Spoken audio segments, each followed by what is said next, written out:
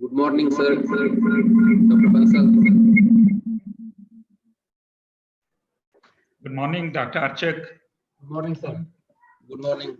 Good morning, Dr. Archak. Good morning, sir. Good morning and welcome, Dr. Mathur. Good afternoon. Welcome. And I see Dr. Anna also, sir. Good afternoon. Welcome, sir. Thank you for joining. Thank you so much. Thank you so much. Welcome, welcome. I'm sure all of you have joined little early to check your audio and video, everything is working or not. And I am very happy that I'm seeing all of you. This really, really happy. Welcome.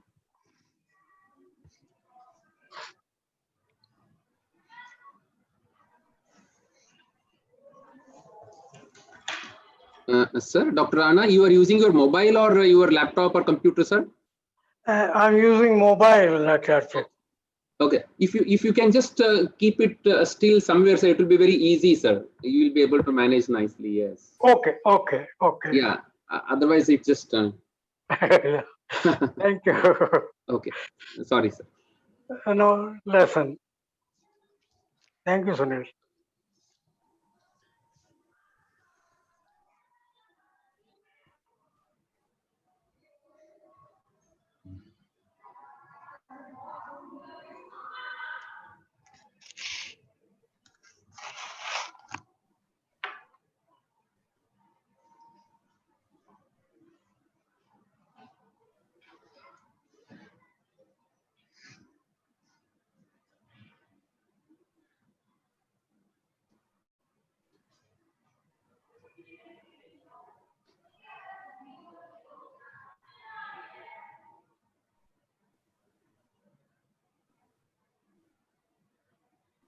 Namaskar, sir. Dr. Dubey, welcome. Namaskar, madam. Dr. Pratibha Brahmi, welcome.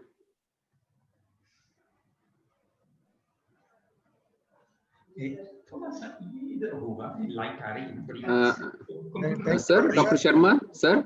Yes. Ab theek hai, sir. Because there is no light on your face. Yes. Yeah, now we can I'm see. trying to close this window. Yes, sir. And there must be some light on your face, sir. Yes. Otherwise, it was. We were only seeing the silhouette. Good afternoon, sir. Good afternoon, sir. Is it okay? Yes, sir. Now it is much better, sir. Oh, yeah.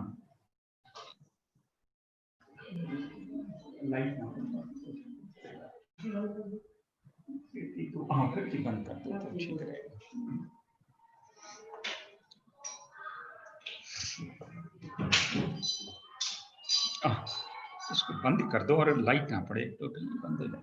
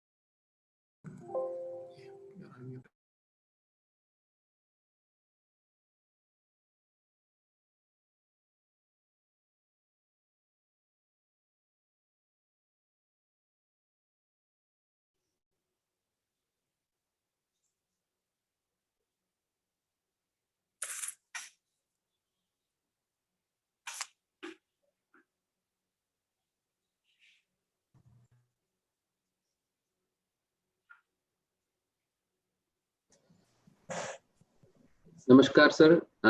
Dr. Gautam, welcome, sir. Namaskar. Welcome to the webinar. Thank you. Welcome. I also welcome Dr. Kishan Sugara from NBA. Thank you. And Dr. Tara Satyavati and Ravi Prakash ji ne bhi join kar liya PPFRA se. Yes, Dr. Tyagi, you are also welcome, sir. Yes, welcome, Tyagi. Thank you, Sunil. Namaskar, sir. Namaskar. Yeah, thank you, sir. मैं करूँगा इसी करूँगा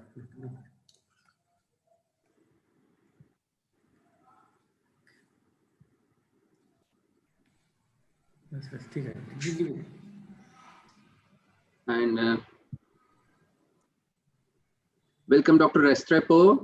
You're welcome. We are very happy that you are joining us. Nice to see you. Thanks for the invitation. It's great to be with you and to take part of this conversation. Thanks a lot. Yeah. Good to see you all. Yeah, thank you so much for joining. Yes, we'll start soon. Welcome, Dr. Sarath Babu.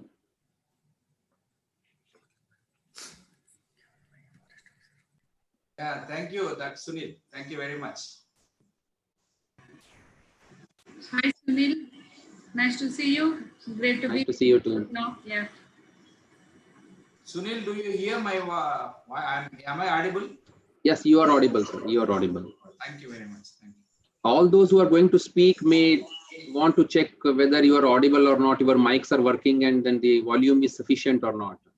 Namaste, If not, you may like to check, please. I can give you feedback. Dr. Archak, am I audible? Yes, sir, you are, sir. Okay. Archak, am I audible? Yes, sir. If you can improve the volume, it will be nice, but you are audible, sir. Okay, good. Hello, good afternoon. Welcome, Vania. Welcome. Thank you very much. I hope I'm audible as Yes, well. you are. You are. Thank you very much. Audible, clear. Dr. Sunil, nowadays I read that am I audible is the most used phrase under the COVID situation. Yes, sir. Yes. I will Sir. use the same phrase that am I audible? Yeah. Loud and clear, sir. Okay, thank you. I just saw Paroda Saab joining, but I think he's trying to join again.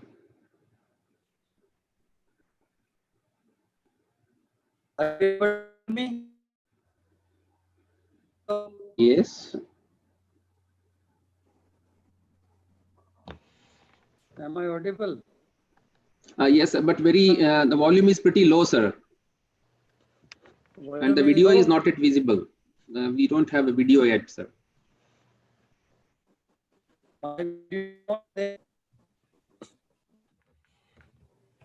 Not yet, sir. You may just have to increase the microphone volume. Yes, you are visible now, sir. Your video is coming. You may have to little unmute and then let's see, sir, if it's clear. Welcome, Dr. Malti. Yes, Welcome nice to the webinar. to see you. Yeah, Can you great hear to me? see you. Yes. Hello. Hello. Yes, Malti ji, welcome. Well, thank you. How are you, sir? I'm fine. आप कैसे हैं? मैं तो बढ़िया हूँ. Yeah, good to have you here. And Yes, sir. Even I, after very nice to see all of you all. It Yeah. really makes me feel very happy seeing all of you all. Do take care of your health during this Yes, sir. pandemic. I know. I'm not able to see more share. Hello. Hello. Andy? Namaskar, sir. Namaskar.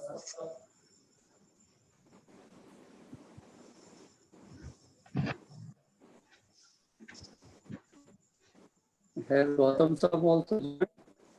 Yes, Sir, sir. yes, I'm sir. here. Namaskar. Namaskar. Welcome, Gautam sir. How are you? I'm okay, sir. Yes. I see Kuldeep has joined. Sarat Babu. Yes, sir. I am here, sir. Good afternoon, everyone, sir. I am here. Namaste, sir. Namaste, sahab. Namaskar.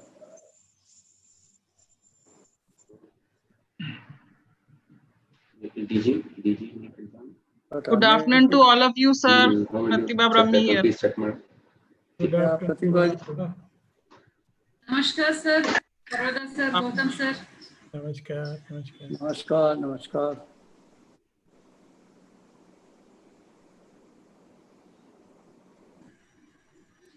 It seems 55 participants already there. Yes, sir.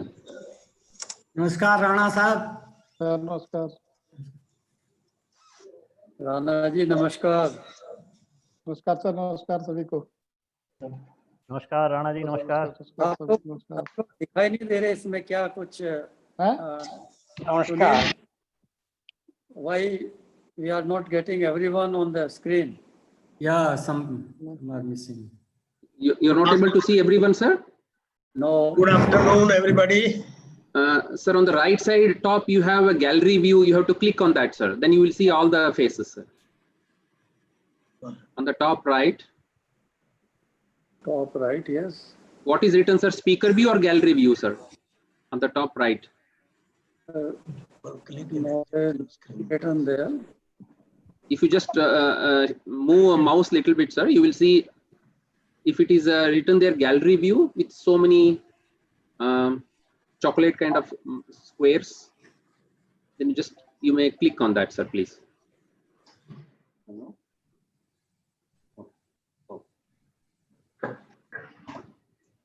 Namaskar, Jesus and ma'ams. You are seeing only one square, sir? Only one person, or? No, okay. I can now see Dr. Mathur is there now. Mathur sahab, namaskar. I'm missing Mathur sahab.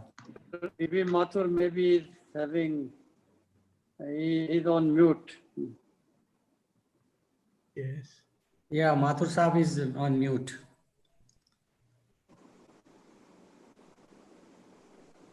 Pratibha Brahmi is not visible.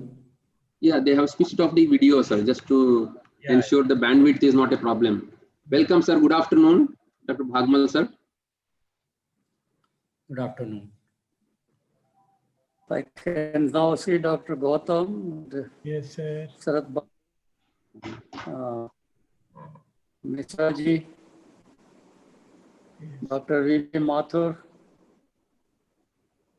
Ravi Prakash ji, and S.K. Sharma ji.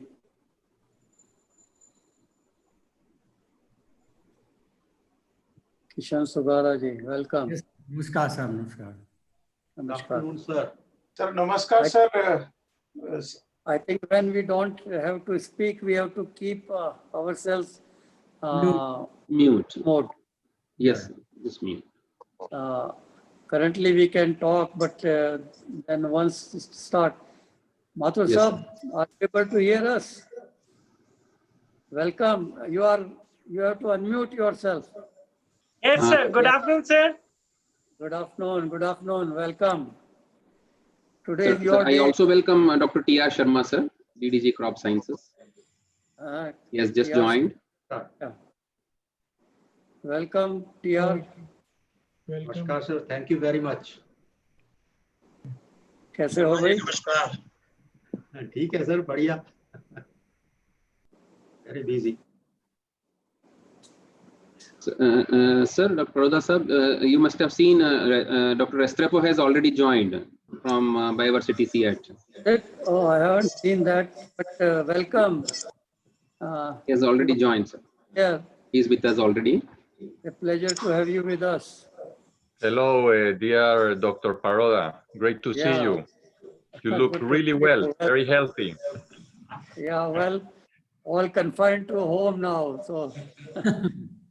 Well, I hope to see you soon. Yeah, look forward to your visit to India. We'll do. Very short, in a very short time. Yeah. We appreciate your support to this webinar.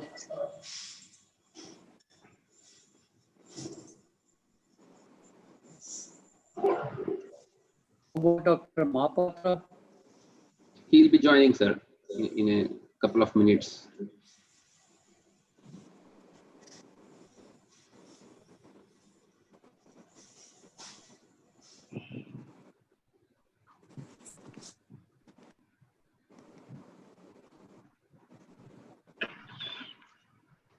Good afternoon, Paroda sir. Narayan Nunni from Navara Eco Farm, Kerala.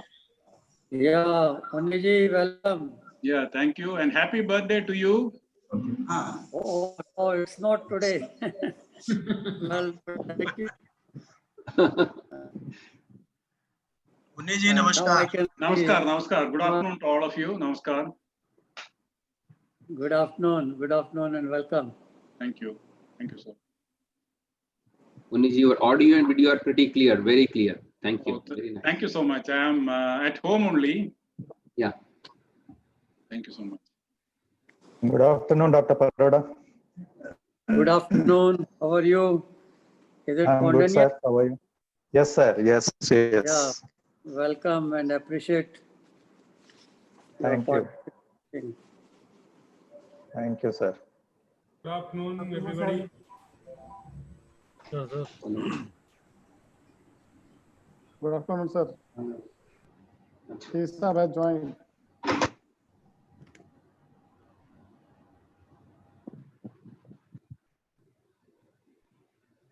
Could you now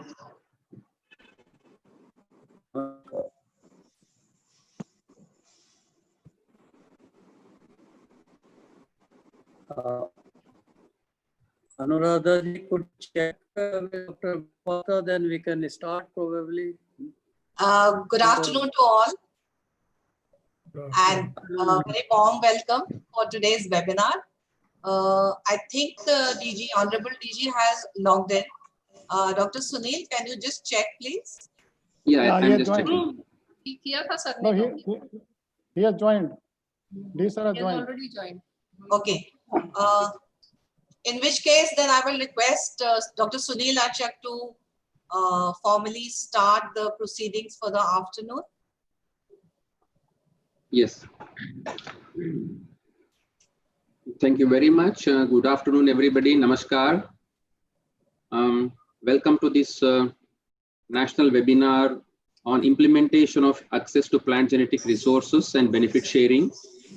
We are very happy as ISPGR, Indian Society of Plant Genetic Resources, to co-organize this with Jeff UNEP, Biodiversity International CH Alliance, ICAR, NBPGR, National Biodiversity Authority, Protection of Plant Varieties and Farmers' Rights Authority, as well as TAS.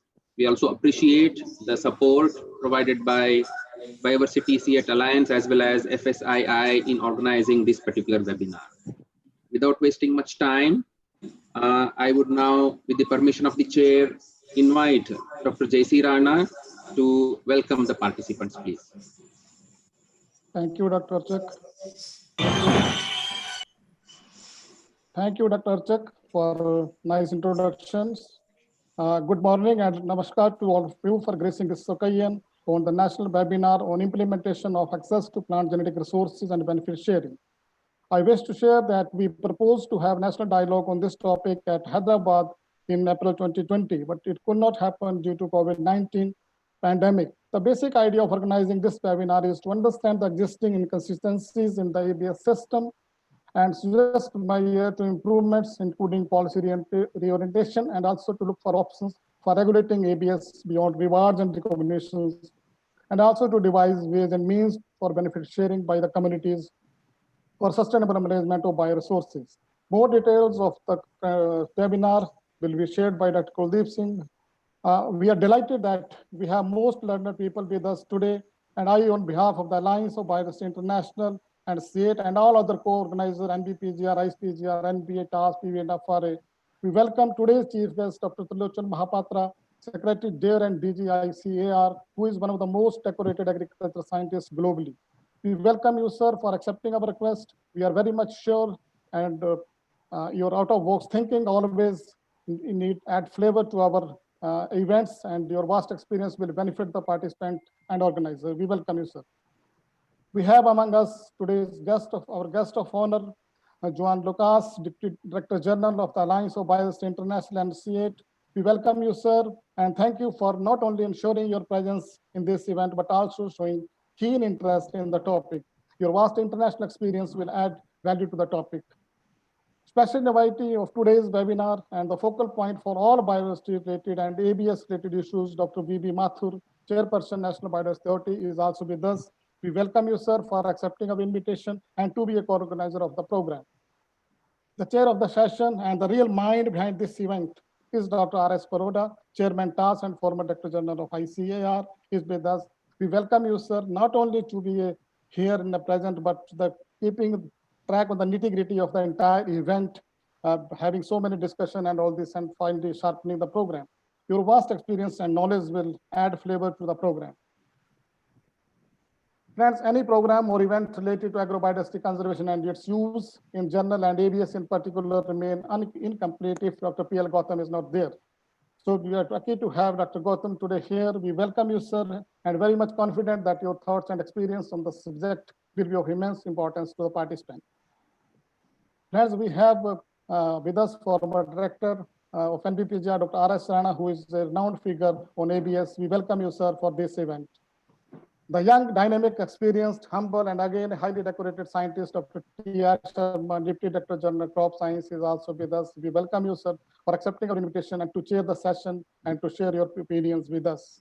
We also welcome our co-chairs of the session, Dr. R.C. Agrawal, DDG Education, and Vice President ISPGR, who I am sure will share his experience while his long association with PV and FRA as a Registrar General.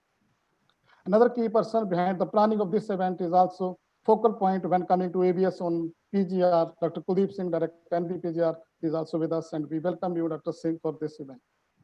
We welcome all the speakers, including such as Vania, Head of the Gene Bank, AgriSet, Malti, Executive Director, Lakshmi Kumar and Siddharth Associate, Ram Kundian, TG, Federation of Seed Industry of India, Shalini from FAO, for accepting our invitation and agreeing to share the experience and make presentations. We also welcome all the panelists from Treaty Secretary Alvaro, Deputy Secretary S.K. Sharma, former Director NBPGR, Dr. Bhagmal from TAS, Saxena from ICAR, Dr. Tyagi from APARI, K.S. Prasad, former Director IOR, K. Raghuram, Technical Officer NBA, DP Wilson, and Nikrishnan, a progressive farmer. At the end, we welcome all the participants who are attending this webinar, and I'm sure that all will be benefited with the experience and experience of most learned speakers in this event. Jai Hind. Thank you, Dr. Chak.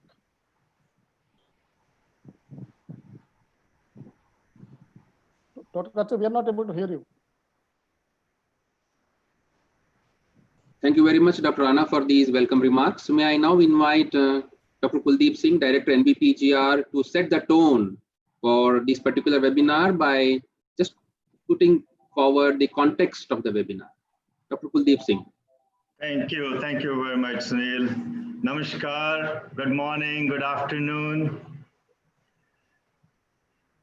Dr. R.S. Paroda, the Chairman TAS and President of ISPGR. Dr. Mahapatra Sahab, Secretary DARE, DG ICAR. Dr. V.B. Mathur, Chairman, National Biodiversity Authority.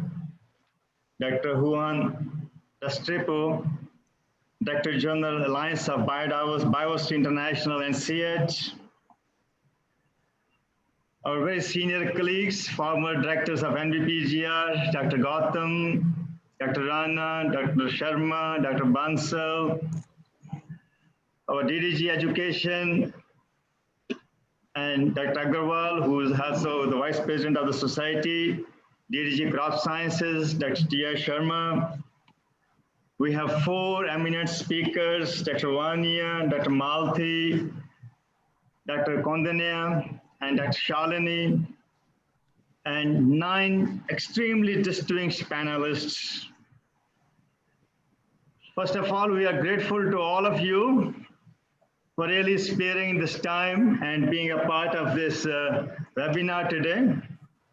that we would have been extremely happy to have you here in person, but unfortunately, this couldn't happen earlier, and we have the alternatives here, as Dr. Rana already told about it. In fact, I would like to express our sincere thanks to Dr. Paroda and Dr. Mahapatra, who have been continuously encouraging us for having a structured discussion actually on germplasm, access to germplasm, or access to genetic resources and benefit sharing. If I see whether it's nationally or globally, access to genetic resources has been streamlined to a larger extent. Globally, it was because of the ISPGR FA, where we had an SMTA, well-structured SMTA for accessing the germplasm globally, but of course, the set of crops.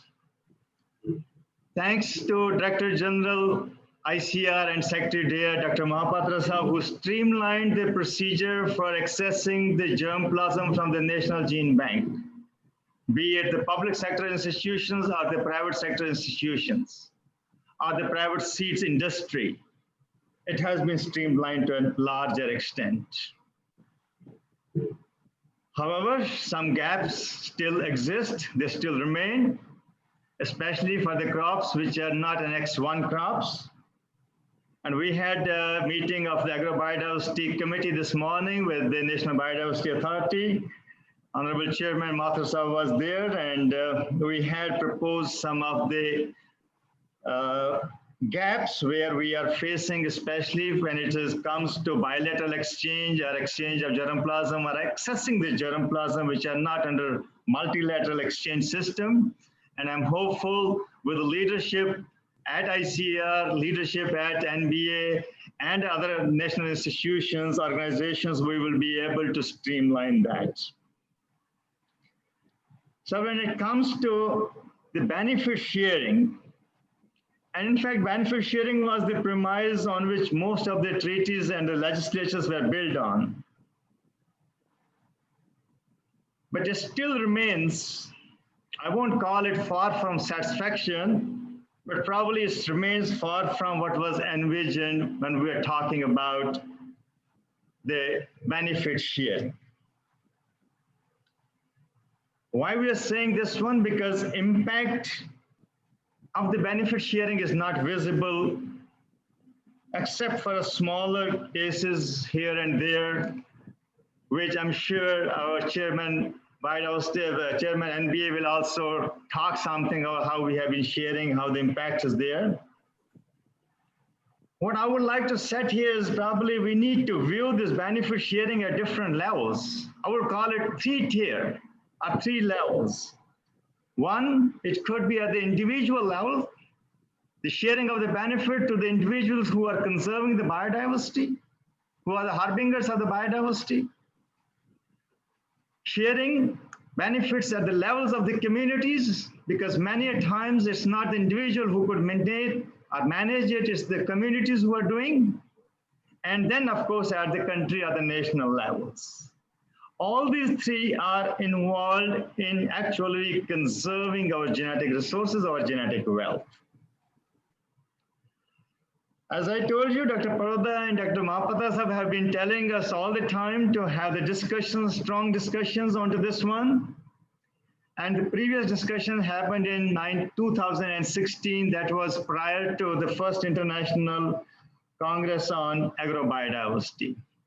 And the group had come up with some of the recommendations. Those recommendations are being discussed, part of the several discussions at several places, and that's how we really see this whole happening. As I said, that we need to really discuss it at different levels, how the benefits could be shared at individual or community or the national and international levels. We have speakers, 4 speakers actually, who will be talking about all these things. What are our international experience, what our experience at the different levels, and what we can learn from those experiences and how we can streamline it better. We have a panel of 9 extremely competent people here, distinguished panelists who will be giving their own viewpoints. And I'm sure at the end of the day, we should be able to identify some of the areas where benefit sharing could really become a reality. We have several examples, several successful examples available within the country where benefit has actually started going to the individuals, to the communities, and the national level as well. With these words, I again welcome you all and heartfully thank you all for sparing this time and being a part of this webinar this afternoon. Thank you very much.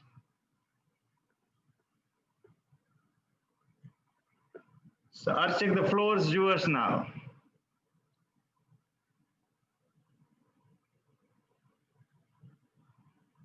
Archik, are you listening? Yes, sir. Yes, please go ahead. Okay, thank you very much, Dr. Kuldeep Singh, for those remarks. Now, may I invite Dr. B.B. Mathur, who is going to oversee the implementation of all the recommendations that perhaps may emanate from these kind of discussions. Dr. Mathur, please, Chairperson of the National Biodiversity Authority. Good afternoon and thank you. Dr. Kuldeep Singh, Director ICAR, Dr. Prabhu, Dr. Yuan Restrepo, Dr. Mahapatra, Secretary DARE and DG ICAR, Dr. Paroda, President of the Association, distinguished delegates, ladies and gentlemen. I must begin by saying that it is a great privilege for me to be invited to this webinar, and I have only recently taken over as the chairperson of the National Biodiversity Authority, a little early in September 2019, and I feel very privileged to be invited to this very important webinar. As we do understand that the Biological Diversity Act came into being in 2002, and it was a response of the Government of India to the enactment of the Convention on Biological Diversity way back in 1992. So we took 10 years to get our act together, to build and to construct and to enact this act. And now we are in 2020. So in the last 18 years, a large number of things have happened and a large number of issues have been raised. I would like to flag that these issues, some of them fortunately are on the principles of access and benefit sharing and the way in which we use and define our biological resources. But most of these have been in the domain of implementation. So these implementation issues have been bothering us or troubling us. And to operationalize ABS in a real manner, we need to confront with many issues which are interrelated. We need to look at the valuation of these resources, if I can say so. And unless this valuation is correctly done, we will never be able to get an idea of what is being shared or what needs to be shared with the people. I do realize that there are issues related to interpretation of the law. And as I said, even after 18 years of effort, we still find situations where people interpret the law differently and certain definitions are either missing or these have to be introduced. And therefore, what the government has done, the government has taken up the task of amending the act. So ever since I joined in September 2019, my major task is to look at the process, and there are 3 legal documents that I have to deal with. Top of the line is the Biological Diversity Act 2002 and the biodiversity rules made under in 2004. And the most important is the access and benefit sharing in 2014, these guidelines. And that is what is germane to our discussion today. And I must say that A huge amount of stakeholder consultation has gone in the past 12 to 15 months. We have tried to hear the views and concerns of our stakeholders, whether they belong to Ayush or whether they belong to SEED or research institutions themselves. The kind of guidance which has been given to me by our ministry, by our bosses, by our political leadership, that we must work on the concept of what is called as ease of doing business. Because these things are there, but if our stakeholders, if our businesses, whether small or big, if they are not comfortable in implementing the act or provisions of the act, then we need to be very serious and we need to do something on that. So with that in mind, as I said, we have taken up the process. And when we say ease of doing business, many times this question is being asked that what is an ease of doing business? Obviously, in the first part of it is the simplification process. There are technical questions, there are administrative questions, there are legal issues. We need to simplify them and not engage people. If they clear one hurdle, they get into the other. So that is one part of it. The second part is the time taken for obtaining clearance. This is something which has come, and I have noticed it in all my interaction, that people are very wary that and they have a perception that NBA takes a lot of time. So we are now looking into it, that how we can simplify and ease this process. And instead of asking for 120 days, can we do it in 90? Can we do it in 60? And so on. So these are, again, as I said, we are looking at in a very simple and systematic way that we must be able to improve that. And the important part that I want to share with all the learned resource persons and the participants, that we feel that going the digital way is perhaps one of the answers to it. And you have heard that how in Atmanirbhar Bharat and how in Self-Reliant India, there is a great push for digital India. And that is where we want to work it. The entire ABS mechanism, the ABS process, an online process and an online portal is being developed. As I speak, it is being given the finishing touches. But very soon, we should be able to launch it.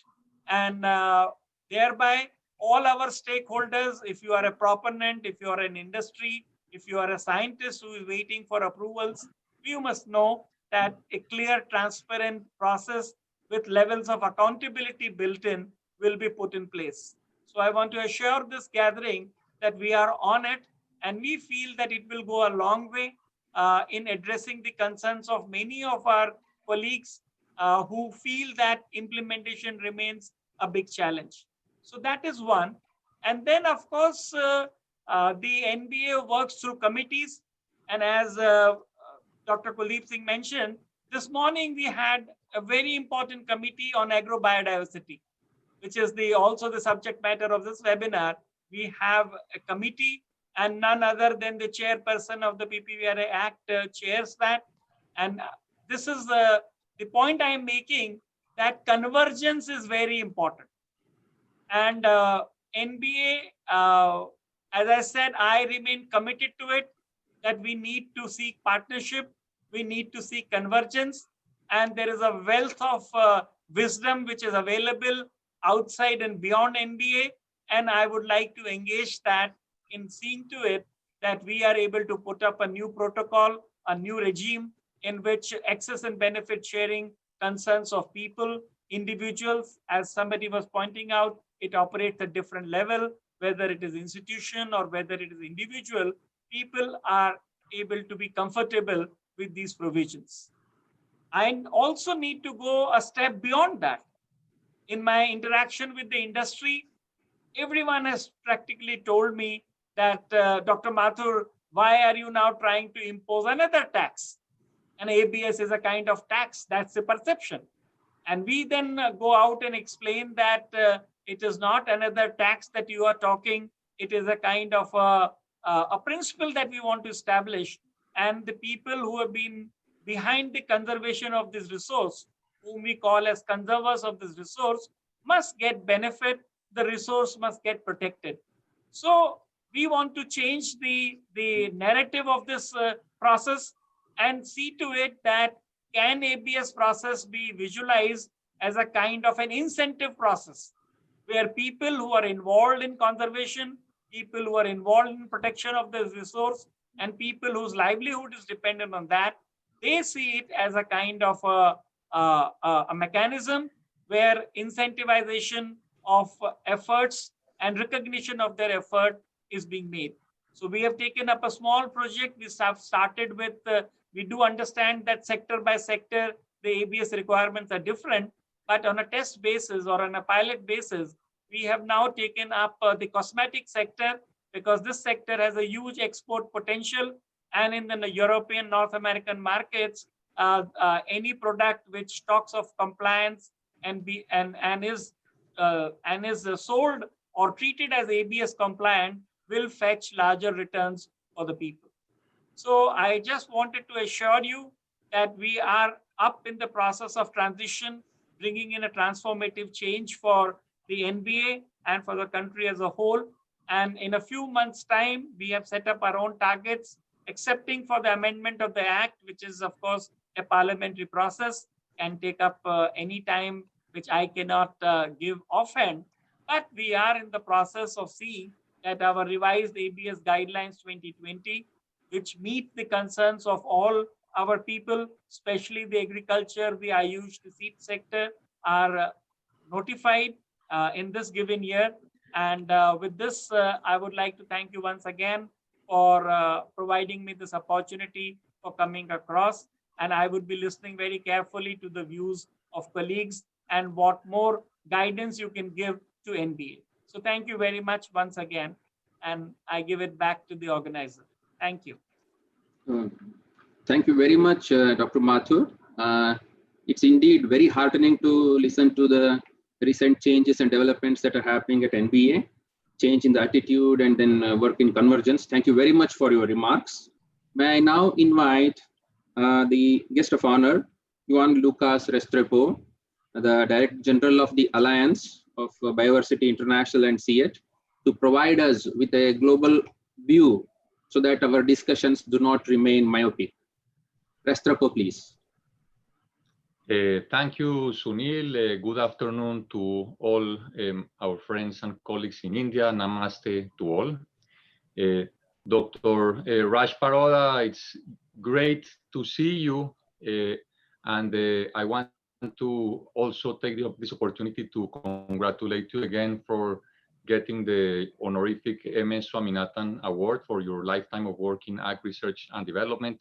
Greetings also to my friend and member of our board of trustees and director of ICAR, Dr. Trilokan Mohapatra, to Dr. Mathur, Dr. Singh, to our country rep, Dr. Rana, and many other people present. I see about 100 people attending this important webinar from FAO, from UNDP, from many organizations in India, both at the national and regional level, farmers organizations, etc. So it's great to see that this issue gets so much interest, and hopefully the conversation will be meaningful and help India attain its objectives in rebalancing and recalibrating access and benefit sharing over time.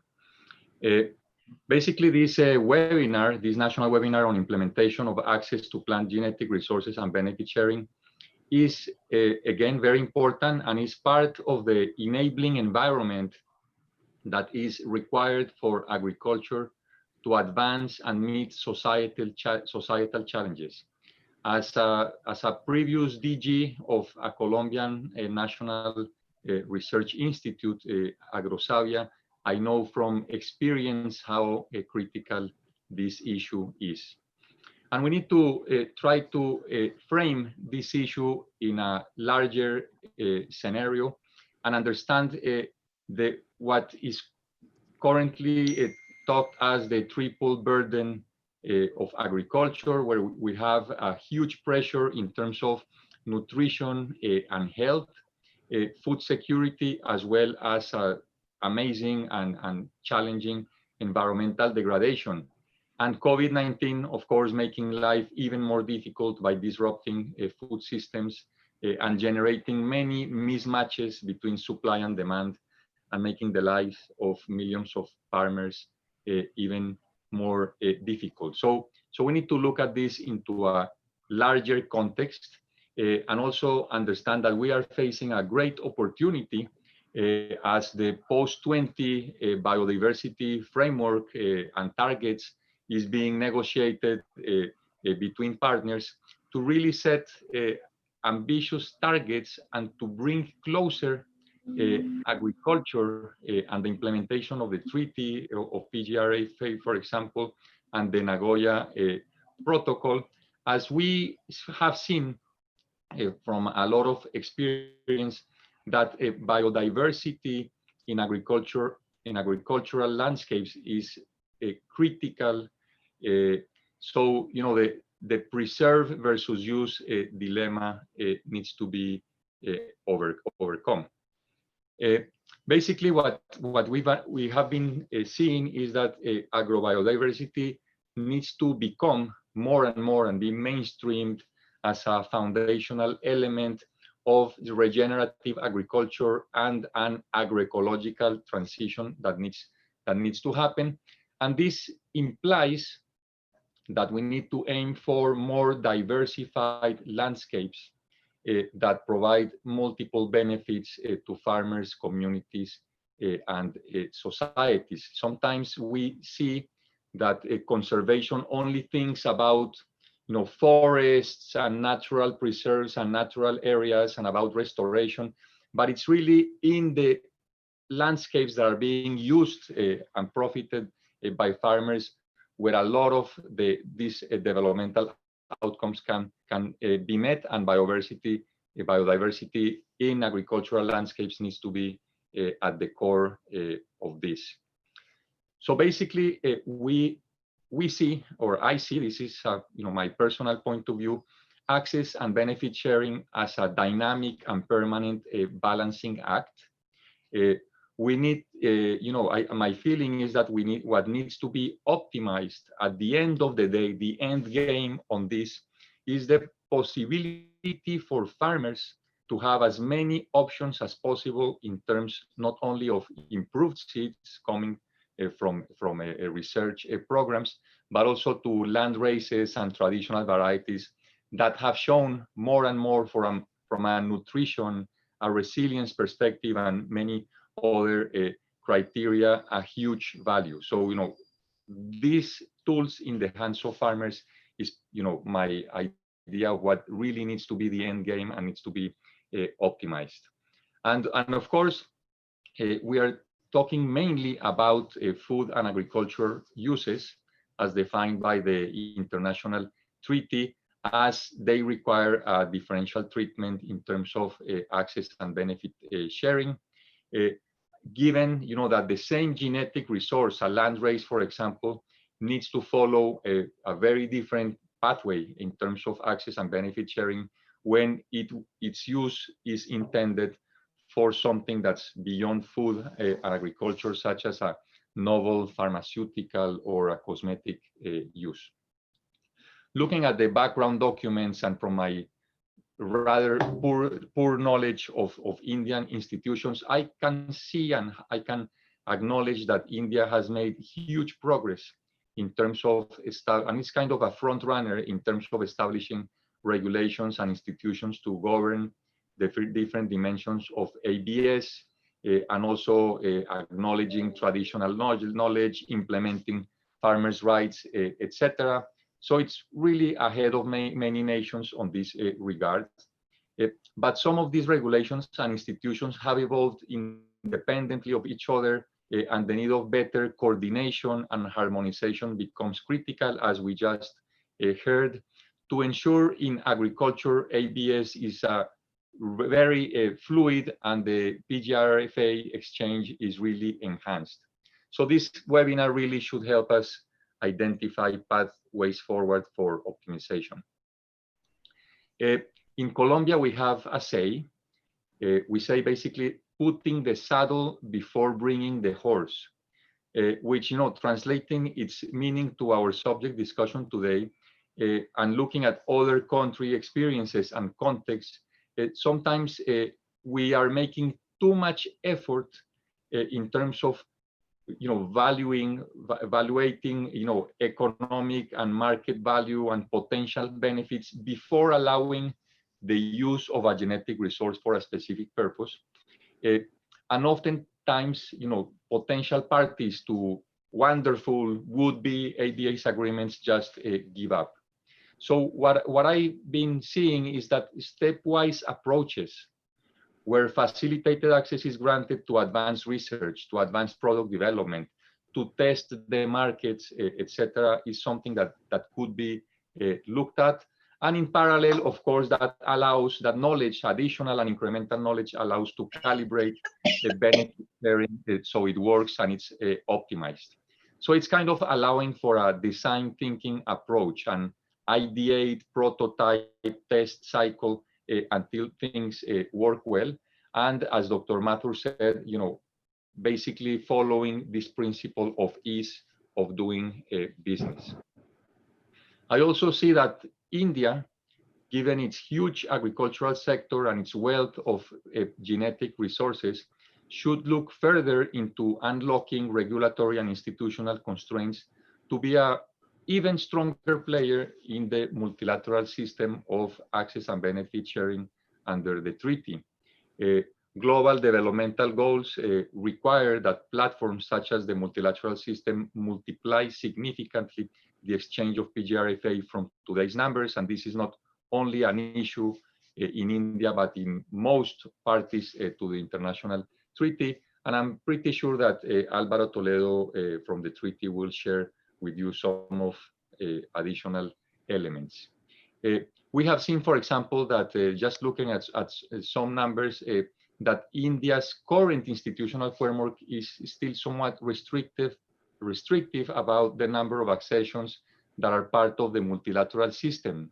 FAO's numbers show that only a little more than 26,000 accessions from India can be accessed through the multilateral system, which is still a quite small portion compared to those PGRFA conserved in India's institutions at different levels.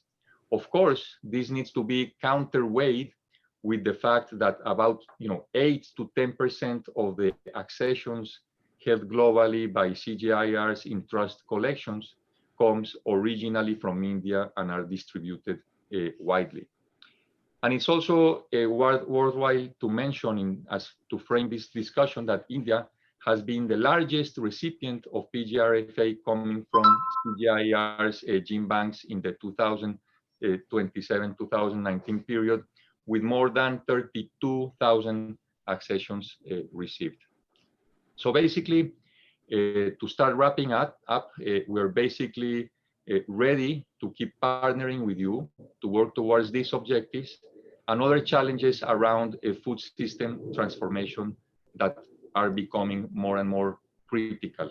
We are very thankful for the continued support given to our alliance, and we remain committed to be worthy of such level of trust we get from Indian institutions. In your deliberations today, again, try to bring farmers to the forefront of the discussion and their needs in a world where agriculture is under pressure and needs to transform quickly. Indian farmers, of course, but also millions of others elsewhere that need our support. Thanks a lot, and over to Sunil. Thank you so much. Thank you very much, Yuan, for your optimistic views and then a very good overview of the topic. Thank you very much. Indian institutions indeed are going to be already farmer-centric and community-centric. So we would like to work on equal footing with Biodiversity C8 Alliance. Thank you very much.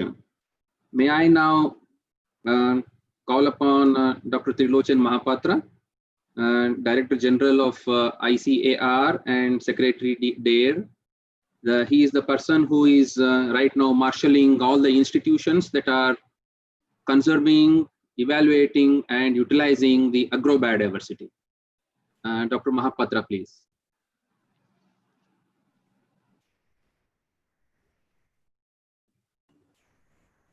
Good afternoon, everybody.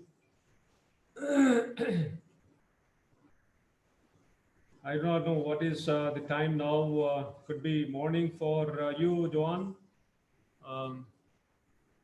Anyway, so Honorable Dr. R.S. Poroda, President of the Indian Society of Plant Genetic Resources and Chairman of the Trust for Advancement of Agricultural Sciences. Also Chairman, ex Director General and then Secretary there and Director General ISPGR. A tall figure, not only nationally but globally. Dr. Mathur, Chairperson of the National Biodiversity Authority. Joan Lucas, my friend, of course, a close friend. We keep interacting during our meetings. And otherwise, DG Alliance of Biodiversity International and SIAT, Dr. Kuldeep Singh, Director ISPGR, Dr. Rana, and I see many dignitaries present today, more learned than me in this particular area. Dr. P.L. Gautam, Dr. S.K. Sharma, and many others. In fact, I don't want to really name. And I also see, after a long time, Dr. Malti Lakshmikumaran, a known figure, now a legal expert. So my own personal welcome to all of you, and from the Indian Council of Agriculture Research, extend a very hearty welcome. At the outset, let me congratulate Dr. Poroda and the team who are at the forefront of organizing this particular national webinar. Of course, we have international presence. We have experts from international, institutions, organizations. The webinar is on implementation of access to plant genetic resources and benefit sharing. Very pertinent and relevant to today's context. Not that we are discussing this for the first time. The topic is old, and we have also grown old along with the topic, and we are still discussing. And again, it's a long way to go. Genetic resources are important. It has been already highlighted. I should not re-emphasize the point. But they have, particularly in India, has contributed so tremendously and globally.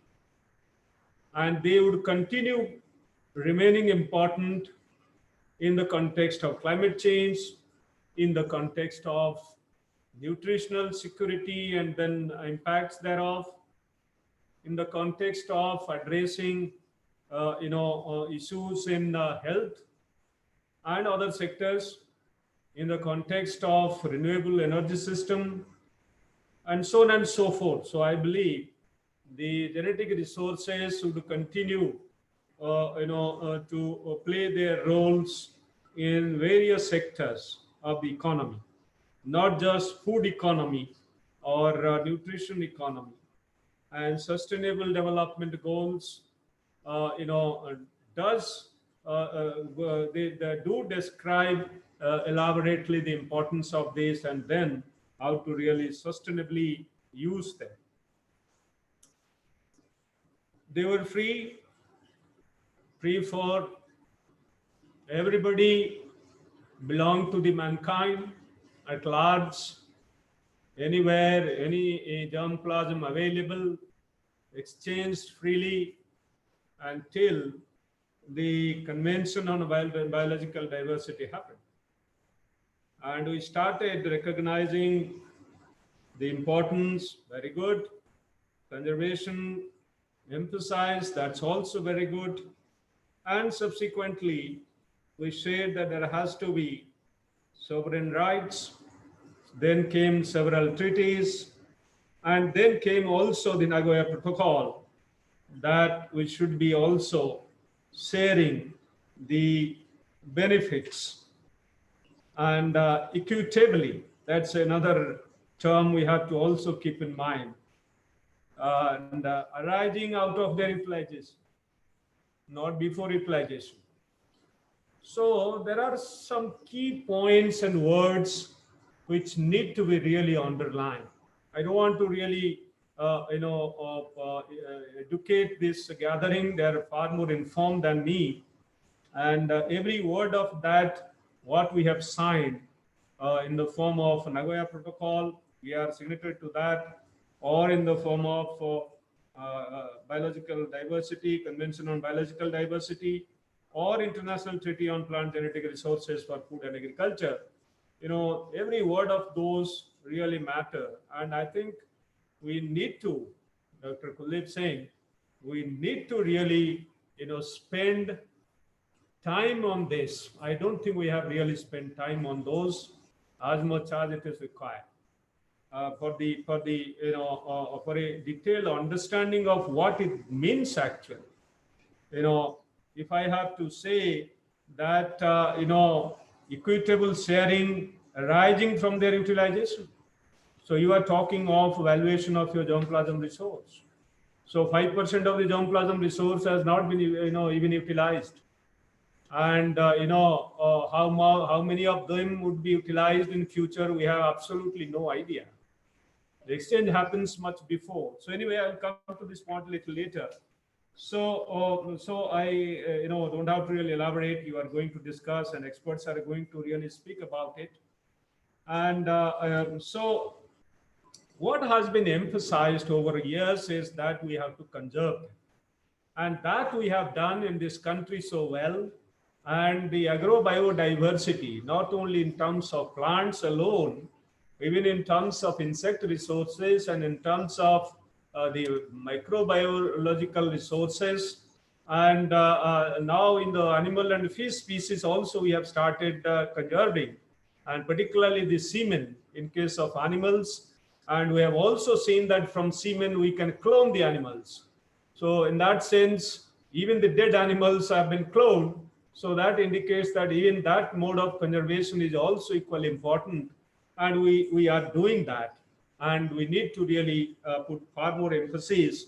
And at global level, probably that area, animal, conservation area, XC2 is, has to really, has to be discussed and then implemented. And I don't know the Biodiversity International, how much it talks about the animal conservation system or the animal biodiversity. I haven't seen any time we are discussing this elaborately, Lucas. Probably we need to really look at it. But anyway, so this is one area. And in fact, the other day, Honorable Prime Minister, out of his own interest, he talks about our farmers' germplasm resources and varieties, and how relevant they are. Relevant from the viewpoint of nutrition, from the viewpoint of trade and commerce, and the global value chains that can be created out of these local germplasm resources. And the other day he talked about fish species which are newly discovered in the caves of northeastern India. So they have a lot of values in terms of ornamental types, which has a lot of global relevance now. I'm told it's a $20 billion US trade now, commerce, global trade and commerce happening. So we are today discussing plant genetic resources. I gave this background with regard to genetic resources. And today we talk about discussion is on plant genetic resources and access to those and the benefit sharing thereof. So when I say that conservation, though we are doing enormously on this and spending quite a money effort, putting a lot of human resource, and NBPGR itself putting so much of effort onto collecting and conserving this germplasm resource and characterizing. But what is very important is their utilization, sustainable utilization. And once we start utilizing, then comes equitable sharing of benefits. So in this era of a globalized world, and we have not only the public system or the private system coming in and playing roles and contributing to the development. So in that context, we have to really deliberate on this particular issue and continue deliberating that how do we really access the genetic resources, and how do we really share benefits. 2-3 points I'll say, and then time is running out, and I think it's up to I don't know whether time is over or so. To be very brief, that this country has really planned it out well. It has National Biodiversity Authority to deal with biological diversity, and then the kind of information, and then kind of quite a bit of information provided by Dr. Mathur. It's there before you. But the National Biodiversity Authority is already there in place, and then doing a wonderful job. There are issues and concerns that he himself has raised, and they are being addressed. And similarly, not only national, we have also state biodiversity boards, and then we have biodiversity management committees, even at the lower levels. So all this system we have developed, and that's a wonderful thing to happen in this country, and there are beautiful examples. Certainly, in addition to this, we have also created a framework with regard to plant variety protection and farmers' rights.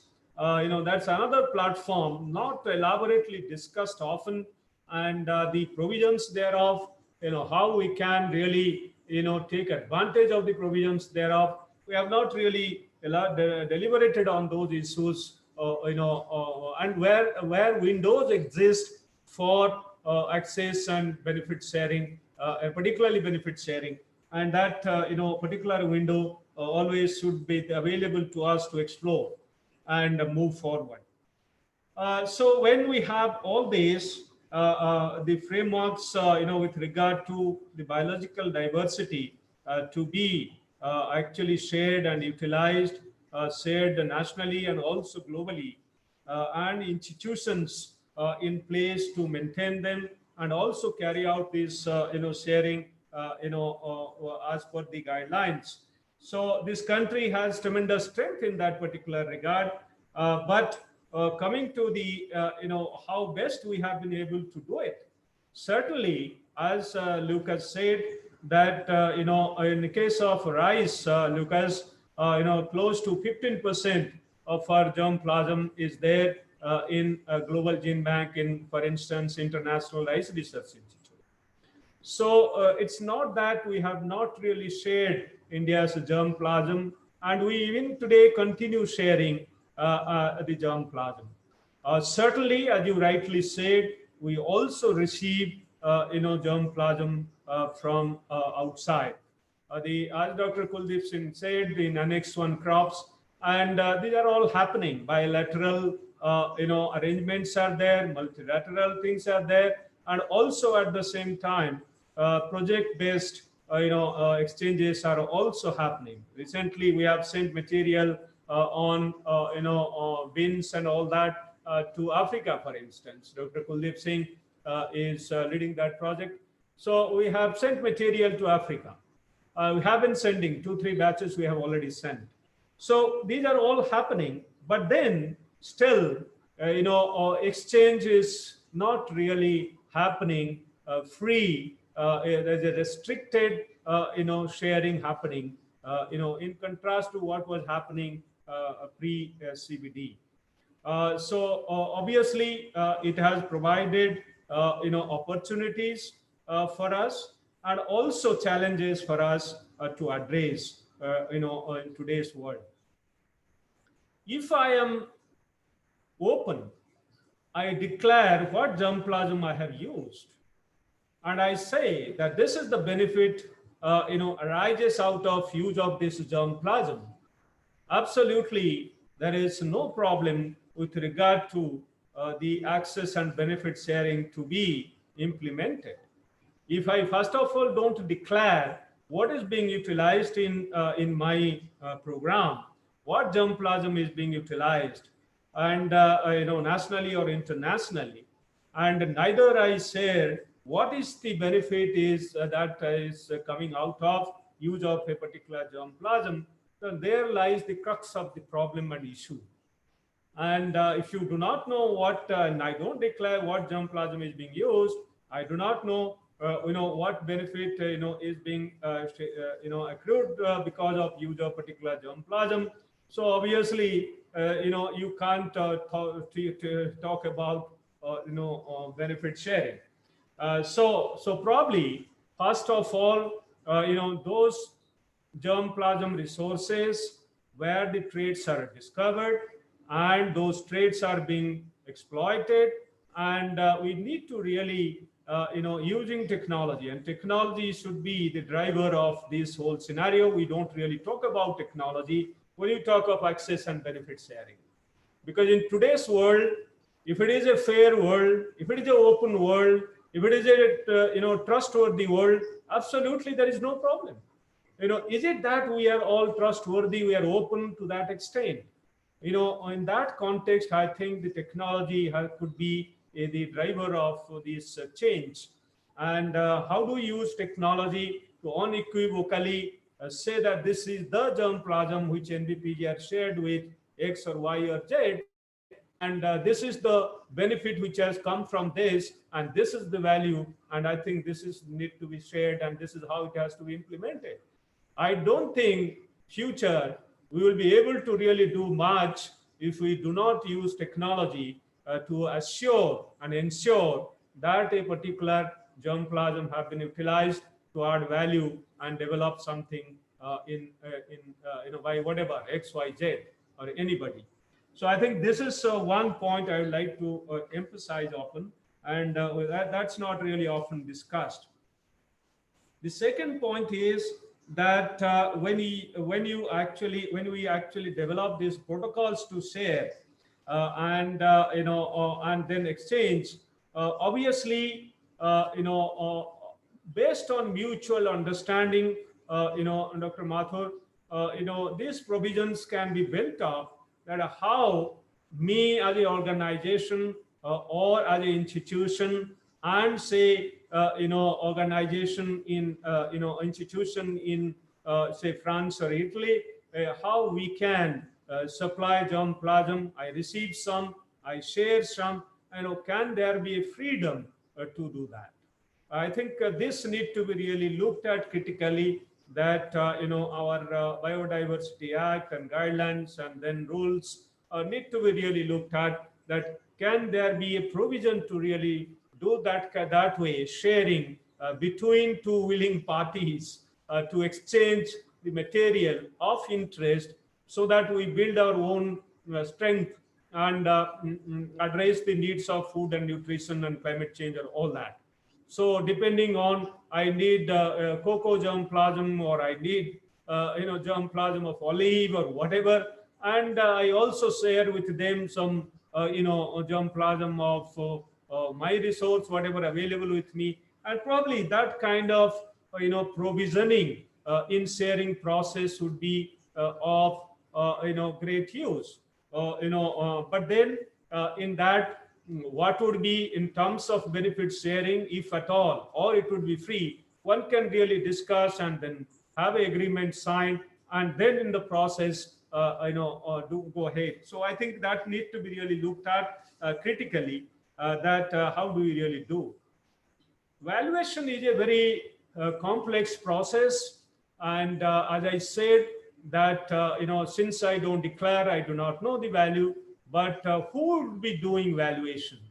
Biodiversity Authority would be doing valuation, or the global agencies, any other country available, they will be doing valuation because it has gone to a multinational company, or who is going to do valuation on how it is going to be declared and what is that which is going to be shared. I think this is the area probably at a global level needs to be really discussed, and then some substance is there in telling that we have a lot of gray area in that, and we don't have clarity in that, and that's the reason why probably this is not really happening, in a big way. So I think this is what is required. I think in India also we need to have a very systematic study on this. That how do we appropriately evaluate our biological resource or bioresource, and before and after, and is there a correspondence? Can we really predict this? And even if we have some germplasm for which traits are discovered, or we gave some germplasm that was evaluated elsewhere, traits were discovered and it was utilized, and then subsequent utilization, we have some value. So I think this area I have already said, without going further into it, this needs really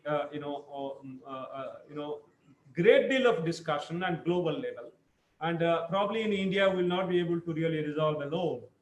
And we can only say and recommend something. It's nothing is going to happen to this. Maybe we the public and private institutions here can sit together and deliberate on this.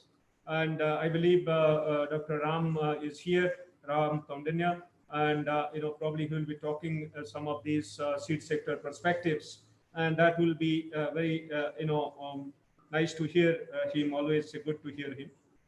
And similarly, there are various, kind of execution issues with regard to ABS.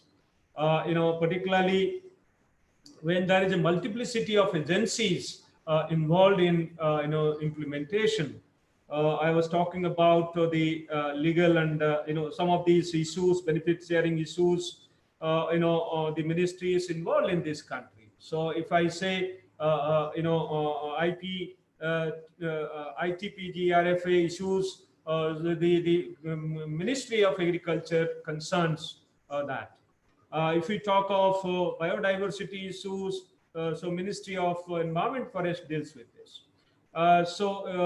Similarly, the legal and administrative aspects are there.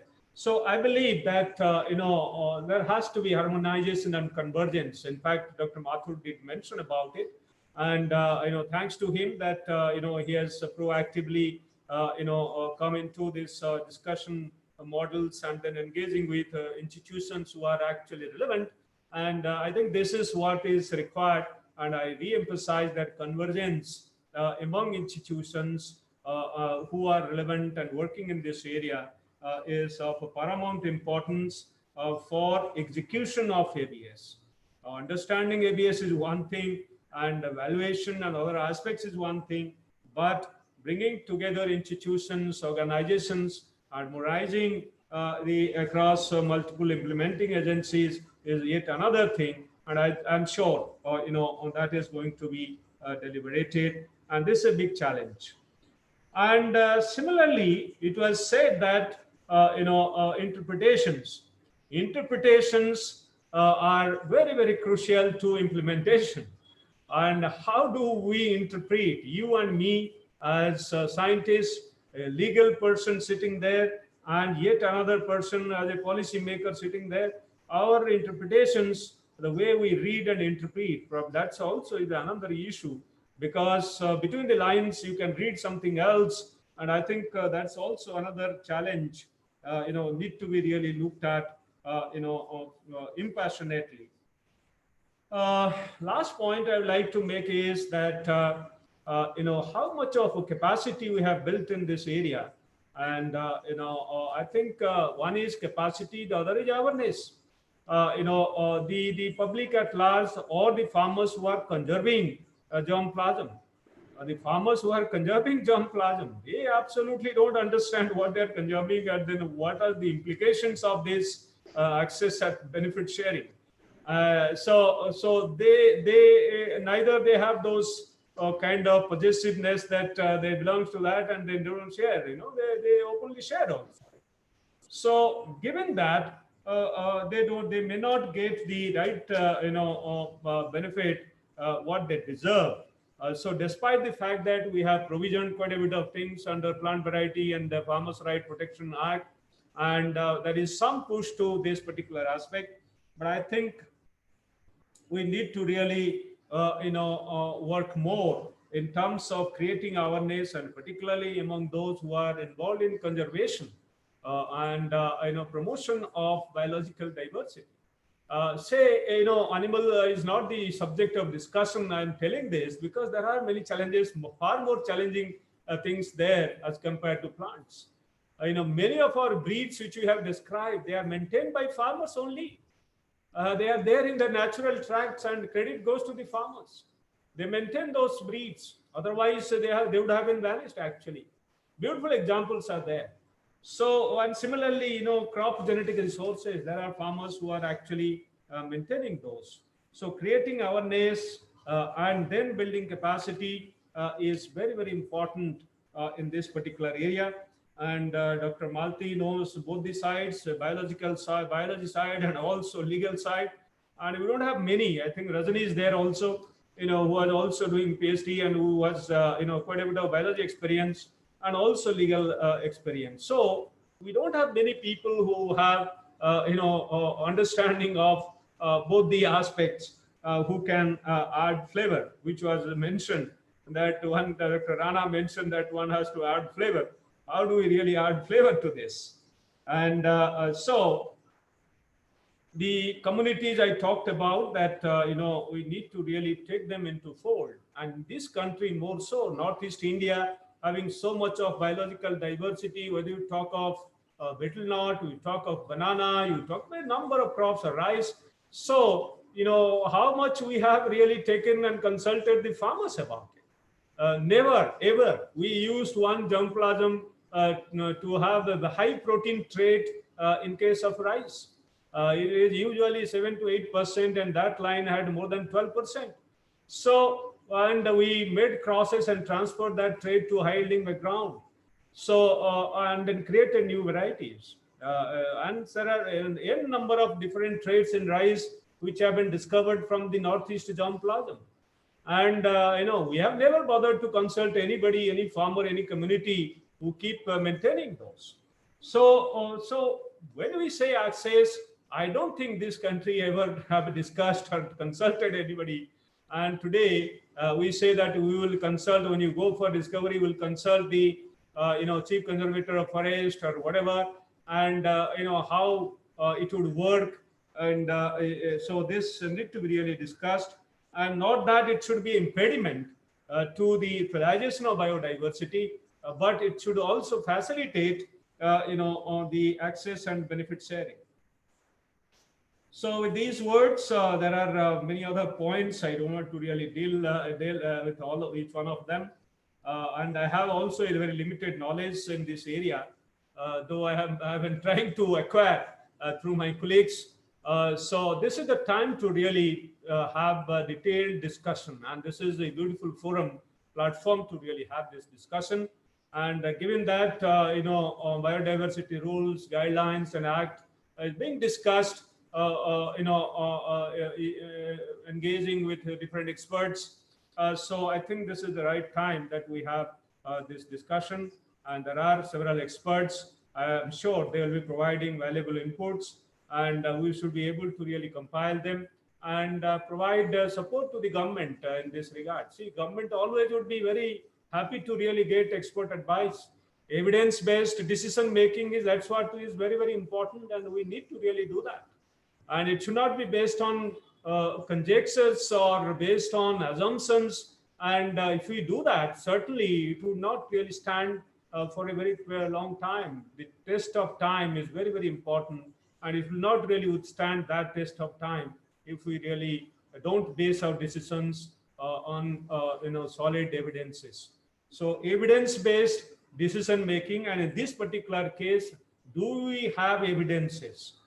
Do we have evidences to determine the benefit sharing process, and also how much access is the right kind of access, or what extent we should be really being implementing the access process, and what level and how much, how restrictive it would be or how open it would be. I think these are all issues need to be really discussed, and we should not really inhibit the process of development, and how do we really promote development at the same time share benefits, and then benefit the farmers, those who are preserving this. So with these words, thank you very much. I stop here. I have taken more time than what was required. Thank you very much. Thank you very much, sir. Thank you very much for your very insightful remarks. We know that Dr. Mahapatra is fond of technology, timeline, and action points. So we have noted down, and then we will act upon them. Thank you very much.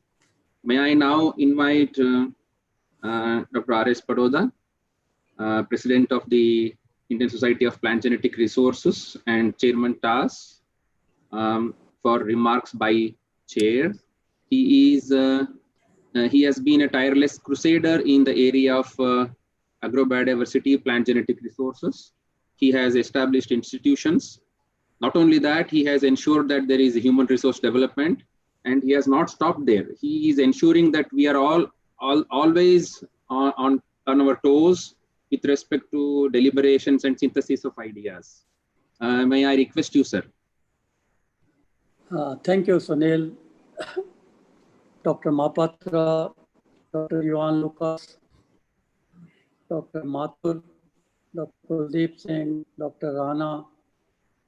I see participation of almost 3 or 4 former directors of NBPGR, starting from Dr. Gautam, Dr. T.R. Sharma, Dr. Bansal, and sorry, not Dr. Gautam, Dr. Sharma, Dr. Bansal, and Dr. Rana.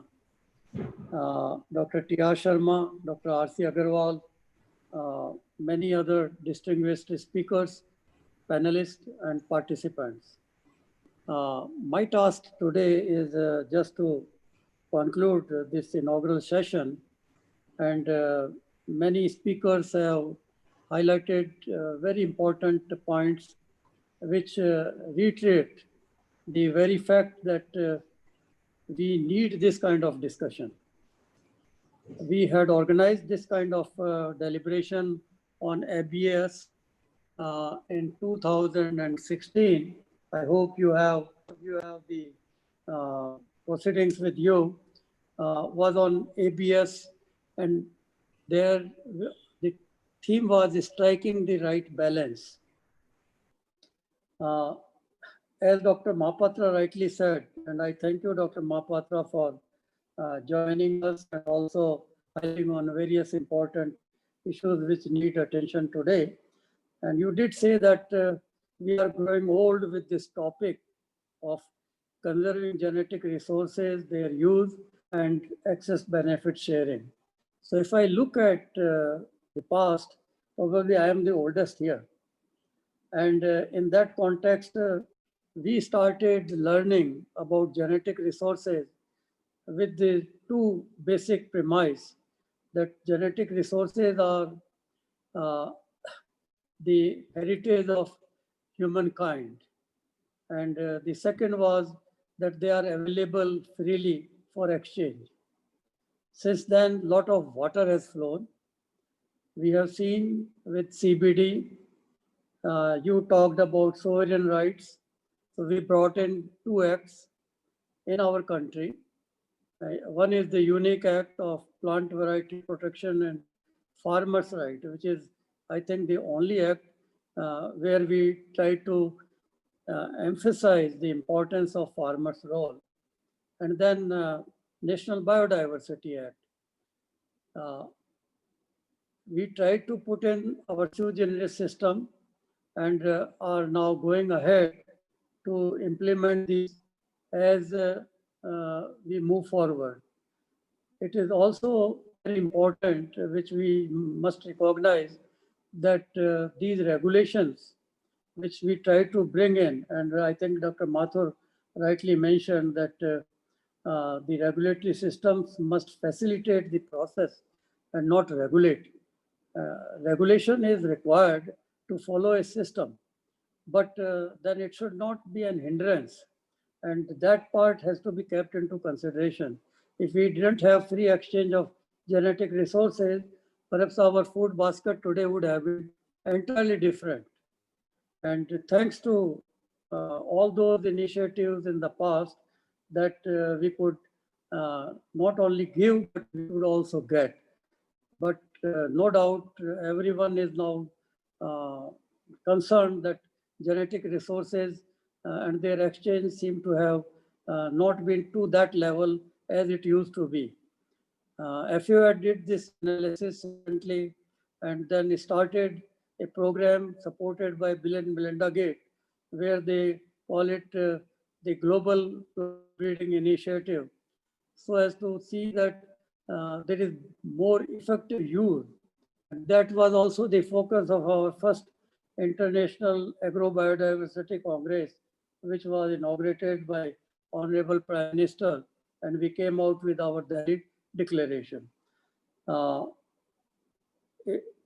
The issues have come up. I don't have much time because otherwise we have other speakers to talk, and maybe I will have opportunity to again sum up at the end.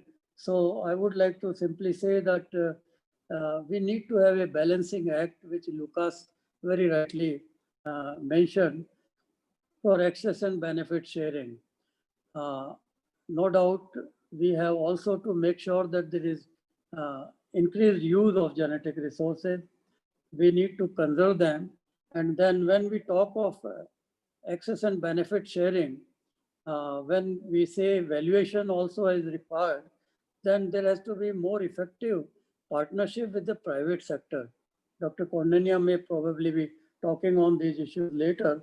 And we need to have better dialogue and embrace private sector into the whole system of genetic resource management and sharing.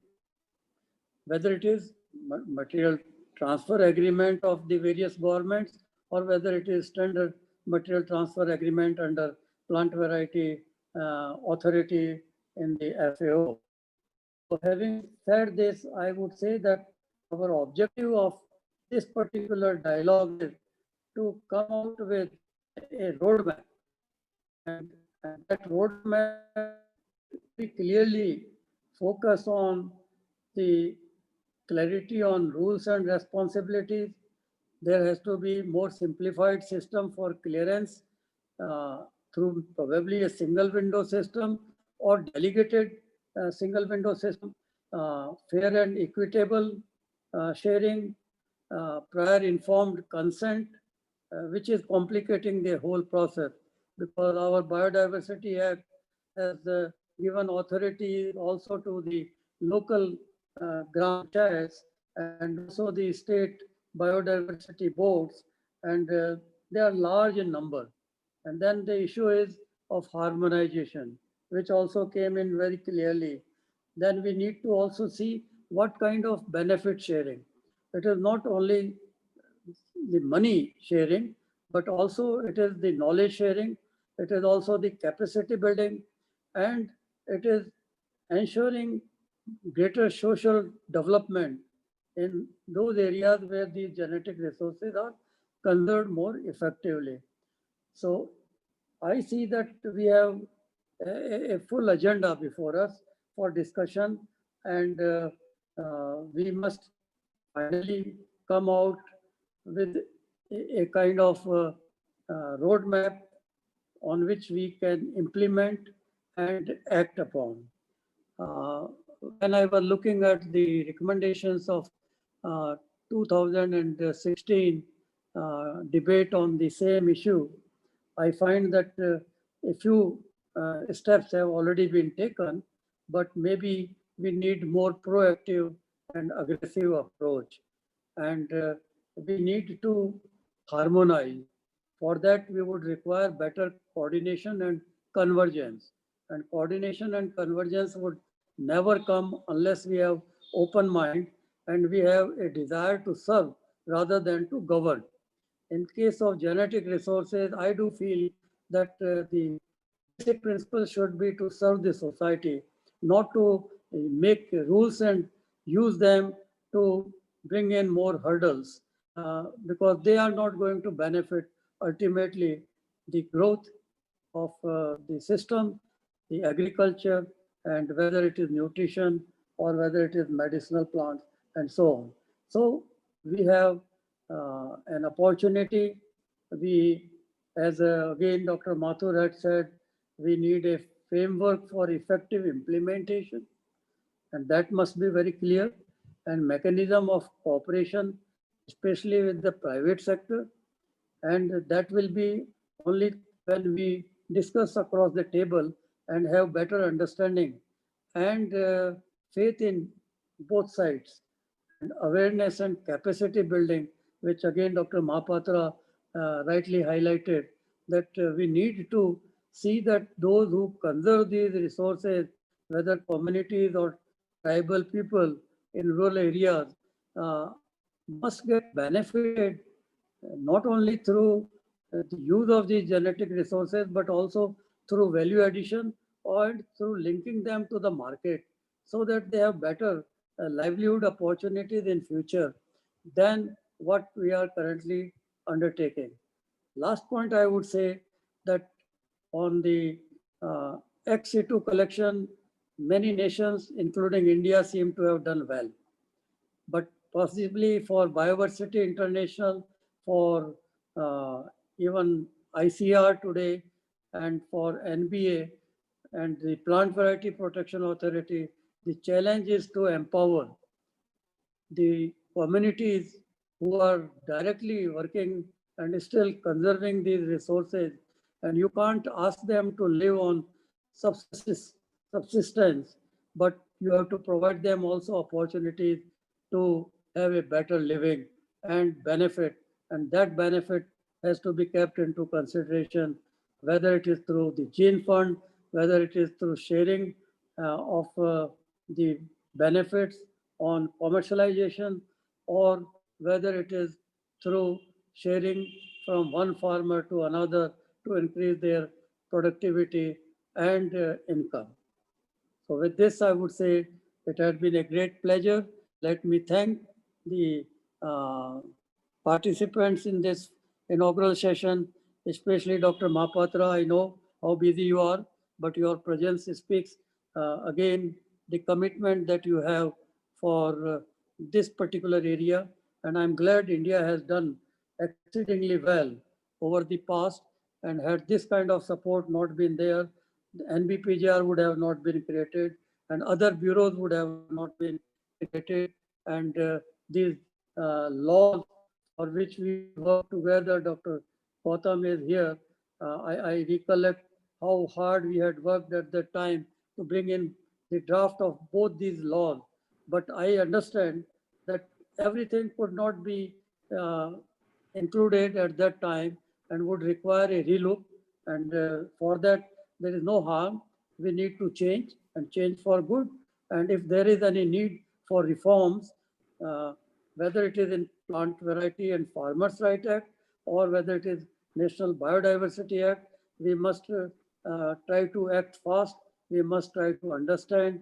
We must have proper guidelines, and guidelines given by NBA for access and benefit sharing, which are there since 2014, need to be now looked in terms of how we can implement them more effectively and aggressively as we move forward. Thank you very much with this. Thank you very much, sir.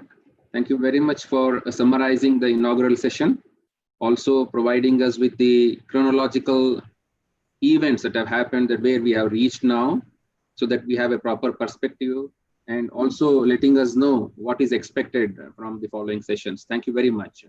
With this, we come to the end of inaugural session, and then we move to now the next session, that is technical session, perspectives on ABS implementation. I request Dr. Gautam, PL Gautam, former chairperson of both the authorities, National Biodiversity Authority and Protection of Plant Variety and Farmers' Right Authority, to chair the session. And I request Deputy Director General Education and National Director NAHEP, Dr. R.C. Agrawal, to co-chair the session. And I request now to Dr. Gautam to please take over and start the session. I just have to mention here that we have 100 people who are participating on this Zoom platform, and we have another 100 who are participating in on YouTube. So there are 200 people who are right now participating in this particular program.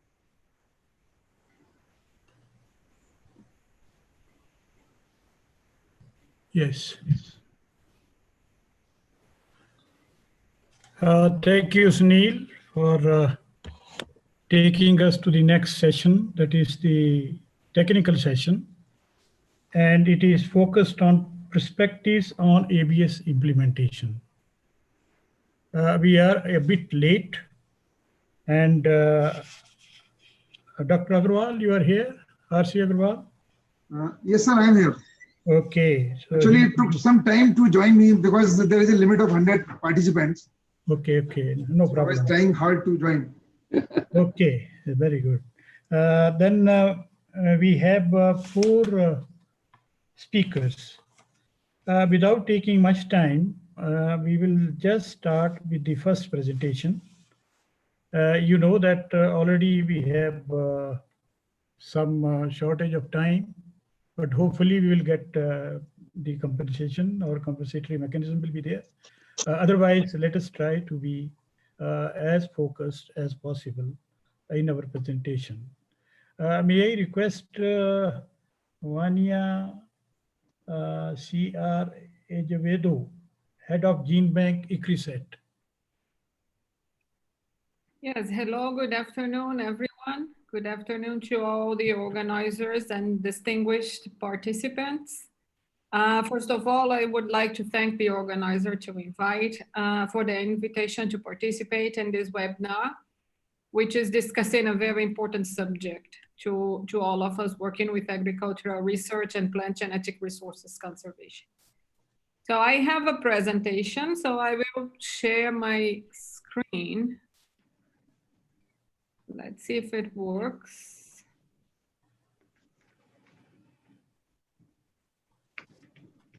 Yeah, it's on now. It's on. So I'm going to talk about the experiences that we have on the CGIR system regarding the ABS and plant genetic resources, ABS related to plant genetic resources for food and agriculture.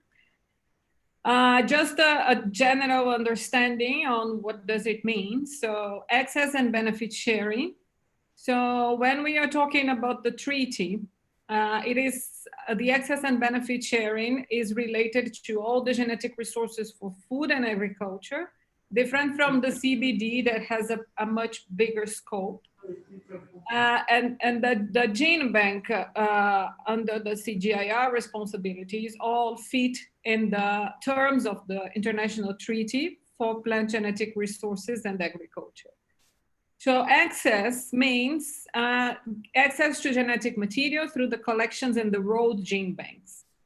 And under the multilateral system, all the collections of plant genetic resources for food and agriculture that are in public domain under the management and control of the contracting parties should be available under efficient rules of facilitated access. And it also includes all the international plant genetic resources for food and agriculture hosted by the CGIR.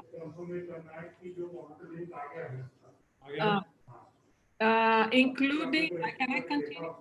Including the non-Annex 1 crops for the CGIR collections. There is a specific article, Article 15, related to the international collection.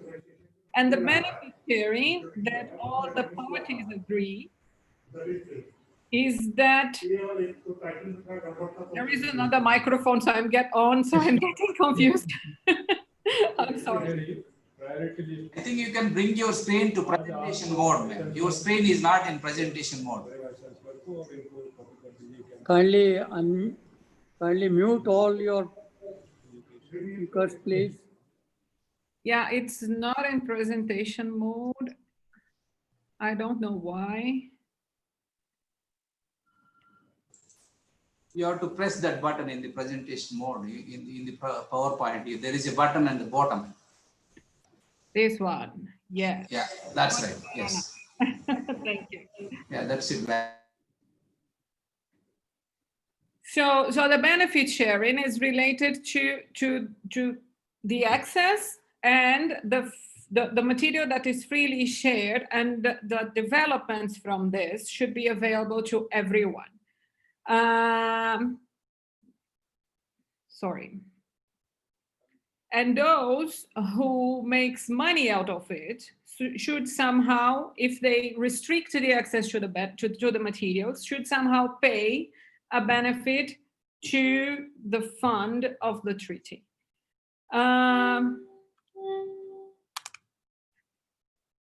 Okay. So the CGIR, we are 11 different gene banks in 12 countries. ICARDA is in Lebanon and Morocco. But we have then CIMIT, CIAT, CEEP, Bioversity, ICARDA, IITA, Africa Rice, ILRI, ECRAF, ECRIZET, and IRI. Each one with specific crops, some of them that are listed in the multilateral, in the Annex 1 of the multilateral system, and some of the crops that are not listed. But as I said, as per the agreement that the CGIR has with the treaty, with FAO, since even before the treaty, the material that we host in our gene banks, they are all part of the multilateral system, even if they are not part of the Annex 1, like, for example, groundnut that we have in the CRIZET gene bank. Here are some numbers for you all to have an idea about how many accessions the CGIR gene banks have under their responsibilities. So I'm the head of the gene bank in ICRIZET, where we have around 128,000 accessions of chickpea, groundnut, pigeon pea, pearl millet, small millets, and sorghum. And these are the main crops and their wild relatives conserved by the CGIR gene bank. So we are responsible for conserving more than 700,000 different accessions collected in almost every country in the world. So we have a special relationship with the international community. We hold the material in trust. We do not own the material that is in the CGIR gene banks. They do not belong to us. We host them, we hold them in trust, and we conserve them for all the users all around the world. We have very strict international standards to reach, and in many points we exceed the international standards as well. When we are subjected to the policy guidance of the international community. And it's our job to provide facilitated access to all those material for free, or in some few cases, only with minimal administrative costs. This is mostly related to the in vitro material, which require more specific work to be distributed. And these has to be available to any user for agricultural research, for food and agriculture. Under the contract of the SMTA that was approved by the international community, by the parties of the treaty, with all the conditions that is acceptable for everyone that is part of the treaty. So everything related to dispute resolution, subsequent users, everything is there in the SMTA of the treaty. We have an agreement with FAO since before the treaty, since 1994. And some of the important points of this agreement says that all the centers should hold the designated germplasmic trust for the benefit of the international community, undertakes to make the germplasm available without restrictions. So we cannot choose to whom we send. It is our responsibility to share the material that is conserved in the CGIAR gene banks with everyone in every country, if they are part or not part of the treaty, under the terms of the treaty, if the use is for food and agriculture. And so we cannot impose any kind of restrictions, and the host countries should also not impose any kind of restrictions to the centers as well. Undertakes to manage the germplasm in accordance with all the internationally accepted standards. And we should update the list of the material that is in trust every 2 years. So it doesn't mean that the material that we had in the gene banks until before 94 are in trust, but every 2 years, the CG centers have the responsibility to update the list. So there is no timeline. Everything that is in the gene banks before a certain date are in trust, and after a certain date is not in trust. It's clear in this agreement that every 2 years we should update the list. So the main objective here is to say that everything that is in a CGIAR collection, unless received with restriction from the donor at a certain time, should be considered as in trust. And recognize the intergovernmental authority of FAO and its commission in setting the policies. So how benefits can be shared? Because we know that there are many discussions, lots of countries are trying to find the best way to establish their rules for all the genetic resources. Here I'm talking about what is established under the treaty, and that can be used as an example for the countries to implement for the other genetic resources that are not Annex 1, animal genetic resources, their native genetic resources, whatever is part of the research or the interests of the parts. So under the treaty, the contracting parts agreed that the benefits arising from the use, including commercial use of the plant genetic resources for food and agriculture, should be shared fairly and equitably through 4 different mechanisms. Exchange of information. So the information that is generated based on the access of the germplasm should be available. The material, the technology that is developed from the material that was shared through the multilateral system should be accessible. And we can also provide capacity building, improve the capacity of the NARs of the countries and whoever is interested in the material. And of course, the 4th point, which many countries, some countries are not happy, is the monetary benefits arising from commercialization. The main point with the treaty that is not generating enough money as expected is because the treaty restricted the obligation to share monetary benefits if the technology that is developed is restricted. So for example, if a patent is registered and that material cannot be used for further research from other institutes, in that case, the monetary benefit is mandatory. But if anyone develops a new variety and make money out of it, but the variety is available to be used in new research, they are invited to share the benefits, but it's not mandatory. So, and this is 99.9 maybe % of all the research that is developed from the use of the germplasm distributed under the multilateral system. So most of the countries and even the private sector, they do not restrict the access to the material that they developed. So the monetary benefit is not mandatory. They can share, they are sharing benefits by making the technology available. So under the terms of the treaty, they are following, everyone is really following what is there in the agreement.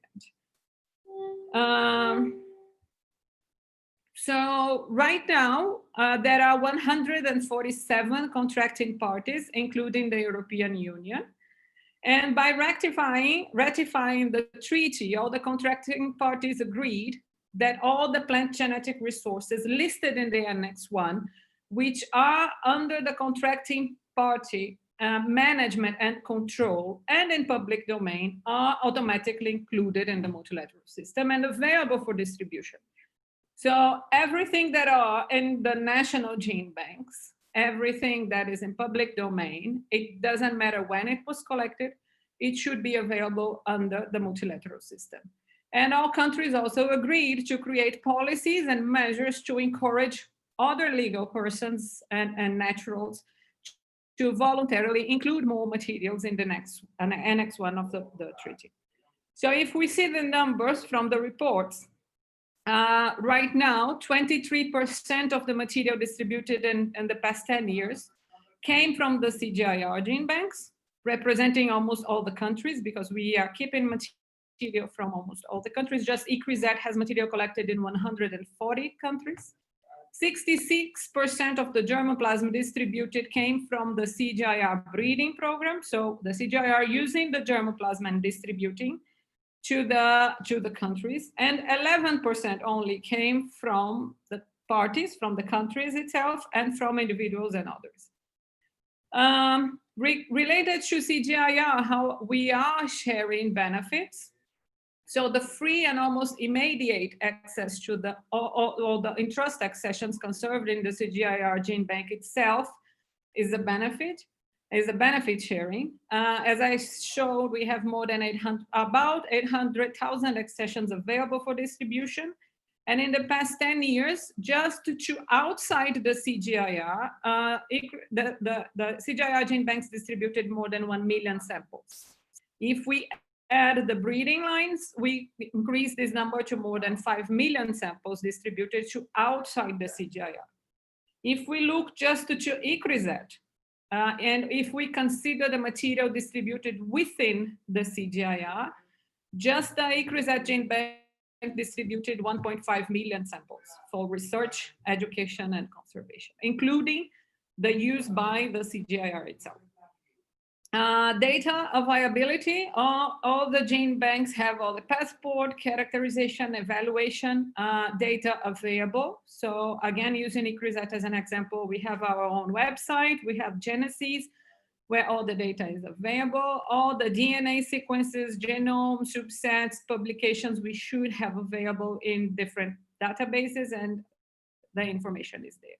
And of course, that capacity building is the core of the CGIAR work. And we train students in many different levels. We offer short and medium and long-term courses, from collecting materials to genomic and gene editing research. So these are 3 of the 4 ways of sharing benefits that cannot be neglected, and that I am sure that many countries are also offering. So the main point that is being discussed, especially under the treaty, is related to the monetary, the 4th option of benefit sharing, that is under the expected from the beginning. So here again, some of the numbers. CGIAR signed more than 50,000 SMTAs for in the past 10 years and distributed more than 4 million samples. Only 3 to 6% of this material was distributed to the private sector. So almost all went to the NARS and to national systems and public systems.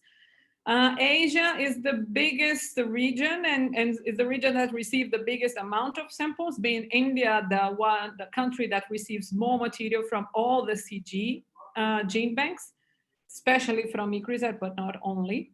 And these transfers are just the tip of the iceberg, the top of the iceberg, because all of this material at the end generated something that benefited the national systems and the farmers.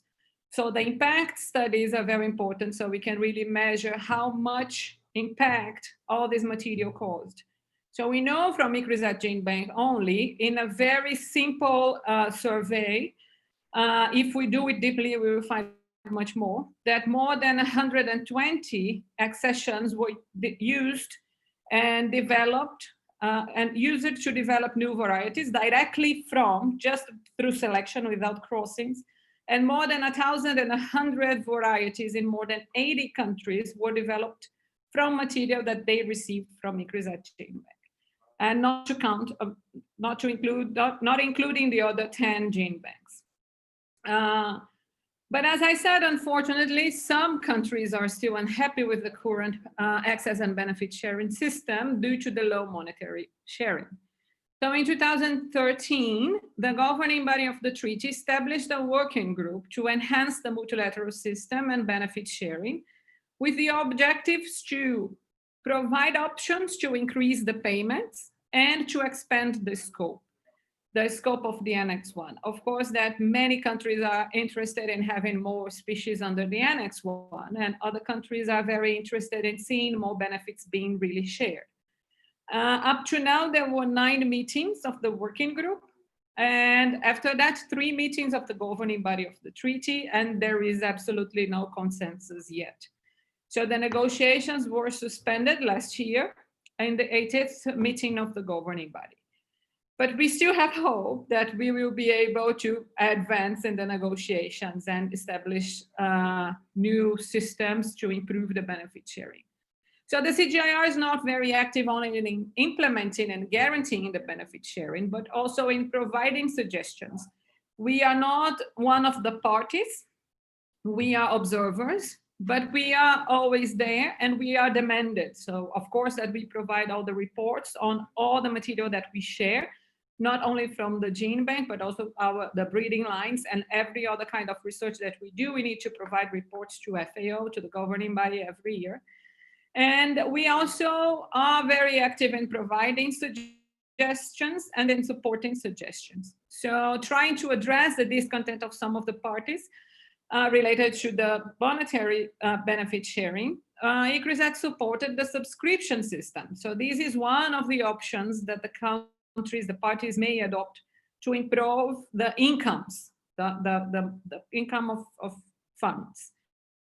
So under the subscription option that can be adopted, and we see as the best option now, the subscription, so the subscribers will agree to make annual payments to the benefit sharing fund. There is no money to a country, no money to a gene bank or to a community, but to the fund that is under the auspices of FAO and the governing body of the treaty. And with the annual payments for a minimum number of years, based on the total sales of the seeds of all crops that they have, which are included in the Annex 1. It doesn't matter if they receive or not the material that they use to develop it from the multilateral system or not. But if it is a crop that is listed in Annex 1, all the subscribers should pay a minimum fixed annual payment percentage of the total sales for a minimum time. So they cannot pay for 1 year or 2 years. There is a minimum time. Nothing was decided yet. What I'm showing is a suggestion that the CGIAR supports. And this system, the benefit is that it doesn't require tracking or tracing, which is very much difficult considering the amount of research that is being developed, the number of countries, how some countries are closed, how some countries are more open. So no necessity to spend time in tracking and tracing the use of the materials, because whoever is using the crops that are part of the treaty, they should pay it somehow. So if they are subscribers, this is a suggestion, it's highlighted here. None of these rates have been fixed yet. This is a suggestion. So 0.015% of the sales if they are subscribers, 0.2 if they are not a subscriber, but whatever they develop is free to be used for research. And 2% if the developer is not a subscriber and restrict the access to the material that they developed.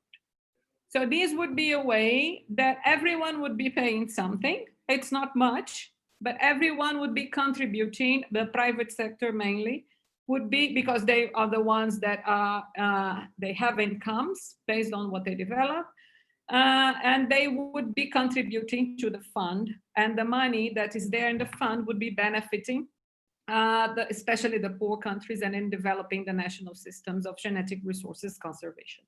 So this is a suggestion. Nothing was decided yet, as I said, but this is a possibility of improving the incomes, the benefit, the monetary benefit of sharing of benefits, sorry.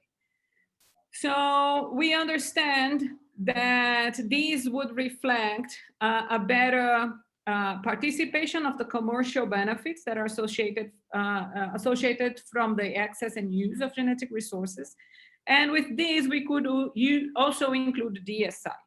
So the digital sequence information is also another very delicate point, because we are most of the time talking about the physical access to the material, to the seed itself, or to the plant itself.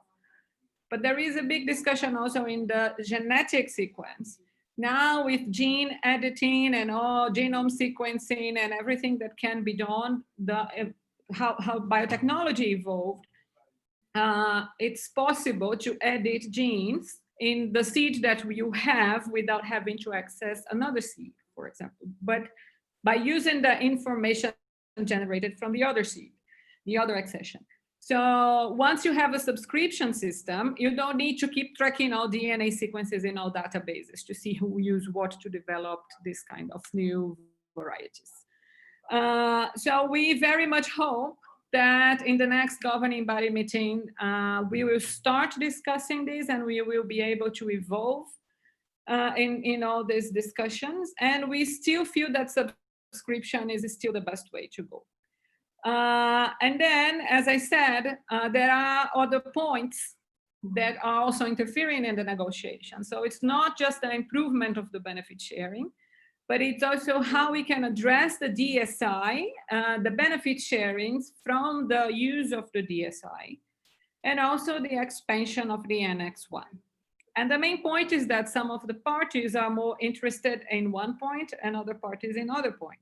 So in general, we can easily see that developing countries are more interested in improving the monetary benefit and in including the DSI in the benefit sharing discussions, while the developed countries are more interested in increasing the list of crops as part of the multilateral system, the ones in the Annex 1.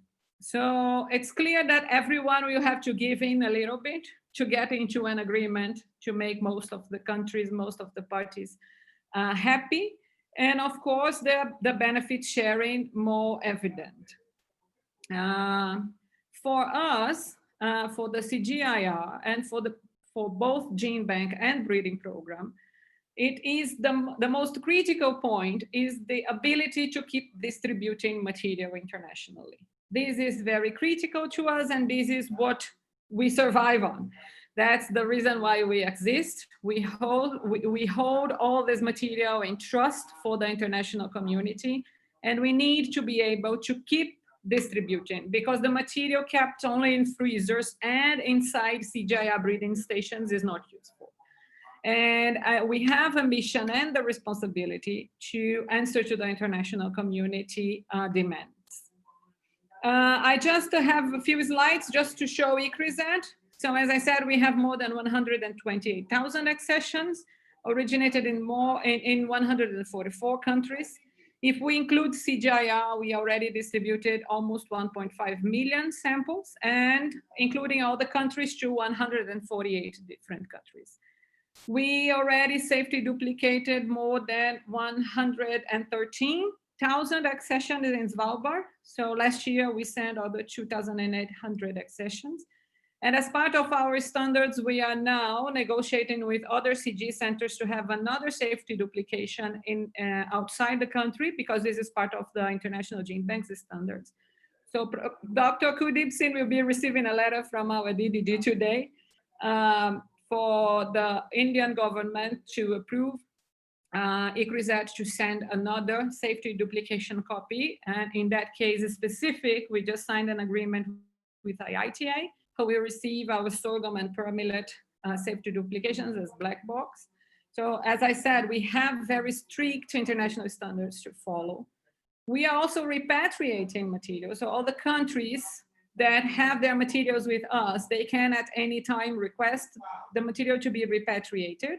So here are some of the numbers. And of course that we have many, many lines from India, and India is the country to whom we repatriated more. And recently to Sudan, we repatriated many more accessions. This is related to the impact, as I said. So the number of germplasm released as cultivars in different countries and released from the breeding programs. So we can very easily track this. And if we do a more deep study, we'll find many more. This is just to show our website, where we have the information about our regional gene banks, the crops, and everything that the gene bank generated on characterization and valuation, our publications, and even the passport data, of course, is available. And everything is also available in Genesis and all the subsets that we developed based on the traits to improve the use of the germplasm. So I hope I didn't exceed much the time, and thank you very much for the opportunity.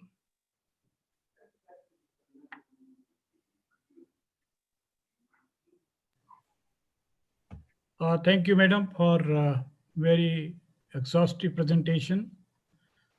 You gave the present scenario, what is being done, how much germplasm has been exchanged. You also flagged the issues which are being debated, maybe at the TT level, and you also highlighted the need for safety duplicates of the germplasm. Repatriation, yes, very important. That exercise is going on, and I hope there will be some questions when we open it for discussion. We will take those questions. Thank you very much for the nice presentation. Thank you. Now I request Malti Lakshmi Kumaran, Executive Director of Lakshmi Kumaran Siridharan Associates. She is a legal expert and had been working with us in TT, in PPV-FRA, and also with the ABS matters. It will be nice to hear her. Madam, you are welcome to make your presentation. Yes. Can people see the presentation or? No, you may have to share that one, please. Should I share my screen? Yeah, you have to share your screen. Just the green button which is there at the bottom, share screen. I did that. Can you see the screen? No. But Madam, again you have to click the share button. And then once you start sharing, and you have to choose the file. Click on the file which you want to share. Okay. I share. 1 minute.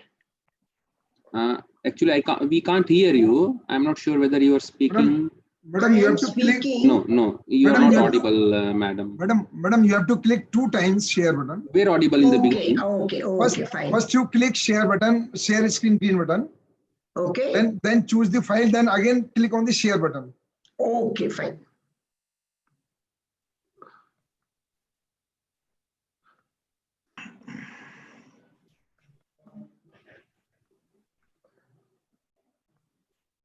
I don't know how I'm not able. Madam, you open your file first. Open your file. Yeah, I've opened my file. Now you share your screen. Now I'll share my screen.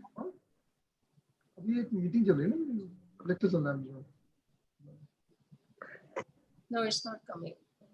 Do you see a green button at the bottom, share screen? Yeah, and then just click on the share screen. Yes, I've done and then, choose. Now you can see the file. I can see. Yeah, it's coming now. It has started now, and just click on the presentation mode. That's right. Click on the full screen. That's excellent. Are you? Can you see it? Yes. Yes. Oh, yes, you can see. Okay, ma'am. Not it audible. Dr. Thank you. Malti. We can see it now. I don't know what happened, because in the beginning you were very clear. Can you see me now or? No. Yes. It's fine, ma'am. Yes, everything is We fine. don't see that you are muted, but you are not audible. Okay. Please go ahead. He is audible. Am I not audible? You are okay. You are Am I okay. audible? Yes, go ahead. Okay. So I'm going to I know Dr. Gautam, you are chairing. I'm going to take very less time because I want the others to speak. I would also like to thank Dr. Paroda, Dr. Mohapatra, UN Lucas, speakers, experts, and participants, and thank the organizers for giving me this opportunity to talk. I'm going to talk a very specific subject, conventional breeding and ABS. And Vanya really did 50% of my job because I had all these issues on this ITPGR FA, especially with the seed sector, and that's helped me a lot. So I'm not going to cover those topics. I'll talk up specifically only with the Indian bioresources that we are talking. I'm going to talk about some important sections, section 2C, 2G, 2F, 2P, section 40, ITPGR FA, I might cut off. She's done a very extensive job, Vanya, thanks. And the regulation 17D, very specifically with the seed sector and very specifically with conventional breeding. And so if you look at my, if you look very clearly, I'm sorry. Biological resources means plants, animals, and microorganisms and parts thereof. So I just don't want to take, but what it actually excludes is value-added products, and therefore plant seed sector is covered under the biological resources sector. What I want to go straight to is section 2F, which is very important for us because it deals with commercial utilization. And why am I going straight to that? Commercial utilization, Juan Lucas had made it very clear that if you are using genetic resources, we call biological resources in India, if you're using it for agriculture or in agricultural biodiversity, it should have a different solution as compared to those in the cosmetics, drugs, perfume, industrial enzymes, and so on. So there it is a clear distinction. And why do I say this distinction? The previous speakers have also said, our Biodiversity Act is in compliance with the CBD and the Nagoya Protocol. The Nagoya Protocol makes it very clear that there has to be an importance of genetic resources for food security, public health, biodiversity conservation, and mitigation of and adaptation to climate change. So we have to be aware about that. It also talks about the special nature of agricultural biodiversity, its distinctive features, and problems needing distinctive solutions. So we have to have it different from what we would have solutions for medicines, cosmetics, perfumes, industrial enzymes. So this is very important. In light of this, we should read commercial utilization. Another thing that is there in the Nagoya Protocol, it says there's a lot of interdependence of all countries with respect to genetic resources for food and agriculture, as well as their special nature and importance for achieving food security worldwide and for sustainable development of agriculture in the context of poverty alleviation, climate change, and so on. And this is the fundamental role of ITPGR and FA and the FAO for genetic resources for food and agriculture. So we need to keep this in mind. The other thing that we need to keep in mind is with the CBD under Article 8J, it relates to traditional knowledge associated with genetic resources and the fair and equitable benefit sharing arising out of utilization of such knowledge. Such knowledge has to be read as traditional knowledge. It is also there in the Nagoya Protocol under Article 7, Article 12, very clearly talks about access to traditional knowledge associated with genetic resources.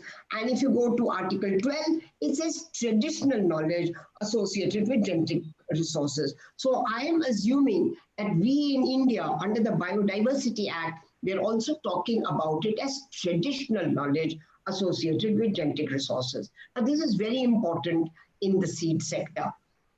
It may not be important in industrial exams, food flavors, commercial. So our commercial utilization talks about end user of biological resources for drugs, colors, extract, oleoresin, emulsifiers, cosmetics, and so on.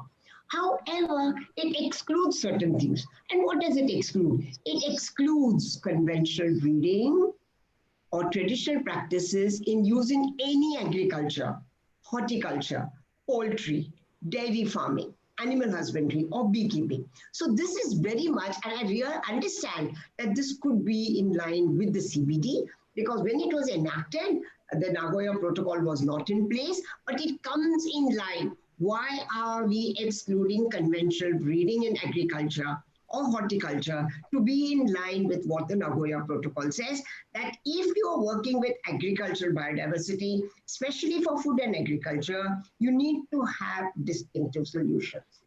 Also, value-added product is exempted. I'm not going to spend too much money on that. However, one little point, and I would like this team or this group or this organization to understand that we do not have a definition of conventional breeding in agriculture or horticulture. We do not have what is poultry, what is dairy farming. If we do not have these definitions clear, it is very difficult for the NBA, which is the National Biodiversity Authority, to actually govern or regulate conventional breeding in agriculture. And so I think this August group, where we have the DG, ICAR, we have Dr. Poloda, we have also previous directors of NBPGR and others who can actually provide NBA with good definitions. What is conventional breeding in agriculture and horticulture, which will help us? What is beekeeping? What is animal husbandry?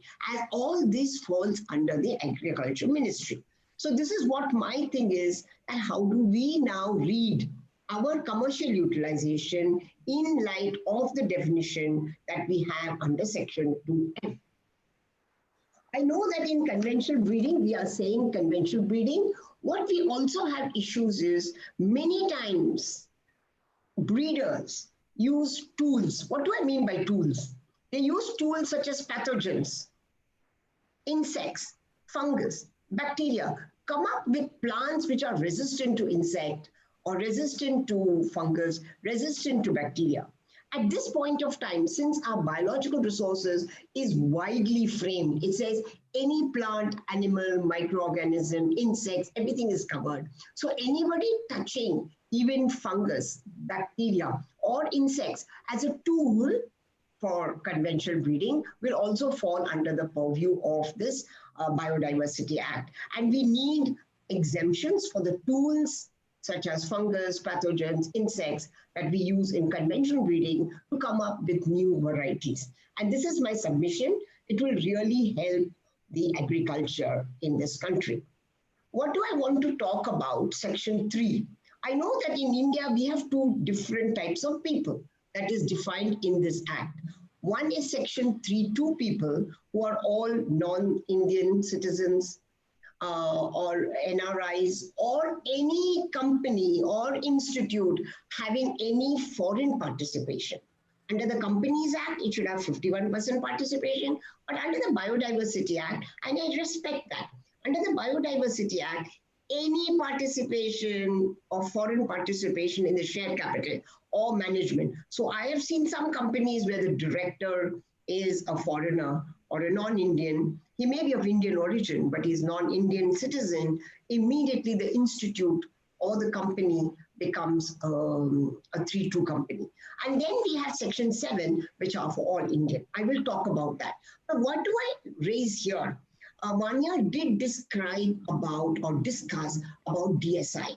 I think it's very important because if you look at the CBD or you look at the Nagoya Protocol, everywhere it explains or discusses traditional knowledge associated with genetic resources.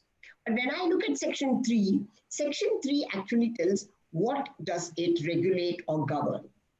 That is, in this biodiversity, you need prior approval if you are using biological resources occurring in India or knowledge associated thereto, if you are a 3-2 company. If you're a 3-2 company means you have some foreign participation or a foreign institute or a foreign company. If they use any Indian bioresources for research or commercial utilization or biosurvey and bioutilization, they need to come to the authority. But here in this or knowledge associated thereto, I've highlighted because we don't have any definition. Are we in line or compliance with the Nagoya Protocol? Are we in compliance with the CBD, or are we different and we say knowledge associated? It could be DSI, digital sequence information, or the characteristics of the plant. So I would really, my submission is, with this August gathering here, can we now have a group to say the proper definition of what should actually be covered under knowledge associated thereto, or should it be traditional knowledge associated thereto?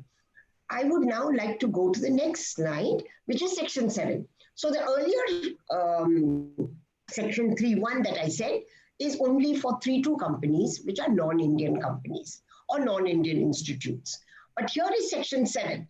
Section 7 says it actually regulates all Indian institutes, Indian universities, Indian companies, Indians, where if you are commercially utilizing any bioresources, you need to give prior intimation to the State Biodiversity Board. This section 7 actually does not ask for approvals for research or approvals for commercial utilization. It only says you need to intimate the State Biodiversity Board if you are commercially utilizing anything with a bioresource. And therefore, when you read commercial utilization, you will go back and read commercial utilization under section 2F. And section 2F clearly excludes or exempts conventional breeding, traditional breeding in agriculture and horticulture, animal husbandry, and this. So we need clarification. Is this commercial utilization? Does it exempt all the people in agriculture who are doing conventional breeding? But this does not exclude people who are doing transgenic or isolating gene or doing CRISPR or any of the new technologies. But conventional breeding, is it exempt under section 7?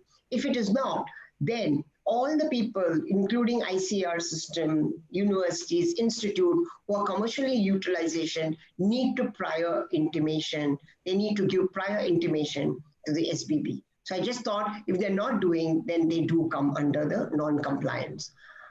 Section 4 is transfer of research results. Why do I say this? Because a lot of institutes, I'm now only talking about section 7.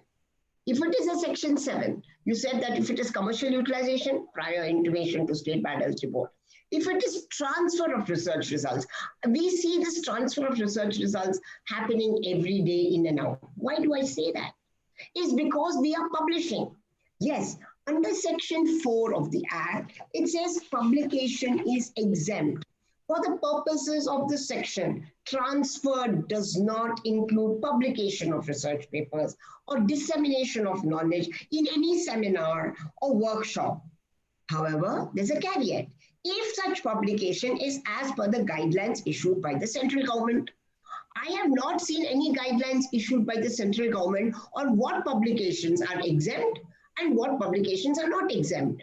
And therefore, a lot of the institutes, Indian institutes who are publishing, are they in compliance with this section 4 is something that people have to do it. And I'm talking only with the agri-based industry, agriculture. My topic is that, but people are sending out their data or digital information. When you want to publish a paper, you have to send out your DNA data into one of the depositories or institutes like EMBL, NCBI.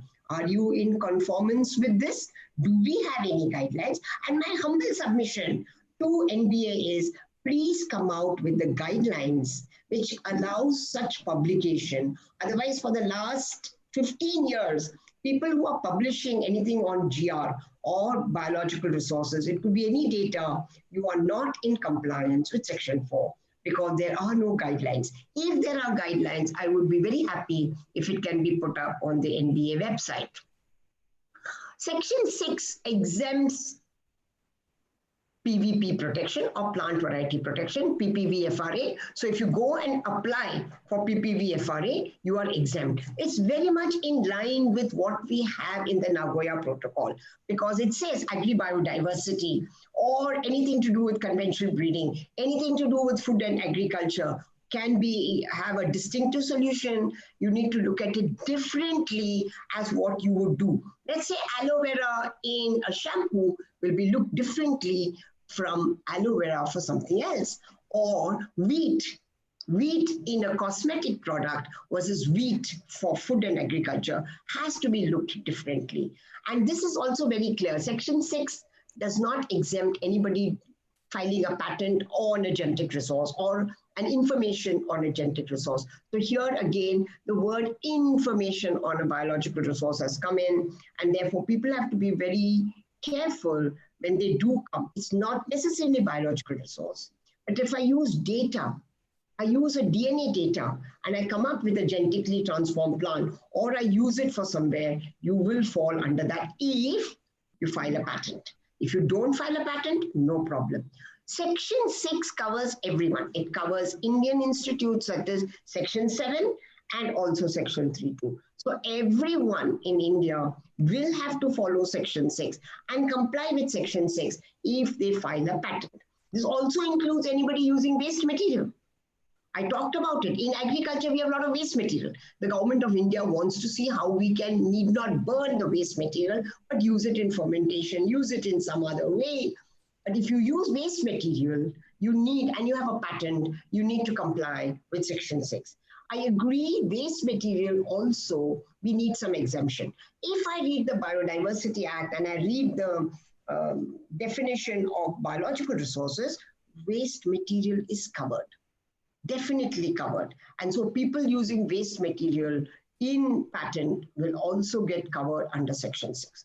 Only thing it exempts is protection under Plant Varieties Act, under PPVFRA. So again, you see, commercial utilization, conventional breeding is excluded. You look at Section 6, PPVFRA is exempted. Now let's look at Section 40. Again, if you look, there are 421 plant species which have been excluded, and if they are normally traded as commodities. However, if you use it for research or any other things like biosurvey, bioutilization, or commercial utilization, you do get covered under the Biodiversity Act. And that is, again, we need some clarity. Why do I say I need some clarity? Because you're saying essentially traded, normally traded as commodities. We know that seeds are considered as essential commodity, and it falls under the Essential Commodities Act. If seed falls under the Essential Commodities Act, can we treat seed as a commodity? Can we treat seed as a normally traded commodity? Because there's a confusion, and the interpretation is not very clear. I wouldn't say who is right and who is wrong, but we need a clear guidance. Are seeds which are normally traded and comes under the Essential Commodities Act, are they exempt under the Section 40? So let me give you an example. If wheat atta or wheat flour is exempted, wheat biscuit is exempted, wheat grass is exempted, but not wheat seeds. So here comes, if it is an essential, if it comes under the Essential Commodities Act, are wheat seeds exempted? Are seeds under this 421 species that the Biodiversity Authority has issued under the Gazette notification? We need some guidance. And this August gathering here can throw guidance. Are seeds exempted or not? Or are seeds to be governed under the BDA? If so, how? And so on. So this is one of the other issues that we have. Again, ISPGR FA, Government of India has clearly said that Section 3, which is for research and breeding and training for food and agriculture, is exempt. 3 talks about research, commercial utilization, and biosurvey, bioutilization. So definitely, if you're using any of these Annex 1 crops, which are 64 in number, and you're using it for research, breeding, I understand must be conventional breeding, and training for food and agriculture, you're exempt. However, what really comes here is, and section 4, because it is transfer. So if you're transferring any of these material, then you are exempt under this if you use the Annex 1 crop, which is about 64 in number. However, India has notified that only 26,563 accessions belonging to 9 crops of the Annex 1 are exempted under the multilateral system. And therefore, here again comes the confusion. In one way, when we read, it looks like all the 64 crops in the Annex 1 are exempted. But if you read more carefully, you know that only these 9 crops. So my humble submission here again to this gathering is, and also to the DG ICR is, can we expand the scope of all these from 9 to 64? Can we expand these? And we also need a little clarification. The previous speaker, Vanya, explained that there are more than 120,000 accessions in ICRISAT. Are these also covered under this? If so, it will be good if we get a notification that all the lines or accessions within the CGR system are also exempted from section 3 and 4 as they fall under the ISPGR FA system. So we only need guidelines, and if these guidelines are given, it makes it very clear. Right now we are living in a gray area, and we would like that all the 64 crops which are important for food and agriculture are covered in India, and they are not, and they're exempted from section 3 and 4 of the BDA. Definitely we are not asking for exemption under section 6, but under section 3 and 4 is what we are making the submission. Very clear, again, I'm going only to the seed sector. There's regulation 17 under the access and benefit sharing guidelines, which was issued in November 2014. It clearly says Indian citizens accessing any biological resource for research or biosurvey is exempt. But commercial utilization, they need to intimate. Then comes the local people are exempt. Other important thing that we call as 17D of the regulation, accessing biological resources for conventional breeding in agriculture, horticulture, poultry, dairy farming, all these are exempt. 17D makes it very clear.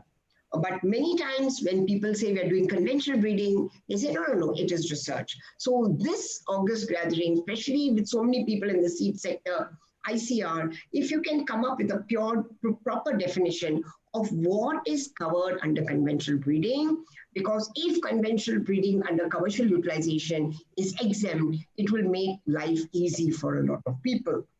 Also, value-added products from plants and animals are exempted.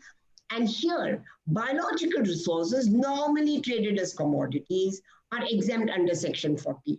Are seeds commodities? Because seeds do come under the Essential Commodities Act. If I can get better definition, it will make life easy for a lot of people in the agri sector. So these are some of the issues. Conventional breeding, traditional practices not defined. Value-added product under the BDA is not well defined.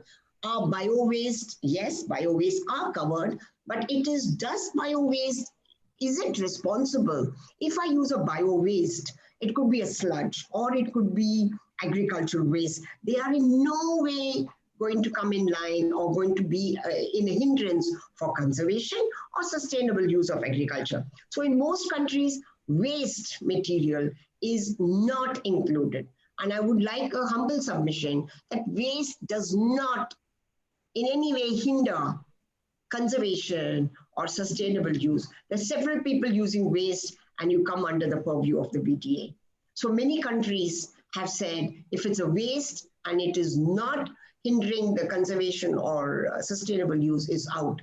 We need definition of what is knowledge associated thereto, or do we mean traditional knowledge associated with biological resource? Because this is not in compliance or consonance with the CBD or the Nagoya Protocol. It will help us very well. We also talked about the digital sequence information. A lot of people are putting their data up. If you put data up in the website, you're actually transferring data. If you transfer data, are you in compliance with section 4? So we need guidelines on what is exempted under publication and what is not exempted under publication, because there is a transfer. We also need some more clarification on Section 40 and ISPGR FA. With this, I will stop. And if there are other questions, I will be happy to take them as we go along. Thank you.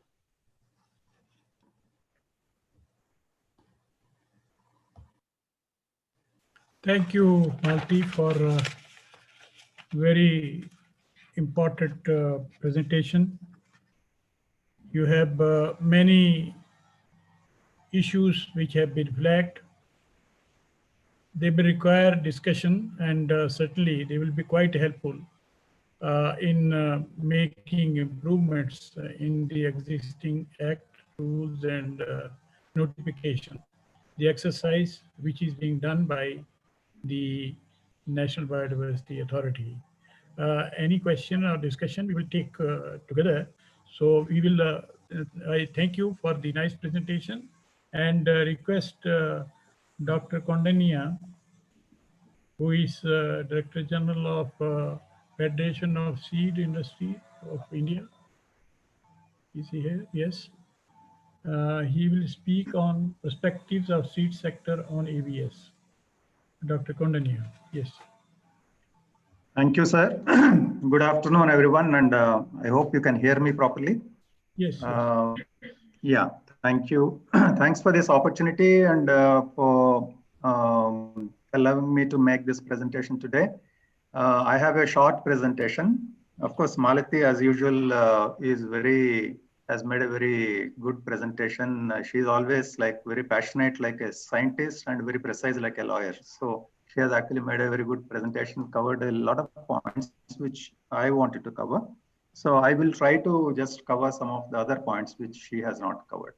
So I will share the screen now.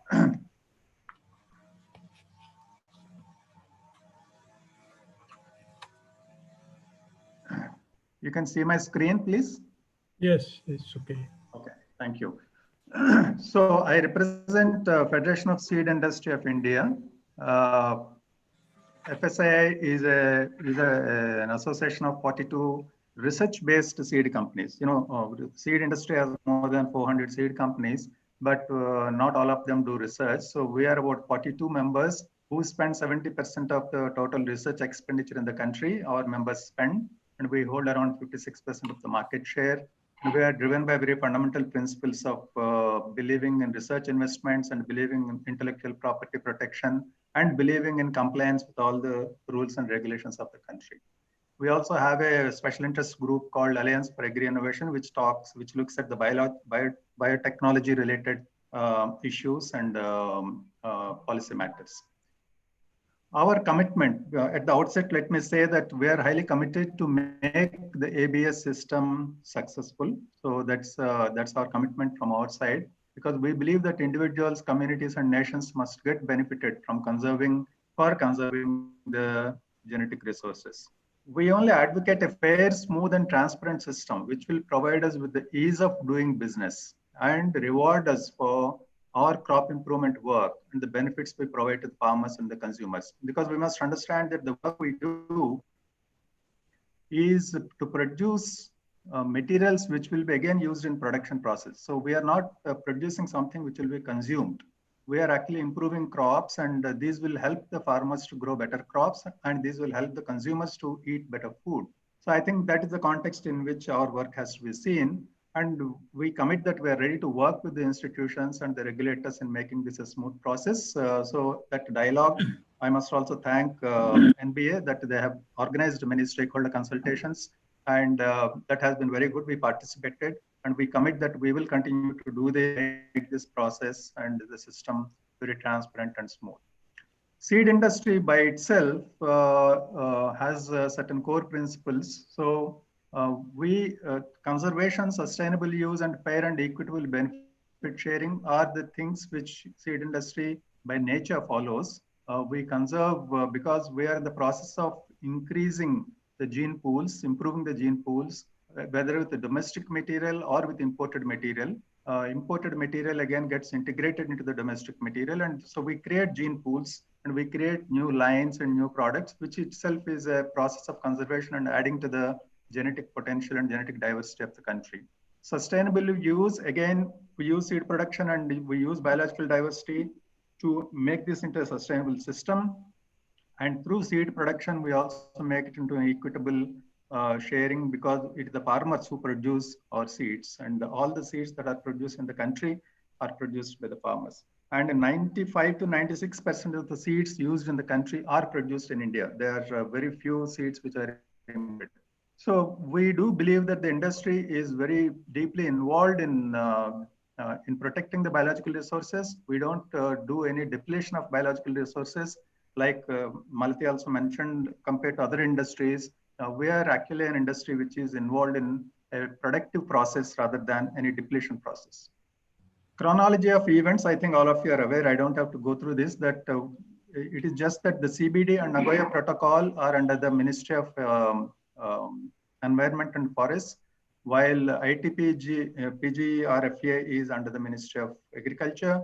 So I think there is a certain level of coordination which is required between the two ministries to make this into an effective and a productive combined effort between the two treaties actually. So between the two treaties, the seed industry needs clarity on who will actually administer the ABS for the seed sector. I think there is, I think Malati has already mentioned this, that between the PGRFA and the Nagoya Protocol, who will actually administer the ABS? So this is a question which needs to be addressed, and it needs to be addressed at the earliest.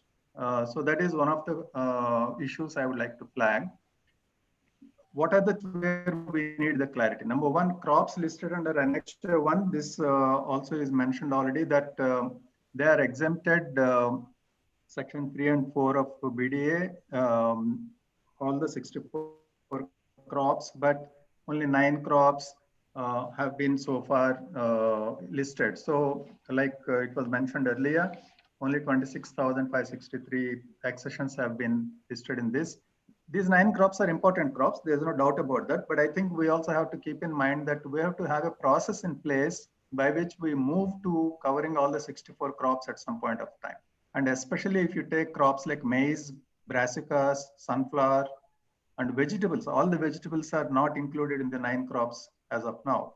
So I think, and these are all there among those 64 crops. So I think we must have a process in place, have a time limit or a time schedule or a milestone we must have in our plan, which I will be very happy if that can be done in these discussions, that by such and such date, we will be able to bring in phases all the crops which are covered under Annex 1. The second point is that we believe, and as these are recommendations from our association, that ABS for the seed sector should be governed by the Ministry of Agriculture under PGRFA, and that is very important, that all the entire ABS is administered through that. We also believe that open and free access of DSI should be encouraged and not over-regulated. So basically what we are saying in this slide is that there should be a discussion between NBA and Ministry of Agriculture on the above points, and there should be an alignment, and certain time periods timelines are required to actually plan to get this done. So this is very important, because I think this will set right a lot of smoothness in the process. But till that is done, because we know that these things do take time, it's not something which will happen overnight. These things will take time. So, but till then, what is that intermittent or intermediate step we would suggest is that there are 3 things. I think one is that there should be sector-specific guidelines required for agricultural food sectors. There were already some discussions held by NBA on this, and we thank them for that. So the sector-specific guidelines are under plan. So hopefully we should actually have, again, some kind of a timeline to finalize them and then publish them. That will actually help quite a lot to make this entire process address the specific needs of food and agriculture sector. Some of the key terms have to be defined. I think Malati has already mentioned them, and I will again highlight them a little bit in the next slide. But the key terms have to be defined on scientific basis to bring greater clarity. That is another point. There are certain operational issues of the seed industry. Again, some of them Malti has already mentioned. I'll also touch upon them. They may be addressed to ensure a smooth flow of the process. I think item number 2 and 3, in fact, all the 3 items will make the ease of doing business better for us till the actual arrangement is made between NBA and the Ministry of Agriculture. Conventional breeding, I think Malti has touched upon this. Conventional breeding, traditional practices, who is a farmer, grower, cultivator, breeders, indigenous, exotic, all these definitions have to be brought in. Hopefully, these can be brought in under the sectoral guidelines, which we are hoping that can be published. Some of the operational issues I would like to highlight. Number 1 is that there is an upfront payment being prescribed for accessions at the rate of 3,000 rupees per accession. We do believe that upfront payment is not fair and it should be avoided. So our recommendation is to avoid any upfront payments, because this is not something which we use among the accessions we make and we access and use. More than 90% go waste, in the sense that they don't get into the final product. Maybe about 5% of them actually get into the final product. So it is a lot of money which goes into accessing the materials if we have to pay 3,000 rupees per accession. And 0.5% of sales value is also being recommended for the benefit sharing, which we also, again, we believe that it's very high. I have a couple of points here that I think some of the accessions we make are also freely available traded products in the market. We buy them and then we use them also in our breeding programs. So there is nothing that we have to pay to get them. So to get the same product and pay again 3,000 rupees, or some of the materials for which the benefit sharing profile is not prepared, we might be using. But more importantly, we do believe that in the final product that we develop, what is the share of the accession that we have done? And it is not difficult to establish that through DNA analysis nowadays, that if you have a product where 75% is from an accession, or another product where only 10% is from an accession, there should be a difference in the way the benefit sharing is structured. Because I think the more percentage the accession holds in terms of its contribution to the DNA of the final product, I think more can be the benefit sharing. So this is something which is a more nuanced approach to this and a more staged approach. We recommend that kind of an approach for this. Another area is that sharing of research results, especially for global corporations, a lot of research work goes on in different countries and they exchange information. The servers may be sitting outside India, or the bosses may be sitting somewhere else. So there is a continuous exchange of information that takes place on trial results. And then all that has to be, if we have to get approvals for all that, it does take a lot of effort and time. And also it is not really necessary. So we need to find a way of overcoming this bottleneck. Normally traded as commodities, this Malti has mentioned. So seed used to be in this list till 2016, but it got excluded in 2017.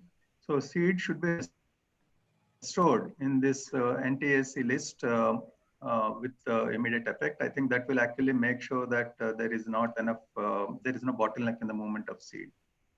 Another 3 points under operational issues, accession of microorganisms. This also Malti mentioned that we use a lot of microorganisms as testing tools in the development of new plants, especially to develop resistant varieties. So that also, again, we need exemption for that. And under PIC, exemption for biologicals from PIC for non-commercial utilization. For example, we send leaf samples. The world operates in a very integrated fashion. The biotech labs may be in some place, and then we may be sending leaf samples for testing within the same company, or it could be outsourced materials, outsourced services. So a lot of ways in which the world works, I think the law has to take that into account and make sure that it facilitates movement of leaf samples to labs outside, seeds for trialing and evaluation purposes, and etc. So I think non-commercial utilization of biological resources should be exempted from PAC. And of course, Section 3 of BD Act, Malti has already mentioned that there should be an alignment between 3 acts, which is the Companies Act, Foreign Exchange Management Act, and this Section 3.2. Currently, that alignment is not there. So companies who have who fall into one of these 3 will always find it difficult to actually manage to comply with the other acts. So I think there should be a dialogue on this between the 3 acts, between the ministries, and then try to create an alignment between them. So this is my final slide. Basically, we need a collaborative approach between research-based private seed industry, which we represent, and various public institutions or regulators. Our objectives are the same, so there is no conflict. Private industry should not be looked at as a conflicted party. We are all having the same objective. So it is important that I have highlighted that the system should not restrict the seed industry from delivering better products for the farmers in a mutually beneficial way. I don't deny that seed industry makes money on this. There is no doubt in that, because that is what drives the industry to make better products. But that's the purpose for which the industry exists. That purpose should not be defeated by the law. Law should actually facilitate the industry to make better products and help the industry to make better products. So we have, I believe, the next PGR-FA discussions in Delhi in 2021. So we can make it a landmark event by pre-closing all the pending matters listed in this presentation and also in Malti's presentation. I think if we can have a process in place with a deadline that let us resolve all these things by the time the next meeting happens in Delhi in 2021, I think that will be a good way to actually set ourselves some target dates and then work backwards and work towards completing each milestone towards that end. But finally, I would like to once again emphasize that we do need a lot of collaboration. We do need a lot of partnership between private industry and the regulators and various public institutions. We are ready for that. We hope that a group can be set up and we'll be very happy to participate in that group and cooperate in the development of a process by which this whole system can be made transparent and smooth. Thank you very much.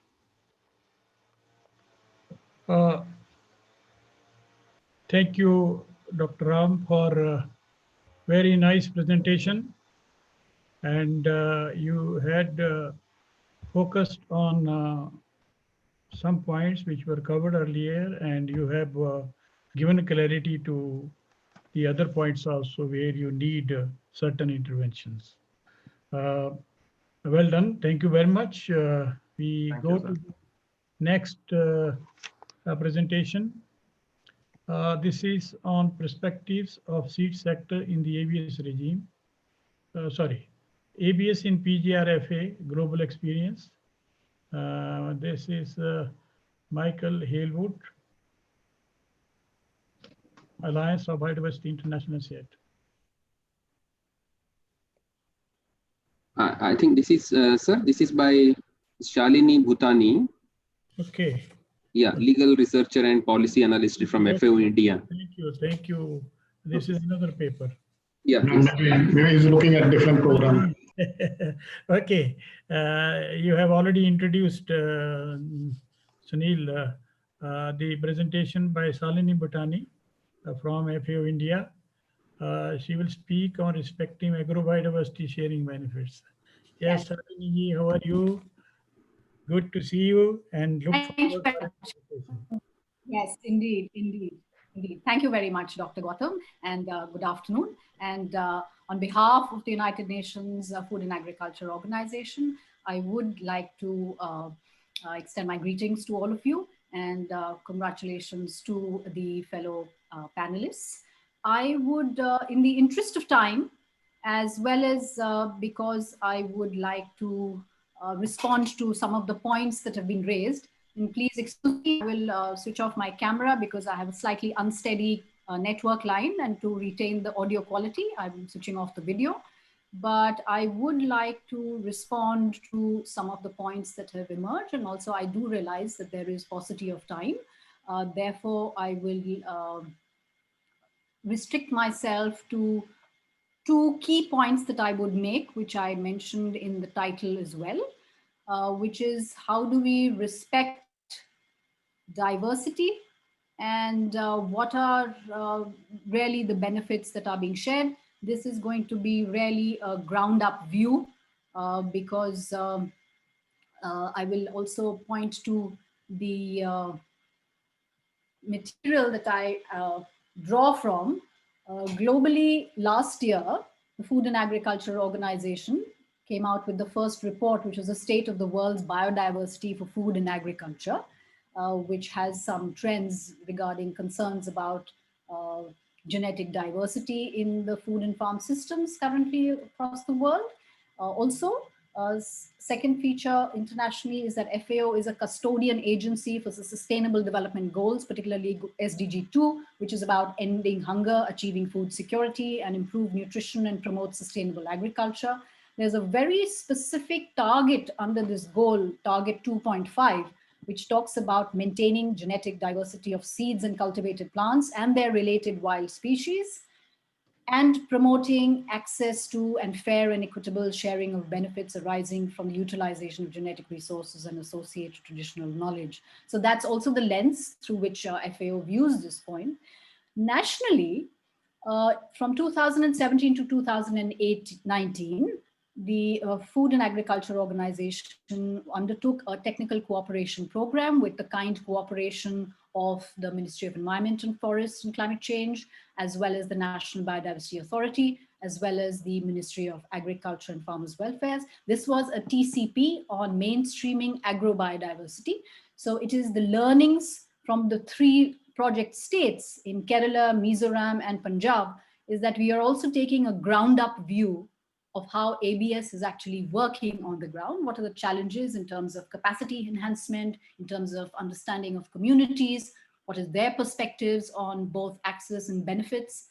And more recently, FAO has been involved in some of the COVID-19 responses and inputs to the Government of India's empowered groups with respect to facilitating the opening up of the supply chain, the bottlenecks in the supply chain as a direct result of the lockdown and the containment measures.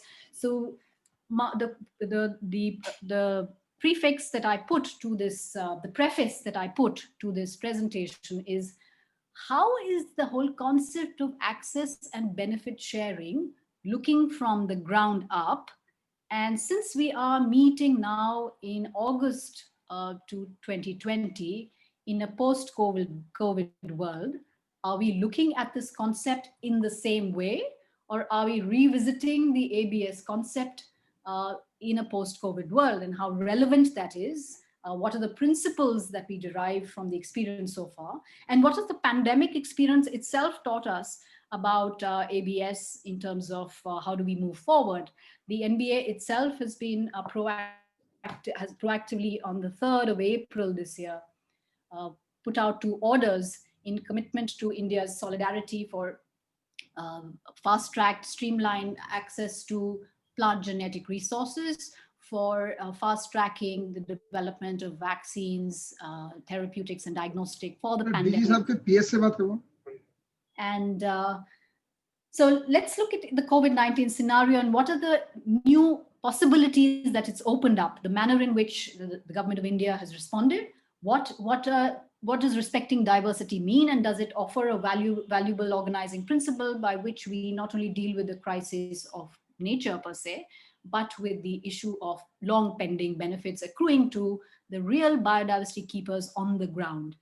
The Honorable Prime Minister himself called for self-reliance in economy, and particularly relying on agriculture as that which will provide the kind of growth in the coming months and years. The Honorable Minister of Agriculture himself has said that the Krishi Vigyan Kendras, the farmer science centers, should develop area-wise models of agricultural development. So a more localized, territorial, agroecological specific models would really work. And most recently, the Ministry of Rural Development has also issued guidelines for promoting individual and community nutrition gardens. So we really have the whole issue of looking at biodiversity in food and agriculture in the many ways in which it contributes to the livelihoods of many households, and particularly looking at those who have limited access to external production inputs or live in marginal areas which have harsh production environments, because these are the communities that were also worst hit when the lockdown happened and the supply chains got cut off temporarily. And therefore, because they had a continual access to their local bioresources, they were able to tide over this time. Let's take, for example, that sanitizers are being produced from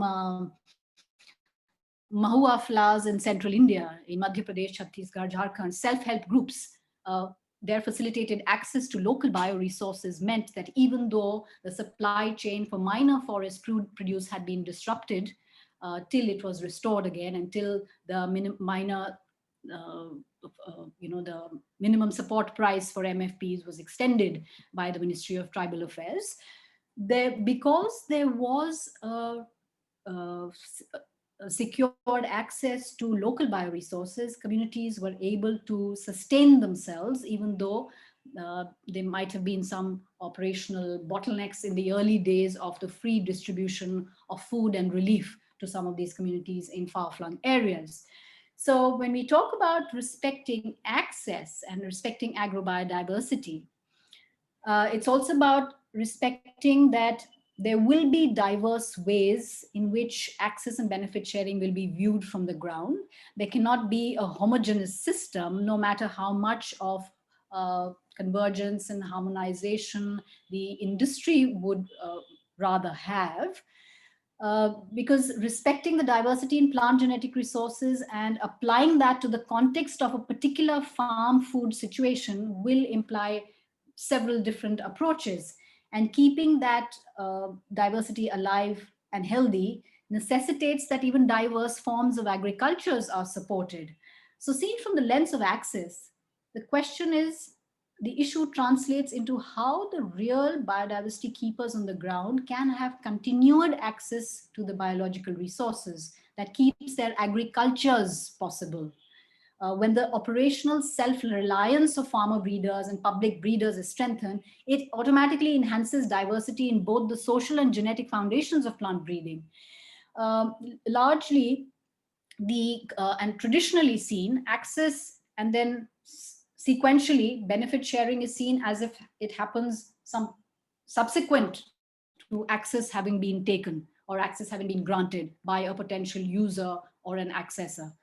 But here what we're seeing is, before any talk of benefit sharing happens, the actual safeguarding and securing of access by local communities themselves, who otherwise get defined as, in the Biodiversity Act, as benefit claimers subsequent to a whole process of accessing having taken place. They come in later. But here we're talking about even revisiting the whole idea of access in a post-COVID world.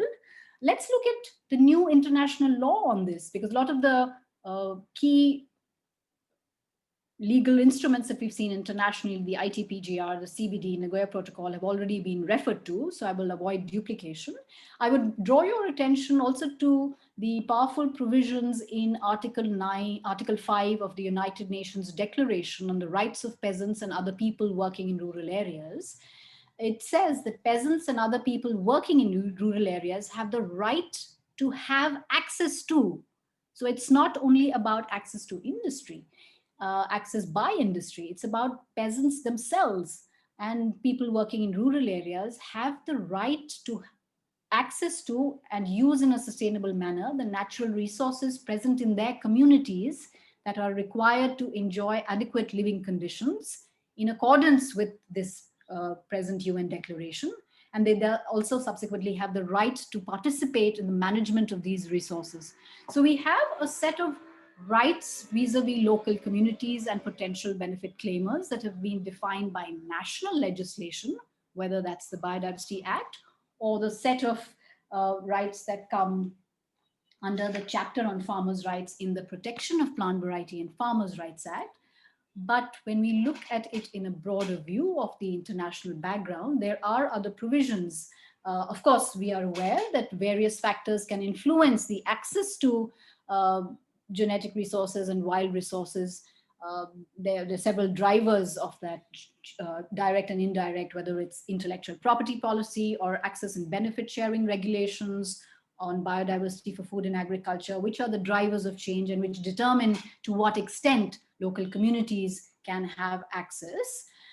Which brings me to my second point that I would like to make, which is about being able to have continual access to be able to for local communities themselves to be able to use the local plant genetic resources must also be seen as a benefit in itself, because that is the basis on which their local knowledge systems and the grassroots innovations, which also the distinguished DG mentioned, that has been flagged as the potential for local recovery of even the rural economy, is that how do you support the local knowledge systems? And that is through granting and ensuring continual access by local communities themselves, which is well covered even in the idea of non-monetary benefits as per the Nagoya Protocol.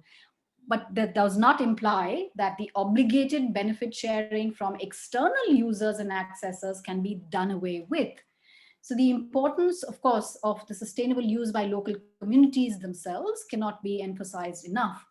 It also follows that sustainable use in itself can offer real and tangible benefits to local communities. And this has been laid out in much detail in the plant treaty itself. We often look at the Article 9 and Article 12, but I would urge us that we also look at Article 6 in the plant treaty, which talks about sustainable use.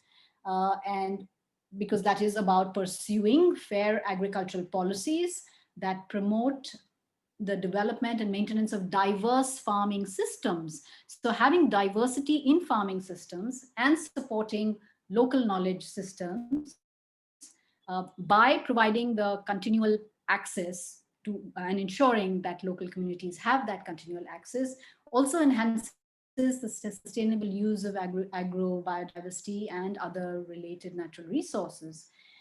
I would also point to the horizon, which is about the post-2020 global biodiversity framework that has 5 long-term goals for 2050, which is related to the 2050 vision for biodiversity. And each of these goals is then associated with an outcome for 2030. So in the next decade, one of the goals is that genetic diversity must be maintained or enhanced on average by 2030. And for, in bracketed text, 90% of species should also be maintained and enhanced by 2015.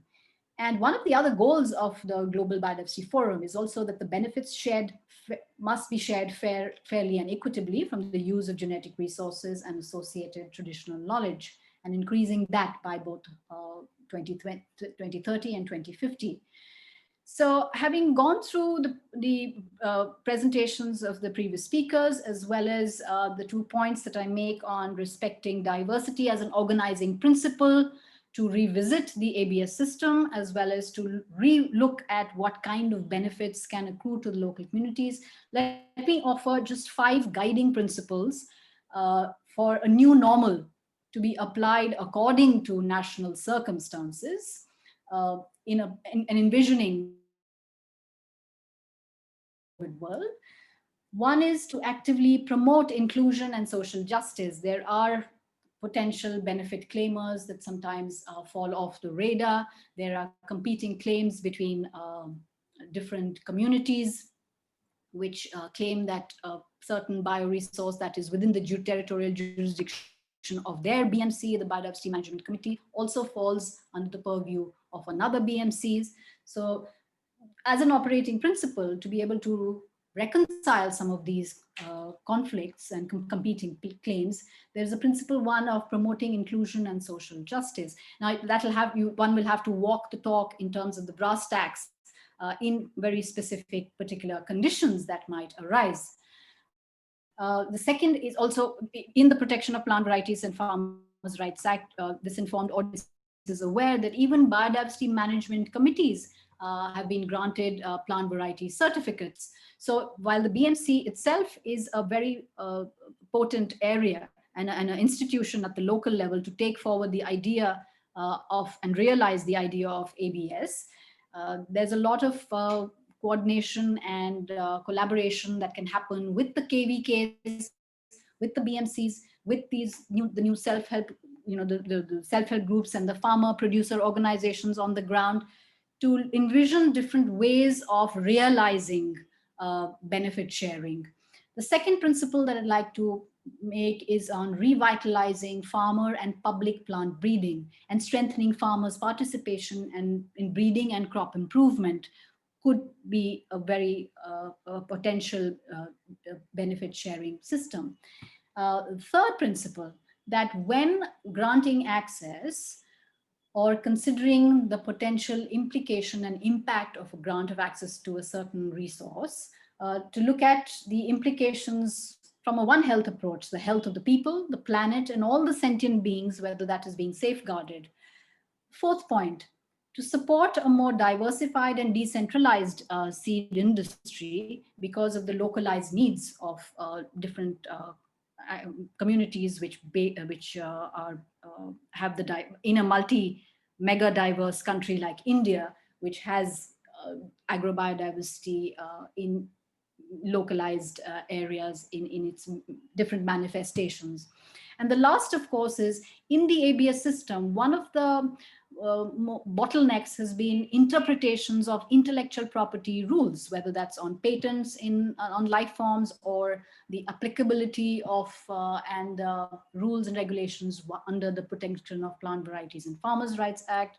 So I think in re-envisioning access and benefit sharing, we will have to do an assessment of how the IPR system has either come in the way of benefit sharing or has it actually facilitated benefit sharing. And I think given the commitment of this group and the situation we are in world over, I think here is a good point to do this. And I congratulate the co-organizers also to bring us all together. Thank you very much.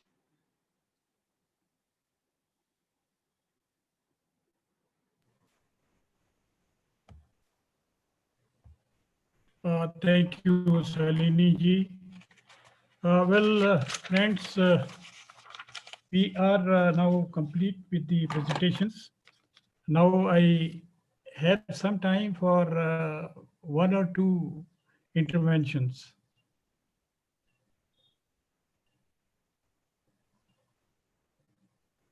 If not, then I request Dr. Agrawal to give his remarks.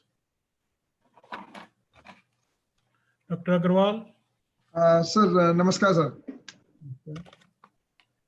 Thank you, sir, for this opportunity, and thanks to Dr. Anuradha, sir, for organizing such a wonderful program. I think the kind of speakers you have selected, sir, I think you have taken the best of the best persons. I know each of them personally. When I was in PPFRA, I had a regular interaction with the Shalini, with the Lakshmi madam, with the with Dr.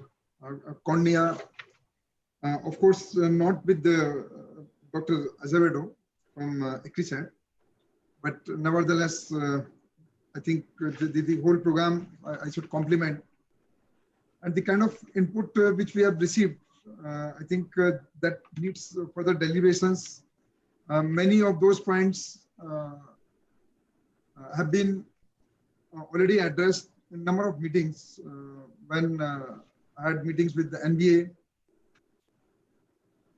But still, I think the kind of revision which is being proposed now for this National Biodiversity Act, many of these issues are being addressed, especially for the commercialization, like section 2F, and many things. I'll not take much time because already the things have been explained and we are delayed. So, especially the benefit sharing for the farmers is really a big issue. And we must understand the difference between the ownership and the stewardship of the farmers for their varieties. And because even after 20 years of the implementation, almost 20 years of the implementation of this treaty, still the weakest part in the treaty has been the implementation of the farmers' rights, Article 9. And for that Article 9, there have been always, whenever you see the GB meetings, always there is a too much thrust that how to implement, because the implementation part has been left to the national governments. It's not mandatory. So that is one of the problem why the implementation is slow.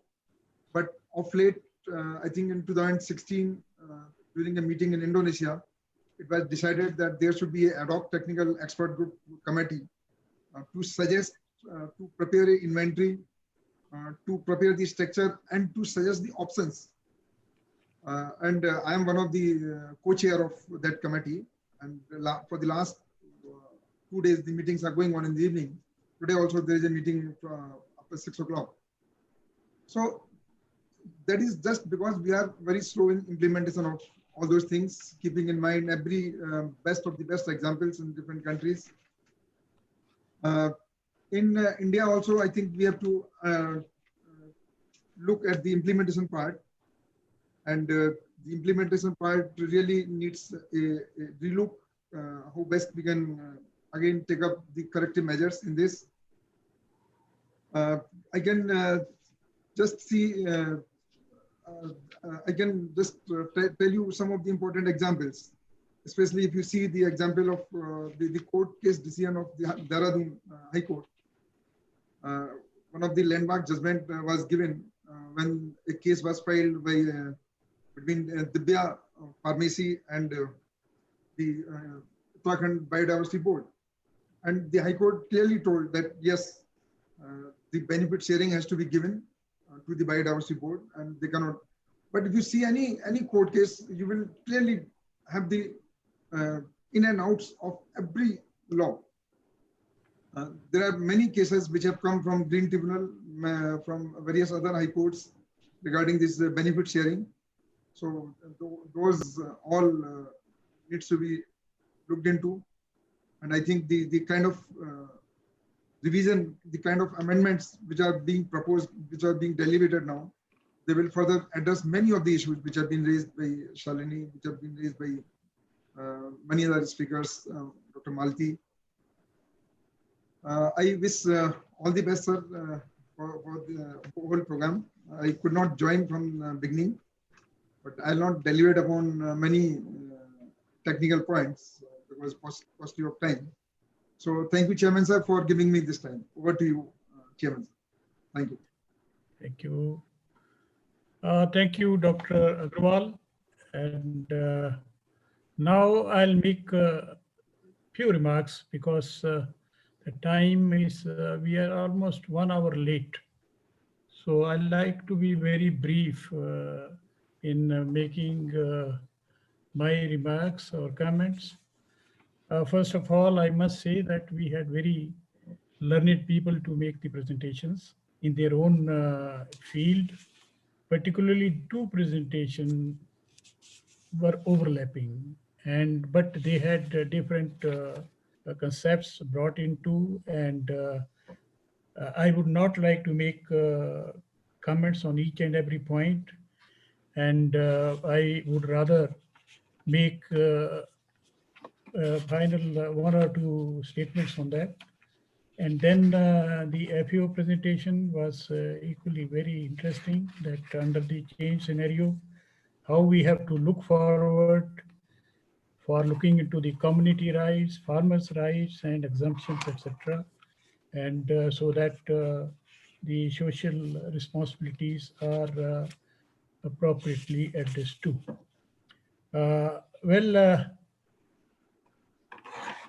Having listened to all these presentations, I'll say that I have been associated with this process, as Dr. Anuradha mentioned, right from the days these laws were being put in place and the negotiations in CBD and TT were in progress. Negotiating a treaty or convention is a huge task. And you have different stakeholders in that. Different nations have their own perception. The farmer right inclusion was a necessity for us in the treaty, but it was not a necessity for some countries. So it took time to bring around the table people and make the recommendation that yes, farmer right is important and it has to be realized and rights have to be conferred.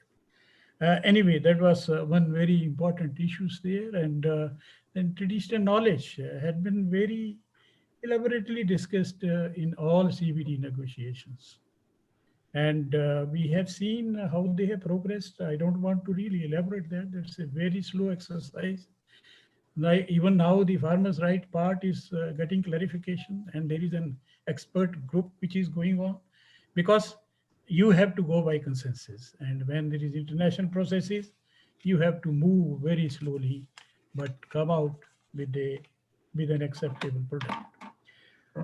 Coming to our own legislations, let me admit, having involved in the evolution of the acts, as well as in the implementation part, I must say that we should feel happy that good progress has been made in implementation of ABS and other related provisions in both the legislations, whether you call BDA or the protection of plant varieties and farmers' right.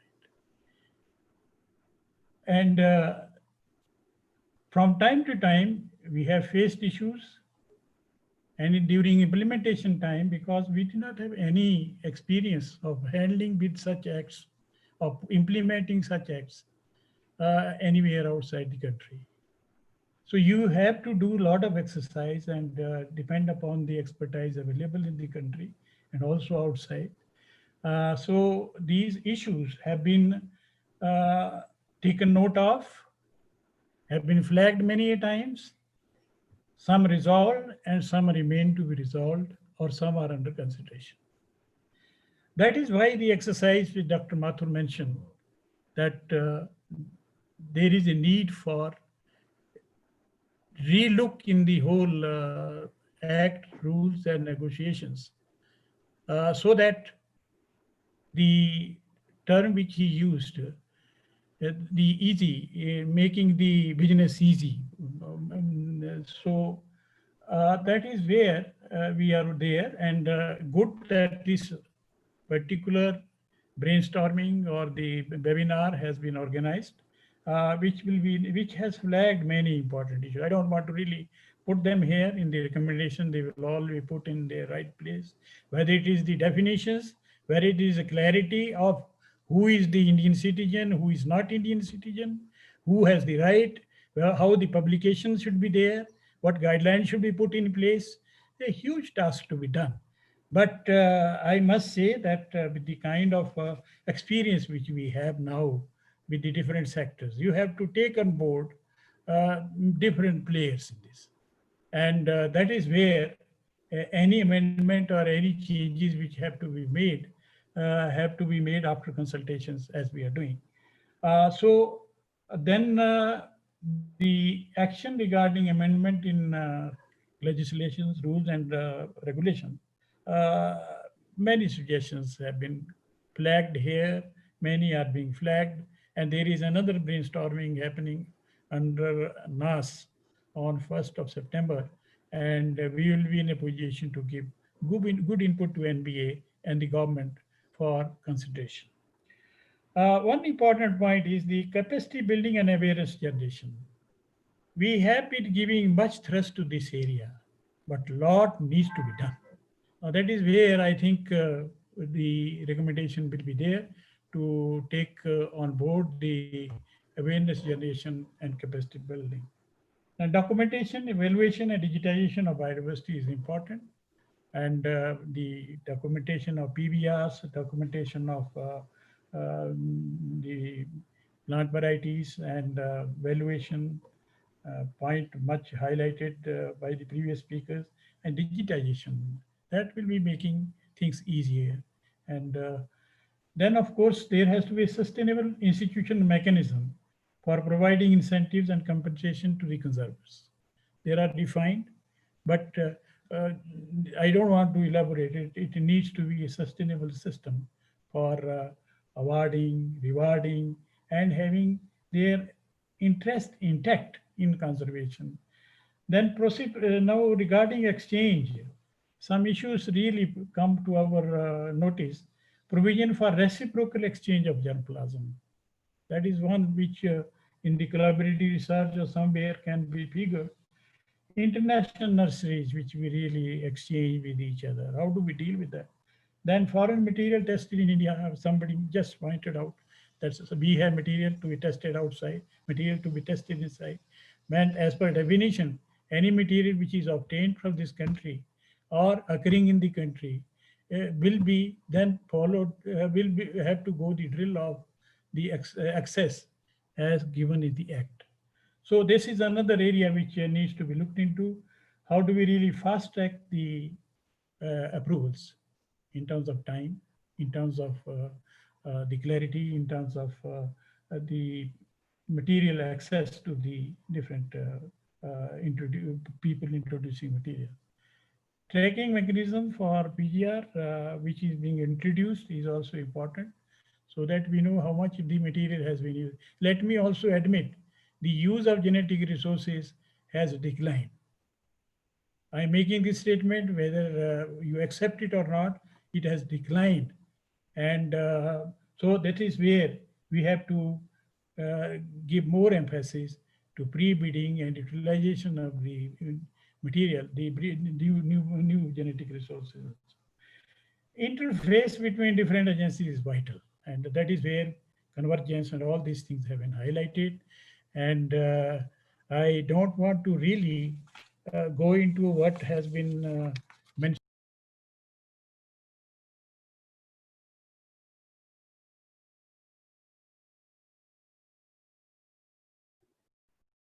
I think we lost the connection from Dr. Gautam, perhaps. Let me check that one. I think he has made his point. Okay. So we can continue. Okay, sir. Meanwhile, you may like to call him, sir, Dr. Agrawal. Okay. Thank you very much, both Dr. Gautam and Dr. Agrawal, for conducting this particular session. Dr. Gautam has very nicely summarized. Usually, Dr. Gautam is very particular about the timings of the sessions, but he was lenient in this session, and that only goes to show that there were a huge number of diverse points, and we have not talked on this very, very important topic for a very long time. The last time we had Indian Society of Plant Genetic Resources had a dialogue on this was 4 years ago. That shows that we have to have more dialogues, and then we have noted down as organizers. Thank you very much. And then we come to the end of that technical session now. And then we will start panel discussion. Sunil, yes, sir. Sunil, just now I got a call from Dr. Gautam. So he's not able to reconnect. So he just says, so I, on behalf of Dr. Gautam, as the chair, thank all the speakers for making wonderful points. Yes. And thanks the conveners, thanks the Dr. Paroda. Okay, sir. Who has conceptualized and organized this whole program. And thanks for inviting the chairman and the co-chairman. So thank you, sir. So the organizers really appreciate that. So thank you very much. So we will start with the panel discussion. This will be chaired by Dr. Tilakraj Sharma, who oversees the entire crop science research and development in ICAR as the Deputy Director General. And he will be assisted by Dr. Kuldeep Singh, the Director, National Bureau of Plant Genetic Resources. I'll just share the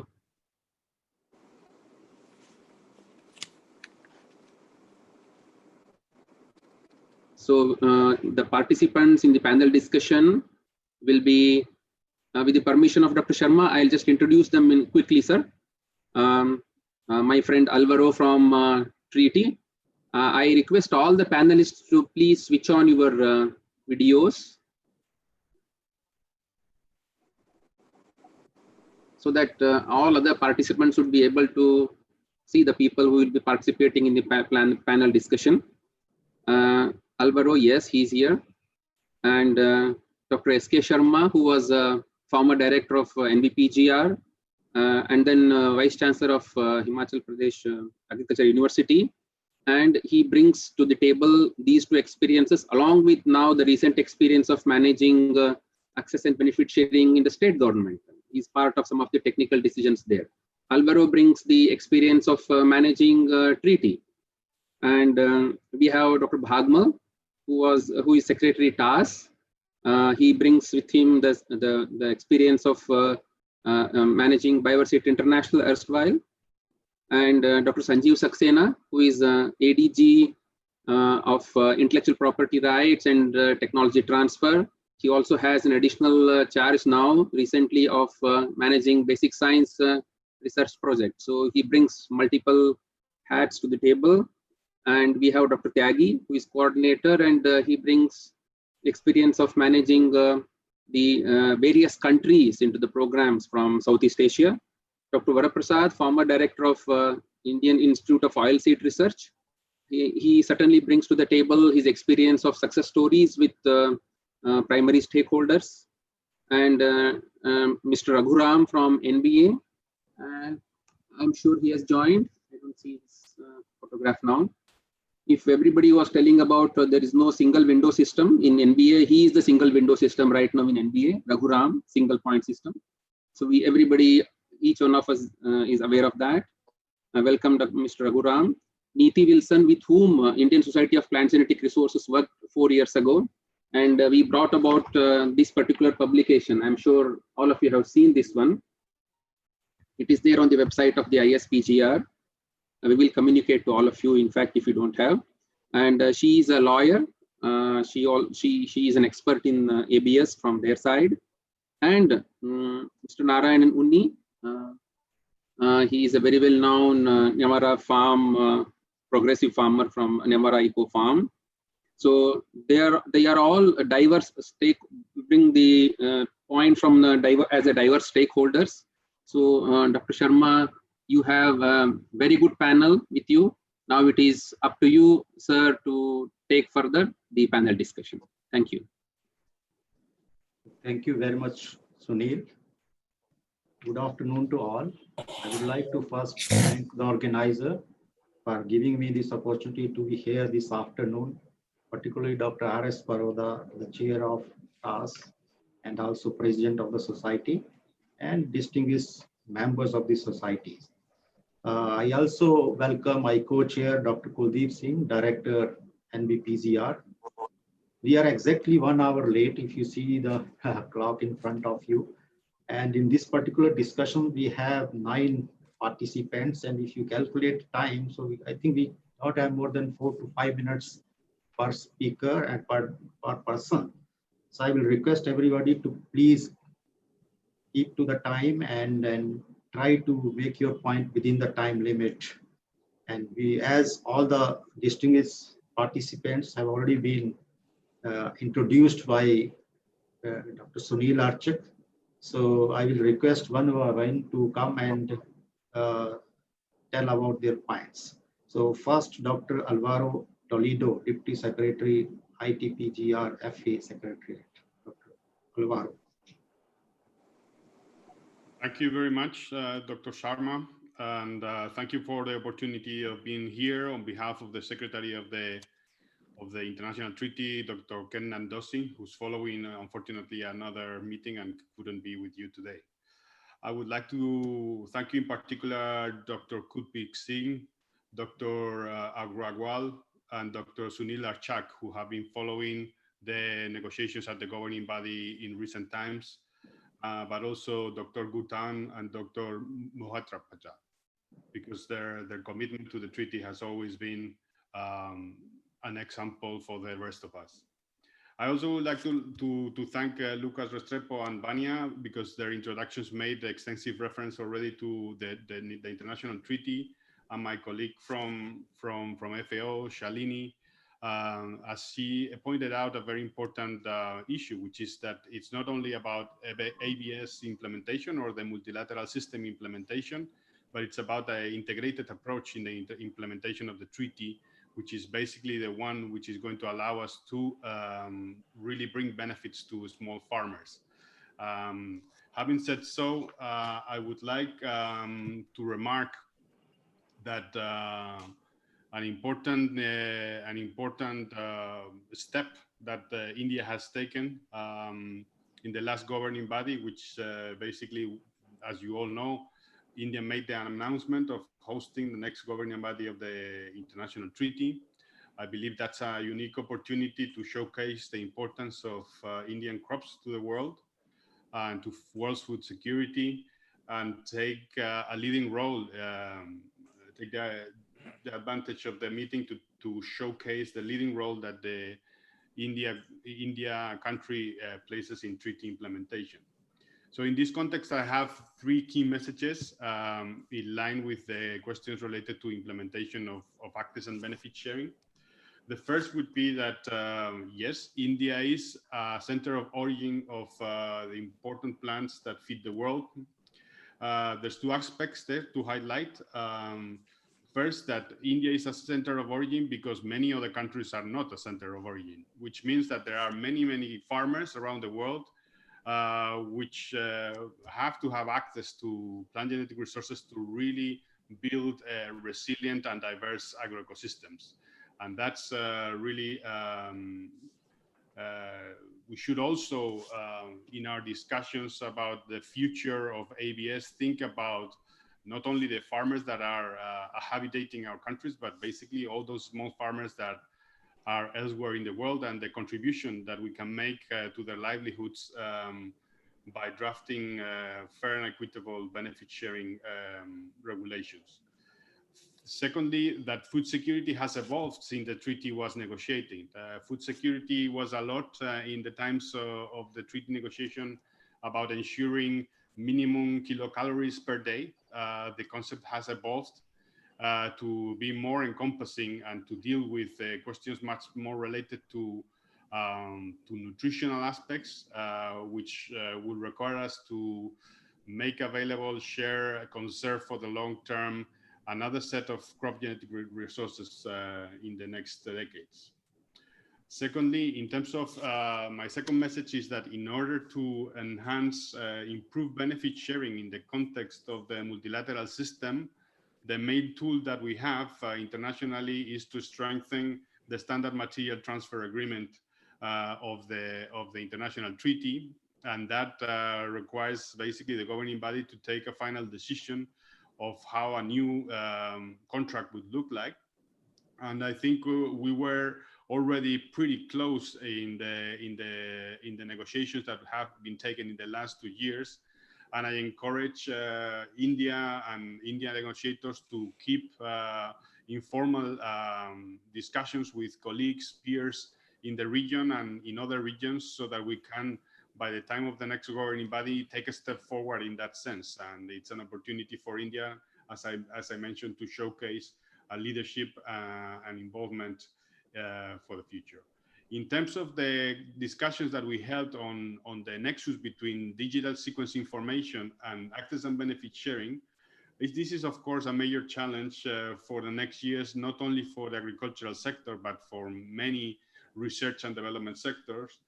But there seems to be a growing consensus that over-regulating the DSI, or at least its access, especially through a bilateral approach, will not be beneficial or practical. So multilateral benefit sharing approaches, which do not overburden access to DSI, should be a preferred way forward.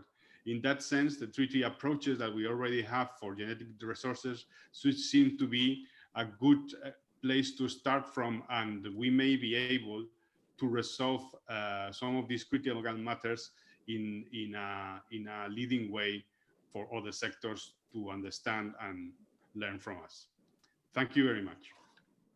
Thank you, Alvaro. Very, very nice. You have taken exactly 5 minutes, and very important points which you have made, particularly the 3-4 messages which you have given during your deliberations. And the important one which you discussed about digital sequence information and how to regulate it, it's really very, very important for all of us now in present context when we are sequencing more and more genomes, resequencing of germplasm resources. So that's really very important, and I'm sure everybody is making note of it. And thank you very much for your making all these very important points. Now may I request Dr. S.K. Sharma, former Director, NBPGR. Dr. Sharma, please. Thank you very much. In view of the limited time, few points. For the strengthening and the hassle-free implementation of the ABS, the important thing is that valuation of the bioresources is very important in the important ecosystems such as agriculture, forests, wetlands, and etc. It will help the farmers, communities having the bioresources. They get the optimum price of the bioresources. And for the valuation of the bioresources, sometimes we need to have bioprospecting of the bioresources also, so that the exact value of the bioresources is known and the communities and the farmers are benefited. For that purpose, creation of well-defined integrated database of important bioresources and the associated traditional knowledge, like the TKDL, and developing the standard valuation methods. So the first point is that we need to evaluate the important bioresources. The second important point is that we must strengthen the resources, infrastructure, capacity building of the state biodiversity boards, SBBs, because the SSBs across the country in different states are not on the same page. My small experience is that sometimes there is a frequent transfer of the people in the state biodiversity boards, and the agenda is not taken up further. There must be a single window system or a digital platform by having understanding, convergence, synergy, synchronization, but in the different agencies, ministries dealing with the ABS. The PMCs at the village level or a panchayat level are responsible for inventarization and conservation of bioresources. They need a lot of support. They need capacity building, awareness workshop, and technical backstopping, because they are the BMCs are, with the support of SSBs, are responsible for the conservation, inventarization of the agrobiodiversity. Another important point is that when we have the national fund generated from the ABS benefit sharing, the question is that how it is utilized at the BMC level. Some guidelines by SSBs, whether the utilization for the purpose of conservation has to be done by the line departments. Who are the line departments? I think this sort of clarity or a well-defined mechanism is actually very important. At the BMC level, are able to do the most important activity of conservation after the inventarization. So these are the few points which I wanted to share. Thank you very much. Thank you very much, sir. A very important point which you have raised and different from what we have not discussed till discussion which is going on for the past 1.5 hours, particularly valuation of bioresource, which is really very, very difficult to put value, specific value or cost to a particular line from where either we are cloning a gene or transferring a gene to the cultivated varieties, and that gene may not be effective or useful now, but might be very useful after 20 years. So that's really very, very important point. And the second is related to strengthening of VMC and local bodies, those who are basic custodian of bioresources. That these are the very important points which you have highlighted, and we are taking note of these points. Thank you very much, sir. Our third panelist is Dr. Bhagmal, Secretary TAS. Dr. Bhagmal, please.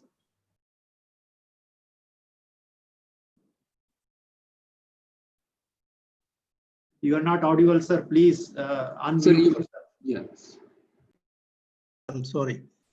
Thank you, Mr. Chairman. Am I audible? Yes, sir. Please go ahead. Yeah. I thank the organizers, especially Dr. R.S. Paroda, for providing me the opportunity to be associated with this important national webinar. We know that access and benefit sharing has a very high importance, especially due to the fact that they are used in seed, horticulture, biotechnology, pharmaceuticals, cosmetics, food and beverage sectors. In India, the problem is that ABS is affected by multiple statutes owned by multiple ministries, issuing multiple guidelines, and executed by multiple agencies. As a result, there are serious concerns at various levels which need to be tackled and addressed effectively for effective implementation of ABS.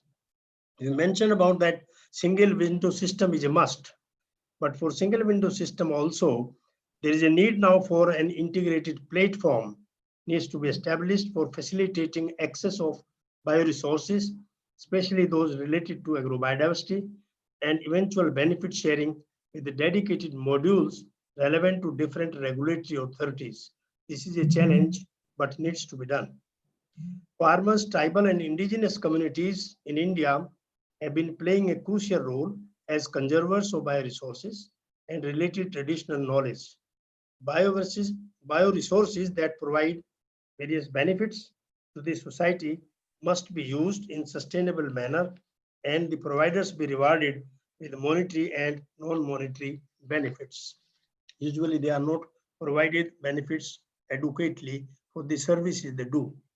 Another important point is that currently there is no inbuilt policy mechanism through which the farmers and communities involved in conservation of agrobiodiversity get incentives on a long-term basis. The ecosystem services provided by these communities need to be quantified in terms of monetary value. In fact, these communities need to be compensated for the losses borne by them for not opting for growing high-yielding crops and varieties. The Protection of Plant Varieties and Farmers' Rights Authority has taken good initiative by conferring the communities and individuals with Genome Savior Awards. However, such efforts needs to be further intensified. In fact, the question arises that what happens to these rewardees and awardees? Is there any hand holding for them for their sustenance, which is not there? In fact, it's very important that the concerned states should provide needed support to the conservers on a long-term basis to ensure sustenance of their conservation efforts. Also, mentorship programs need to be initiated where awardees or rewardees can work in close collaboration with either the respective government R&D institutions or the industry. Also, there is a need to devise suitable mechanism to maximize the utility of benefit funds or gene funds by the regulatory agencies.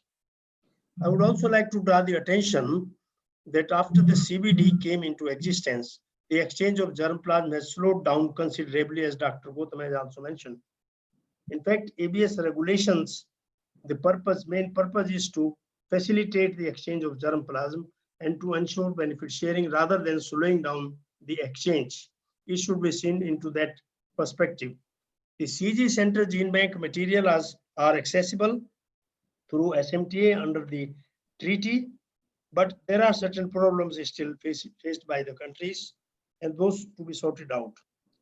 Nationally also, there are some concerns of the exchange of material, and those need to be sorted out through the MTA and other regulations. Capacity building, another important area in this field which need to be given due attention for successful implementation of ABS. India should look to enhance the capacities, including legal expertise, to harness the potential of biotechnology to enhance the commercial value of genetic resources. It is crucial for the implementing agencies to understand legislations, formats, agreements, standards of royalties, flow of benefits, etc. properly. Therefore, there is a need to organize regular programs on ABS for promotion, awareness, and capacity building to ensure effective implementation of ABS provisions. I would also like to highlight that there is a clarity required on the overlapping jurisdictions of NBA, PPVRFA, and Department of Agriculture and Cooperation. The delegation of responsibilities to concerned institutions for dealing with agrobiodiversity need to be revised so as to ensure clarity and remove ambiguities, if any. ABS guidelines of different regulatory authorities also need to be harmonized. The problem comes that all the regulatory authorities have their different set of guidelines. So these need to be harmonized.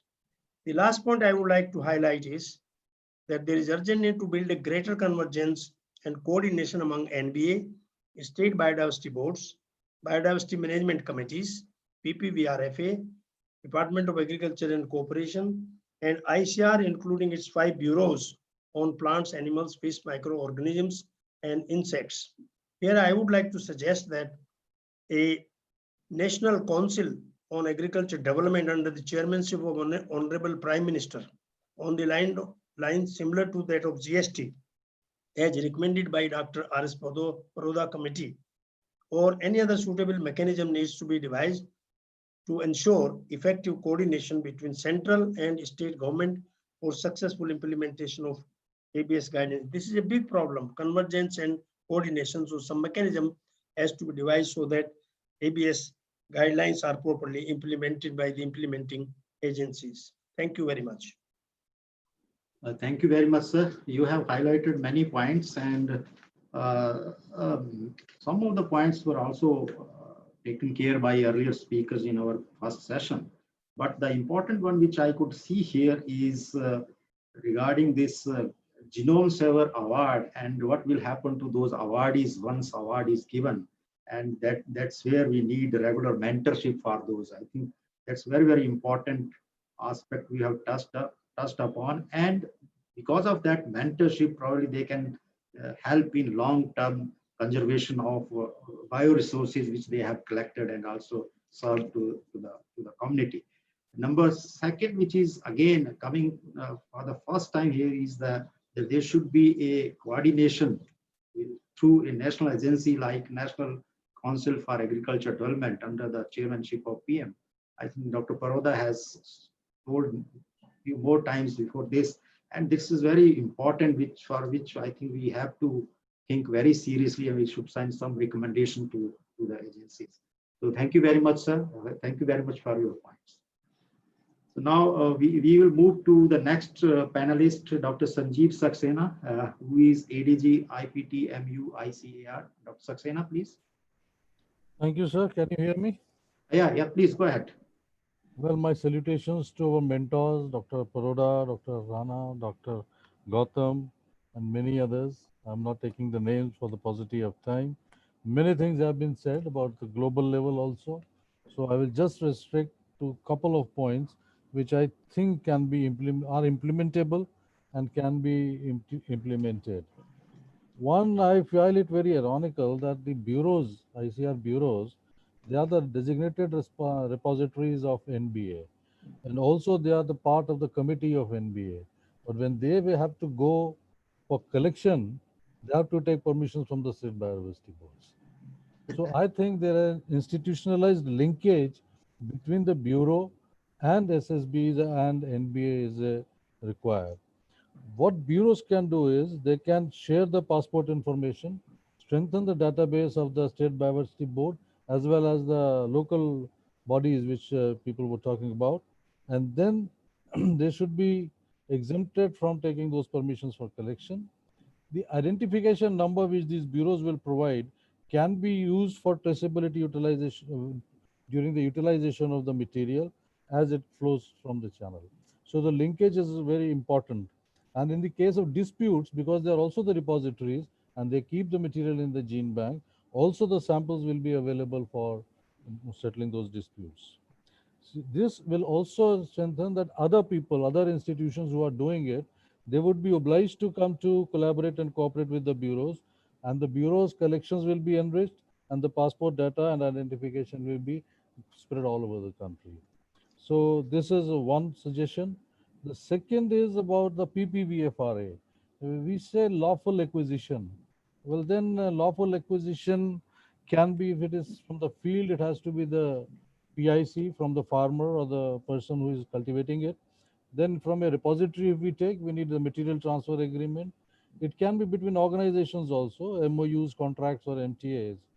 The question what I'm going to raise is that presently the benefit sharing flows up to the gene fund. But how do we ensure that it reaches either the conservers? Conserver can be individual, community, or the repository also, or a gene bank, or the developer. So we have to develop these two mechanisms in my thing. Other speakers have said eloquently much better than what I have thought. So I think I will end it here. Thank you, Dr. Saxena, for your very brief points and very important points. And the important point which you have said, and we are discussing at many platforms also, that there should be a coordination between NBA and our bureaus when they go for collection. And here our scientists are facing a lot of problems when they collect material from different places. And naturally, that's a very important point. And we are discussing this at NBA authority when we have a meeting there also. So thank you very much. And you are always with us in giving so many suggestions. Thank you, Dr. Saxena. So I will move to now Dr. R.K. Tyagi. We are moving a little bit fast because we have paucity of time. If you see, we are already 1 hour late. So Dr. Tyagi, please. Thank you, Dr. Sharma. I'll not repeat what has been said already. In fact, I am not going to talk about Indian context.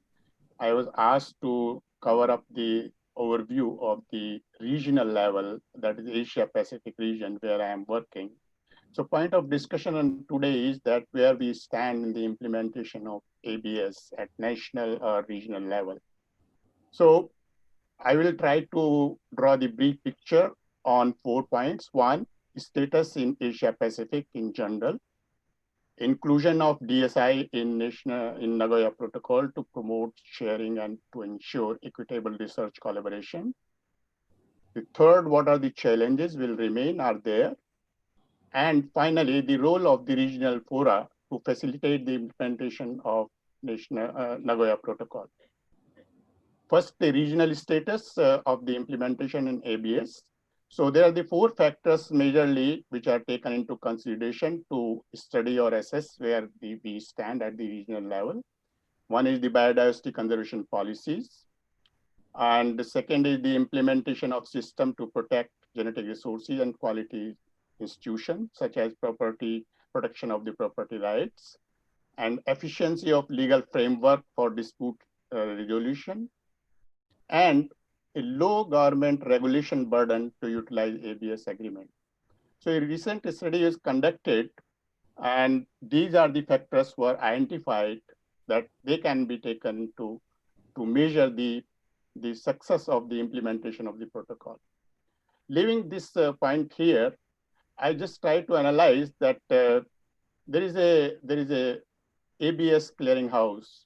So I just went through those websites, and the above factors which I had narrated were measured through the lodging of international recognized certificate of compliance, that is called IRCC, in ABS clearinghouse mechanism.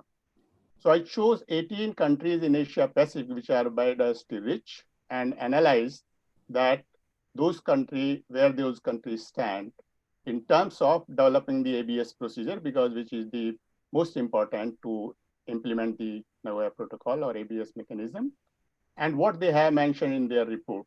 So these 2 indicators I took, and out of these 18 countries, only 3 countries, that is India, Bhutan, and Republic of Korea, that's called the South Korea, have developed the ABS procedures at national level.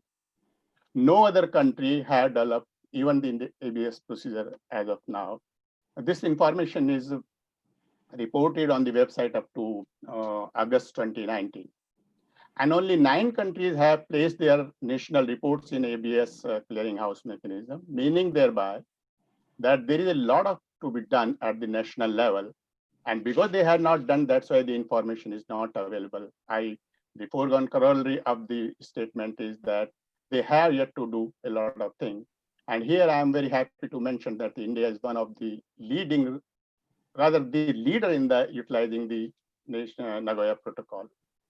And on the basis of the IRC record, some data I want to present that of the total 117 countries who ratified Nagoya Protocol, only 16 have registered the agreements, and total agreements are 564. Out of these, 64% are non-commercial and 36% commercial. So among these 564, India has registered maximum 220 in the world, followed by France. And the other country in Asia Pacific region who has registered any IRCC, that is the Vietnam with 28 number. So it is very clear with this data what I have analyzed and presented that India is one of the early adopter of Nagoya Protocol and enacted the regulatory framework legislation to this effect. And the outcome is already I have mentioned. So it is a matter of satisfaction at the national level, at India level, that about 65 points of compliance to the national reports are defined. And out of that, only a few like the checkpoints or the portal, Dr. Mathur has mentioned it is under preparation, the information system, these are complied to be, but other all 65 points, most of the points out of 65 are covered up. And I am sure that domestic legislation compliance which have been discussed is being undertaken, the various issues. So I have nothing to add into this. Another point, inclusion of DSI in Nagoya Protocol. Very briefly, I'll say that it is the major issue in equity and trust deficit between the high income community and low middle income countries. So in my opinion, sharing DSI will ensure the equitable collaboration and prevent exploitative practices. So it will be a win-win situation for both the DSI donor and the sample provider, because DSI donor can have the improved research funding, improved research collaboration, trust building between the high and low middle income countries, and greater opportunity to access to genetic resources with maintaining with high bioethical values. And provider will have the equitable, negotiable research opportunities to collaborate, capacity development, and reduce the exploitative practices. The key challenges which we have discussed this morning and will remain still the ownership of the material, potential conflicts of the overlapping authorities, which have been discussed by almost every speaker, the community sharing and negotiation of benefits, and particularly the law to deal with the traditional knowledge. And final point about the facilitation role of the regional fora, where I am presently working, that these kind of organization can facilitate the capacity development, public awareness, which has been talked about, which is much needed. And in fact, capacity development, public awareness are the never-ending activities. If you cannot achieve in 3, 4, 5 years, it has to be continued, has to be maintained to continue these activities. And organizing the policy dialogue and policy advocacy by having a cross-country sharing of learning experience. I think these are the points what I want to make. And thank you, Chair, and thank you, the organization, for giving the opportunity. Thank you. Thank you, Dr. Tyagi. Two very important points which are emerged from your discussion is that you have done regional analysis of all these, how these Nagoya protocols are being implemented, and very clearly pointed out that India is the front runner in implementation of Nagoya protocols. And then secondly, how as a regional institutions, how you can help other countries and different bodies to develop their capacity in this particular area. These are very, very important point, and you are taking care of all these protocols and guidelines at regional level. Thank you, Dr. Tyagi. Thank you very much. Thank you. Now we will move to Dr. K.S. Varaprasad, former Director, Indian Institute of Oilseed Research. Sir, am I audible? Yes, sir. Please go ahead. Yeah. Good evening to all of you. And thanks to Dr. Paroda and the whole organizing team for giving me this opportunity. I have interest in this area because currently I am working with UNDP in a global JEF UNDP ABS project where 23 countries are involved. So in this UNDP India project, we actually are working with NAM for capacity building, what we have been talking about.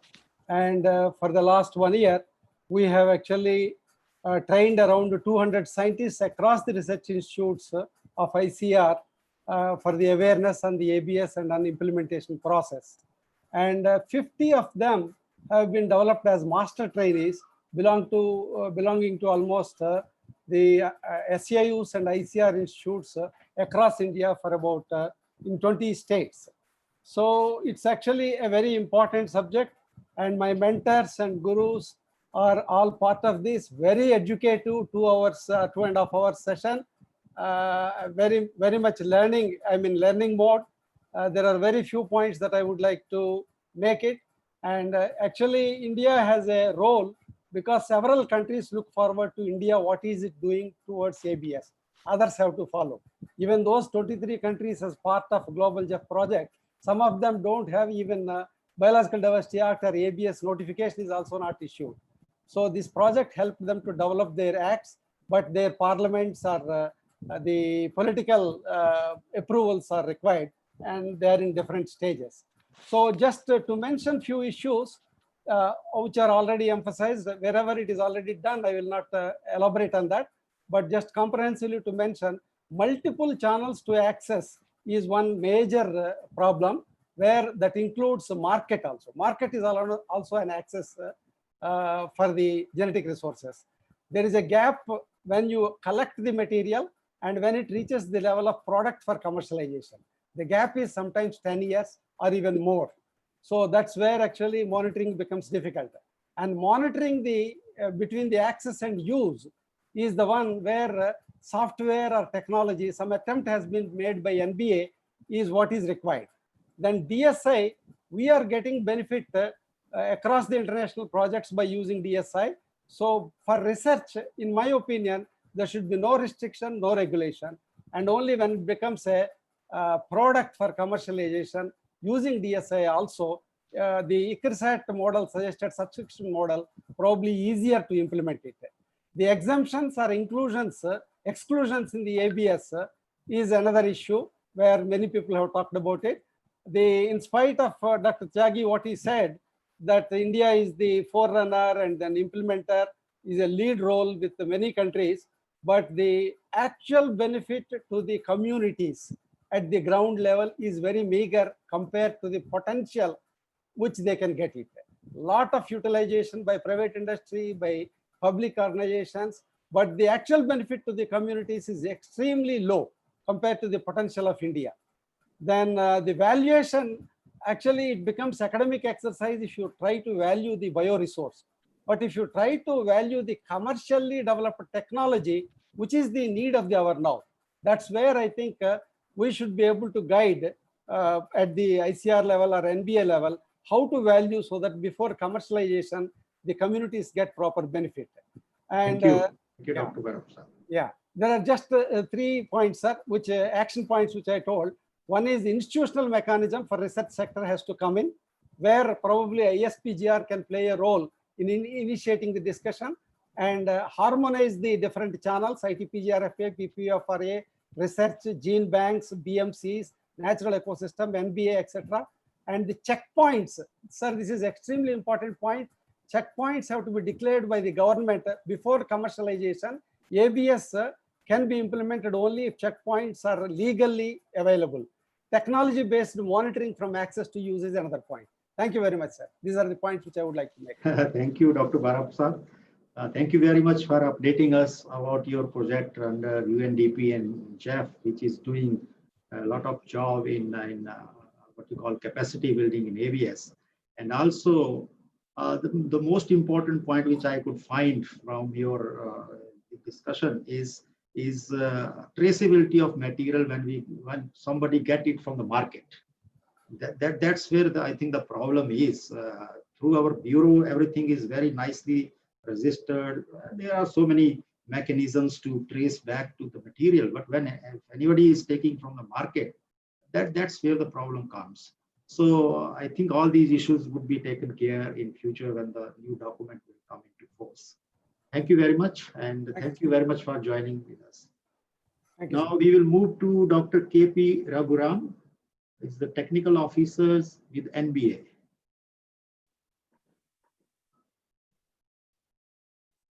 Raghuram? Yeah, thank you, sir. You are around. Yes, please go ahead. Yeah, good evening, everyone. Sir, I would like to tell that today in this workshop, I have keenly watched what are the points that have been discussed, particularly from the ITPGFRA issues raised by Dr. Ram from seed sector, that whether it is having a full exemptions or not, whether it is exempted from the section 3, 4 and other sections, all those things have been raised, and clarity for conventional breeding, definition for farmers varieties and the normally traded commodities, value added product with examples, particularly Dr. Maladi Lakshmi Kumaran also raised these queries. And another important thing is ABS for seed sector to be based on the contribution of that particular germplasm, not as a whole. These kind of queries I have seen, and testing tools used in the seed sector, particularly the microorganisms, whether the approval of the NBA is required or not, and then the DSI, digital sequence information. And sir, I would like to tell that the National Biodiversity Authority, as our chairperson, Dr. V.B. Mathur, in his initial remarks, he clearly stressed upon how we are moving about the subject. Particularly, we are in the process of revising the ABS regulations, guidelines, and act and rules. Sir, recently, in the last 6-7 months, after chairperson Dr. V.B. Mathur took over as a chairman of NBA, we have streamlined the procedures a lot. We have, to some extent, I'm telling that the applications which are required to examine by the EC alone, expert committee alone, it is going. Otherwise, these are all dealt in the secretariat itself and disposing the case in a time-bound manner. That is one thing I would like to stress upon. And the benefit sharing component pointed out by one of the panelists, that how to be utilized by the BMC or the State Biodiversity Board. Sir, for the benefit of the members here, I would like to tell that so far the National Biodiversity Authority has released a sum of 50 crores to various state biodiversity boards. This is particularly the biodiversity, the benefit sharing component which we have realized from the companies and other sources, those who have used the biological resource. And that 50 crores have been used for different purposes, for conservation of the red sanders, then the breed varieties of Ongol, Congress, that kind of n number of species are included in that, some medicinal plants also. Another important thing is that Dr. Saxena sir has pointed out that NBPGR, as bureaus are there, bureaus are required state biodiversity boards approval for undertaking research on the biological resource. Sir, for your kind information, as per the law, state rules or the central law, no Indians required approval of the State Biodiversity Board for conducting a research. If there is any non-Indian participation involved in that, then only the approval of the State Biodiversity Board or the National Biodiversity Authority required, only for that particular component. Otherwise, for conducting a research by an Indian scientist, ICR institution or ZSA, Zoological Survey of India, Botanical Survey of India, no approval is required. This has been clearly stated in our ABS regulations 2014 also. And the guidelines to the BMC have been issued, but we have taken note of those things, and we will appropriately revise those things in the future, because we have a very less case studies so far.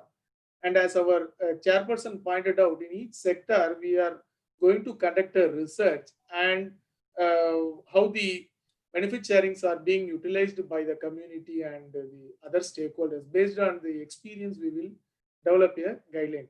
And particularly the seed sector have sought the SOPs, this standard operating system, for which also the standard operating system for the seed sector to comply with the BD Act. It is in the final stage, and 1 or 2 rounds of discussions is required. Thereafter, that will be published in future. And another thing is digital sequence information. As per the Ministry of Environment direction, the National Biodiversity Authority has constituted an expert committee wherein some of the ICR institution scientists are also involved in that. And that committee is looking into this subject, how to give the India's position to the negotiation in various things, particularly to the Nagoya Protocol, CBD, and FAO Genetic Commission on Genetic Resources, and the ITPGFRA. Particularly, another thing is UN clause also, the DSI is being discussed, that is under BBNJ. So this digital sequence expert committee will look into those aspects. Another Raghuram, is, can you close now? Yeah, yes, sir, yes, sir. With this thing, my thing is over. Thank you, sir. Thank you. Yeah, I think you have given very good clarifications on some of the points which were raised during previous session as well as during this session. But still, many of the things are under discussion, and we are still working on this BD acts and rules. Okay, thank you very much. Yes. Thank you. So moving ahead, now we have with us Neeti Wilson from partners Anand and Anand. Neeti, please go ahead. Thank you, sir. Respected Dr. Paroda, Dr. Mahapatra, Dr. Mathur, Dr. Respirato, Dr. Tia Sharma, Dr. Kuldeep Singh, and all dignitaries present in the webinar. I thank the organizers for the opportunity for presenting in this forum. Given the time limit, I would move straight to a few points on different laws related to ABS that I wish to bring to the attention of the learned audience. Firstly, the Protection of Plant Variety and Farmers' Rights Act, which provides for ABS of registered varieties. If any variety has been developed and registered under the PVPFR Act, benefit sharing can be claimed by a party who believes that they have contributed in development of said variety, such as in terms of parental line development. We all know that till date, no ABS has been granted under the PPVFR Act, and that there has been only one case which was in which the claim was rejected. Thus, it is yet to be seen how this provision is used effectively in future. The extant varieties under the PPVFR Act are unique for India. The varieties that are eligible but not registered as extant varieties, specifically such varieties which were developed by publicly funded organizations such as universities developing the genetically modified plants, the sharing of benefits related to use of these varieties should not be ignored. A database of such varieties, if maintained, and a system to link these with the ABS window could be looked into. Moving on to patents, agricultural innovations and linkage between patents and plant variety cannot be denied. Agri-biotechnological innovations are not plant varieties and not just genetically modified plants, but much more. The use of agrochemicals, farm equipments, modern techniques such as aquaculture, hydroponics are all equally important. The inventions linked with biological resources are to be seen in totality. Taking another IP, that is geographical indications, IPR knowledge with respect to different IP rights and its interface with regulatory laws can be seen from the recent GI related issues. Being a lawyer, it would be appropriate for me to bring to the attention of the learned audience the lack of legal knowledge by using a court decision. Last year, Madhya Pradesh state sued took a case to the Delhi High Court, and this is not the case in which it was being decided that what districts would be included in GI. This is related to the one in which 2 office memorandums were issued by the Ministry of Agriculture with respect to the basmati rice. In the first office memorandum, the basmati variety linkage with the geographical indication was notified, and in the second one, it was certified. Direction was issued for certified and foundation seeds to be not undertaken under outside the geographical areas detailed under the GI Act. The court held that the ministry did not have the powers under the Seeds Act and did not have the powers in the GI Act, and these memorandum were not within the scope of the Seeds Act. This case shows that there is a need to realize the importance of Ministry of Commerce which enforces the IP rights other than the plant variety rights, such as patents, trademarks, GIs. The global market works in totality, and hence legal knowledge needs to be incorporated for taking decisions in a holistic manner. The Biological Diversity Act, which is the legal instrument to further the objectives of CBD, also needs to be seen in a holistic manner. The ABS provisions are actively being pursued to implement the Nagoya Protocol of CBD. The equal emphasis needs to be there on sustainable use of biological resources. The SDGs of United Nations have taken a setback as per the 2030 agenda due to the COVID-19 crisis. However, the importance of agriculture sector has come to the limelight. The exemption of 64 crops of ISPGR FA and the limited normally traded commodities as notified by the NBA is not enough. Extensive stakeholder meetings to speed up the updation of the intact list is required. The access of more Indian biological resources to be simplified with a single window clearance system, along with robust PIC and MAT systems that has to be in place for ABS, and this is the need of the hour. One of my recommendation is just like GI for marketable products, country-specific trademark or a mark associated for Indian biological resources may be considered. Whether exempted or not under the BDA, the Indian resources, whenever used, can use the mark, thereby helping in tracking such resources and avoiding biopiracy, at the same time providing access. Finally, taking up the issue of farmer education. Adoption of innovation should reflect experimentation assessment at farmer level rather than social following. A farmer should not be buying seeds because all farmers are buying them. Counterfeit or spurious seeds would not only harm the farmer and the vendor, but would also affect the traditional wisdom of the farmers developed dynamically over the course of several years. This should not be lost due to inconsistencies and unrecognizability of the promise from branded seeds. The target of doubling of farmer income should thus go along with farmer education and increasing agriculture knowledge along with legal knowledge. The farmers should be aware of the choices and also respect innovations in plant breeding, irrespective of their being biotechnology or GM or not, so that the benefit continues from all perspectives. In the end, I would like to say that the Indian agricultural economy and the constant need to innovate, along with the current world scenario, all emphasize that access to agri-innovations along with traditional wisdom is the way forward towards sustainable use and benefit for you all. Thank you. Thank you, Dr. Niti, for giving very nice suggestions and also explaining some of the laws related to variety, patent, GI, and which are very important for conservation of agri-biodiversity and also benefit sharing.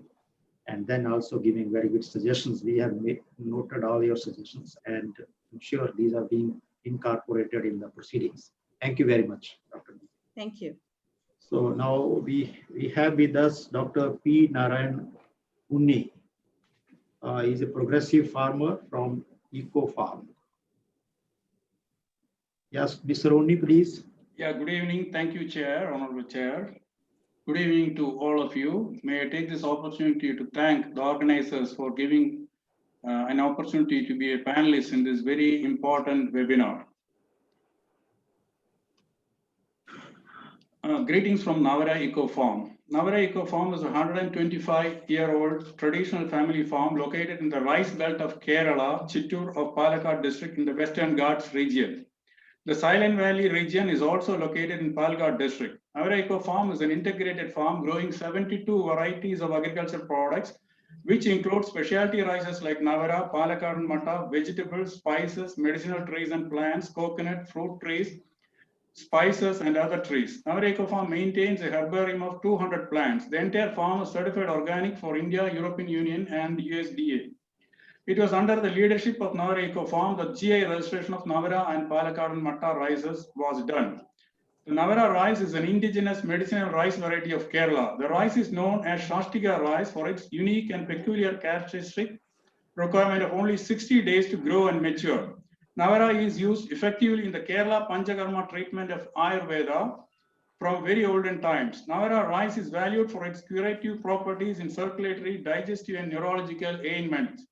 It's also used as a nutritional rice and a health food and helps build immunity, very much relevant in the COVID-19 times. This panel discussion on implementation of access to plant genetic resources and benefit sharing, here I would like to forward my views and recommendations towards the implementation of the same. The first recommendation is to provide access and conservation funding every year for 10 years for each beneficiary, and the objective of which is to encourage farmers, especially farmers, because without farmers, there will be no conservation, no food, and without no food, there will be no science and no government. And producers produce products which conserve ecology, the environment, and maintain biodiversity, which has unique and widespread applications in addition to direct consumption. This is towards achieving the thrust towards Atmanirbhar Bharat Abhiyan. Now, I would like to bring forward the reasons, logic to provide such a funding. One, Navara rice is a seasonal crop and is cultivated only during the summer, as the plant is very fragile and lodges even with dew. To ensure that the entire medicinal properties of Navara are retained, it is imperative that Navara be grown organically, as otherwise, due to the use of chemical pesticides and fertilizers, the medicinal properties will be destroyed. 3, organic rice cultivation is labor intensive and very costly, and farmers lose revenues as they are not opting for high yielding varieties, non-availability of water, limitation 1 crop per year, even low yield for organic cultivation. 4, loss due to natural calamities. We had 2 continuous floods in Kerala, and loss due to animal incursions. We have peacocks and wild boars which destroy the crops. Financial non-viability leading to migration to other farming activities and migration of labor also. High cost of production, nearly constant sale prices. Now, the next issue will be how to identify agricultural products for which the funding support is required to be provided. I would like to recommend the following criteria for selection of products. 1, traditional items endemic to the region. 2, which are GI registered in India. This will ensure that encouragement is given to the products that are endemic and unique to that region, vocal for local. The process of providing the funds directly to the farmer should be by transferring funds directly to the account of the farmers or producers, bank accounts, PM Jan Dhan Yojana or SP accounts. And the amount, for example, small farm holding farmers can be compensated with 1 lakh rupees per acre per year for non-organic farming, and additional 75% per acre for certified organic farms. The same can be for medium farm holdings, 60,000 and 75% extra for organic, and large farm holdings, 25,000 and another 75% for organic, with an escalation factor of 10% per year. And this is provided, the 75% additional is provided for farms, organic farms, for their ecosystem services on account of conservation of biodiversity, conservation of natural resources from farming, like resources like water can be saved, conservation of ecology and environment, addressing global warming, and there will be no chemical residues either in the soil or in the water. And another method that can be adopted is of benefit sharing is funding by farmer clusters. Have been formed, for example, for Navara and Palakkad Matta. They are the Navara Rice Farmers Society and Palakkad Matta Farmer Producer Company Limited. Since both are GI registered, it would be best to channelize all sales through these entities. GI legal framework should also ensure punitive action against infringement. Additionally, it will always be not possible to monitor the end user pricing and quantities. So it is recommended that an additional cess, for example, a 3% cess as benefit sharing cess can be added, and this amount be credited back to the cluster or administration or society, who will then distribute the proceeds among farmer members in proportion to the amount supplied by each farmer. All these can be audited. These are some of the suggestions. Thank you very much. Thank you. Thank you very much, Uniji. You have given very good suggestions, and I will request that send your text to the organizer by mail, because you have listed so many points related to funding mechanisms, criteria for funding to the projects, and also how we should provide continuous funding. Government should provide continuous funding for 10 years to the farmers who are involved in conserving biodiversity. Thank you very much, and it's really very happy to see you here and listen about your what you call agency. Thank you very much. Thank you so much. So now I have with me co-chair Dr. Kuldeep Singh. Dr. Kuldeep Singh, if you see, we have only 10 minutes left with us, so we have to conclude within 10 minutes. Your points, please. Yeah, thank you, sir. Thank you very much. I think I will not take more than a minute because although you have taken, you have summarized every speaker, just 2 or 3 points I will make.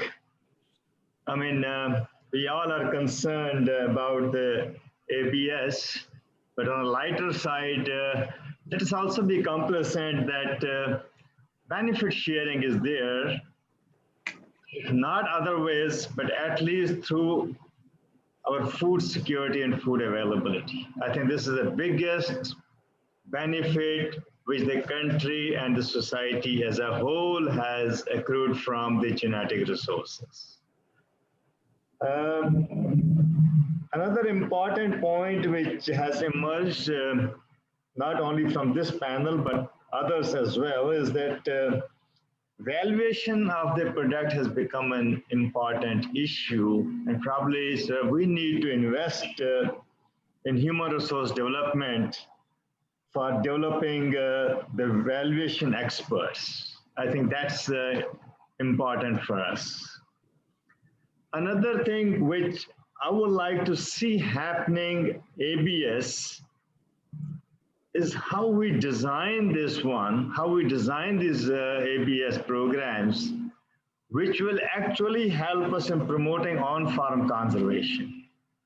Like one of the points Narayananji has pointed out right now, that okay, there could be several mechanisms where the benefit sharing could be done in such a way that farmers are actually encouraged to continue growing diverse foods, diverse crops, diverse varieties, and that will help us in on-farm conservation, and that will help us actually in allowing the natural mutations, natural evolution of these crop plants as well.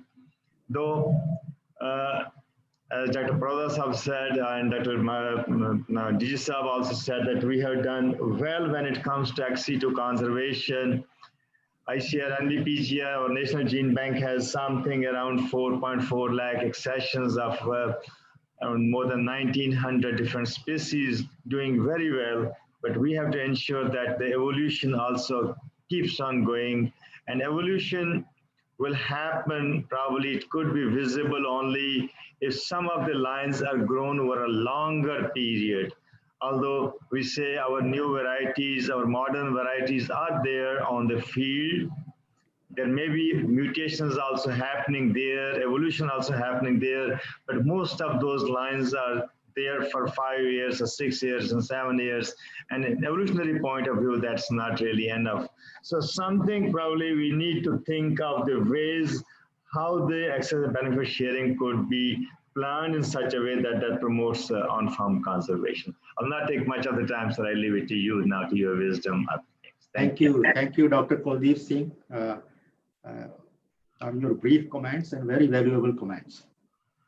So now coming to the closure of this particular session, before I will say a few things, I would like to say that we had 9 panelists in this particular session.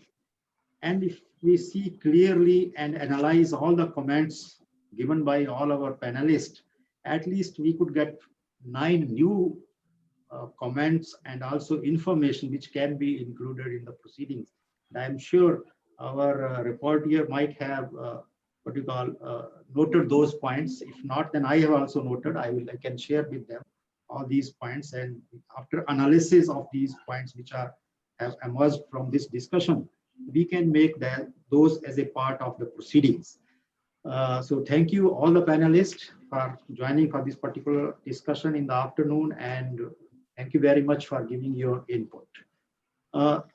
Before I close, I would like to say only 3 points. And one of the important point which I could see while going through the literature, that how valuation was done by a particular very important gene for which I think almost all of us are familiar, XA21 gene, which was cloned from Oryza longistaminata, a wild species of rice. And if you see the history of this rice, it is originated from Mali.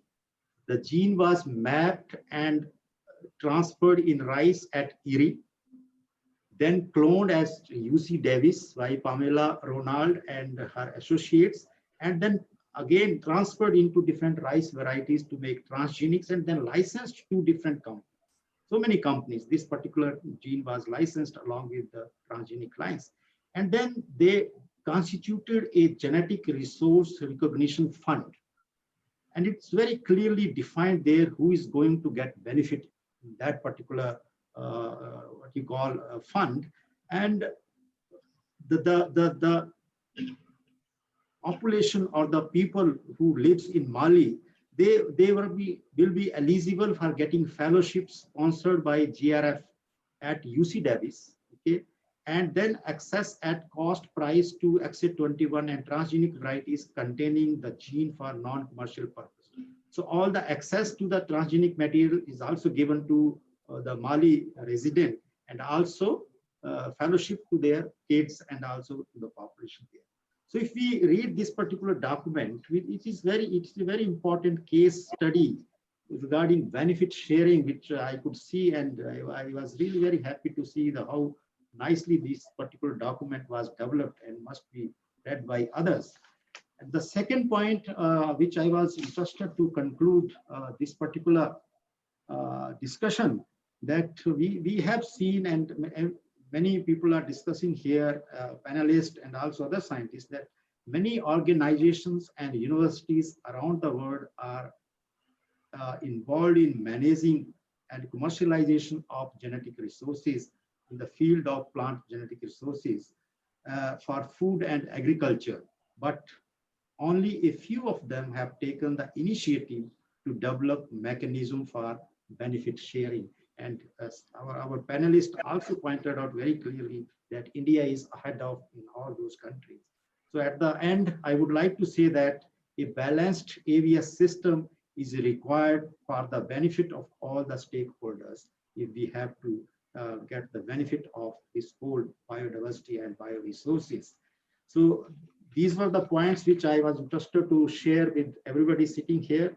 And before I close, I would like to thank the organizers, particularly Dr. R.S. Paroda, President, Indian Society for Plant Genetic Resources and Chairman TAS, and also all the office bearer of this society and all the associated with this whole program, this national webinar. I would like to thank all of them for giving us opportunity to me and also to Dr. Kuldeep Singh to chair and co-chair this particular session. And thank you very much for your patient listening. Thank you very much. Thank you very much, sir, for conducting the panel discussion very nicely. I'm sure everybody has enjoyed this particular session. Is not only available on Zoom, it is also telecast on YouTube, sir. And people, around 100 people are watching there, and then many people are giving comments and how happy they are about getting this first-hand information from the stakeholders. Thank you very much, Dr. Sharma. Now we move on to concluding session. We have seen a lot of discussions, a number of points made. So I request now Dr. Paroda to chair the session and Dr. Mathur to co-chair the session, and then start with the general discussion. Well, thank you very much. First of all, I, on my own behalf, like to thank all the speakers and the panelists for excellent input that they have provided on different aspects relating to this particular subject. We are really behind almost half an hour, and we thought we will have general session. And what I would as chair use my prerogative with, of course, agreement by co-chair, that we would request all our participants to add their comments. If any issue which has not been flagged and they would like to be also highlighted, so that those can be incorporated in the proceedings, and we try to overcome this general discussion aspect, which otherwise would take longer if we open it and give chance to few and not to others. I hope you agree with that. And if that is decided, then I would come and request my co-chair, Dr. Mathur, who in fact is the key person for today's deliberation in a way. You might have all agreed that the leadership concerning the National Biodiversity Authority and its further reorientation is likely to be of greater importance. And maybe he has noted down many messages and points and would like to make his own reflection in terms of what be the concluding part from our side. And after him, I will like to probably add few more points for concluding this session. But it's a pleasure. First thing you notice that we have had good coordination and convergence through this ABS dialogue, where all key stakeholders are present, except Dr. Prabhu, who could not join because Dr. Mathur seemed to have kept him busy today in another committee which he is chairing. That again reflects that there is a coordination taking place. And I'm very happy with that. Let me compliment Dr. Mathur for your this initiative, because often people will not like to interact with other organizations if they are not within their own umbrella. And NBA and PVPR, FRA are the two important authorities which have to help the nation to move forward with access and benefit sharing issue. So, Dr. Mathur, would you please take over? Yes, sir. So thank you very much. And I would be very quick in my comments. I must say that I have listened very patiently each and every suggestion and word of advice given. I must also share that I was not knowing that everything will ultimately lead to NBA. So most of our speakers ultimately were saying that this needs to be done, which I think is a good thing. And I welcome that.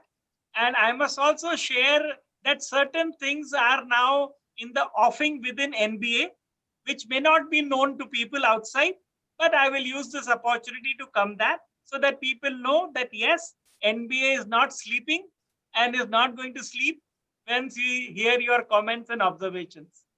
So, sir, I would begin by this remark which was made about the need to build capacity. And I think that is the important point. And I remember it from my earlier WI, Wildlife Institute of India days, because we were a capacity building institute there. And I realized that at the level of State Biodiversity Board, at the level of the Biodiversity Management Committee, we need to strengthen and build capacity. So believe me when I say that we are aware of that. It will not happen overnight, I know that. But in a simple, systematic manner, we are looking at it. And we want to engage as many people. And I am now looking at universities, the agriculture universities, and the veterinary universities. Because my people's biodiversity registers cannot be made if we do not get input from a range of scientists at the local university and at the local college level. So we are in the process of constituting what is called as a technical support group. It may have a university teacher, a college teacher, anybody who is knowledgeable about the local resources at the village level. So we would be seeking his or her help in moving this forward. Sir, I said in the morning, I want to repeat again that a big country like ours has to move forward. And if it wants to move forward, we have to imbibe the digital route. There were people who might say that abhi ye nahi hai, wo nahi hai, why go digital? But ultimately, you see, it is in everybody's interest that we go digital. It may take a little more time. Some states will be ahead, some states will be behind, but eventually everybody will get into the minimal need. And the computer technology is available. If you want to go full length, you go full length. If you want to go half length, you go half length. And all my scientists know that we are talking of basically the metadata first. We don't want to hold anybody's data. We don't want to acquire anybody's data, but we would very much like people to tell us what is their data holding. And if we know that, we can tell to other scientists that this is what the mechanism is, and eventually how the sharing will occur can be mutually decided by the concerned scientists and agencies. Then I heard this observation of the greater convergence between the scientists of the 7 bureaus and my SBBs and NBA. Definitely, if we want agriculture data, agriculture information to be used, to be produced, to be collated, then we will need to see that all the handicaps which are there, these handicaps are removed, and scientists must be able to move and exchange very freely. 90% of the time it is scientific exchange is for academic and research purpose. Not everything gets into commercial, and there are rules are very clear. If you need to go anything commercial, then of course there are the rules and acts to follow over there. A very important point this morning, this afternoon was also made on digital sequence information. Sir, I am also a member of the COP Bureau, and we know that at the highest level of global governance, this is a very hot issue. And this issue is going to hot up in the coming months and coming years. And every single COP which is going to happen will have this issue. So, sir, what I want to share with you, our ministry has set up a task force on digital sequence information with representatives from all the concerned ministries. And we are now trying to work out India's position as far as digital sequence information is concerned. Because whenever these meetings are held, we have to take a position. Ministry will send somebody over there to represent, but that person may not be in a position to represent the collective will of the people. So this is again, we are working on it, and we will need the input from agriculture scientists on that. Now, sir, this issue, so our colleagues mentioned between the Biological Diversity Act and the ISPGR Act and so on and so forth. Yes, these are two different acts, but we are aware that what is the role and what is the mandate and what is the brief of each of these acts. And it will be in somebody's wisdom that these two separate acts were created, one after another. And today that you commented, Chairman Sir, that my other co-chair is not here because he was in morning working with me on the Agro Biodiversity Committee, which is now chaired, an NBA committee, which is chaired by the chairman of the PPVRA. So the point I'm making it that we are open to these kind of convergence, and we will see to it that if there are any points of law or understanding or definitions, we will sort them out. And so lastly, I want to say that sector-specific guidance. Sir, our efforts in the last 8 to 10 months, there is so much of lack of understanding between what are the provisions of the Act, of the BD Act, of the BD rules, of the ABS guidelines. And I was really amused when I heard two of the lawyers saying that these definitions need clarity. So see, if the person with legal mind is not having clarity of what it means, you can well imagine that you and I as a scientist can do what. So the point I'm making is that we need to act more closely together. Perhaps we might need to have some smaller, shorter meetings, some focus meetings, where we can understand each other that what is a traditional breeding, what is a commercial utilization, what is a value added product.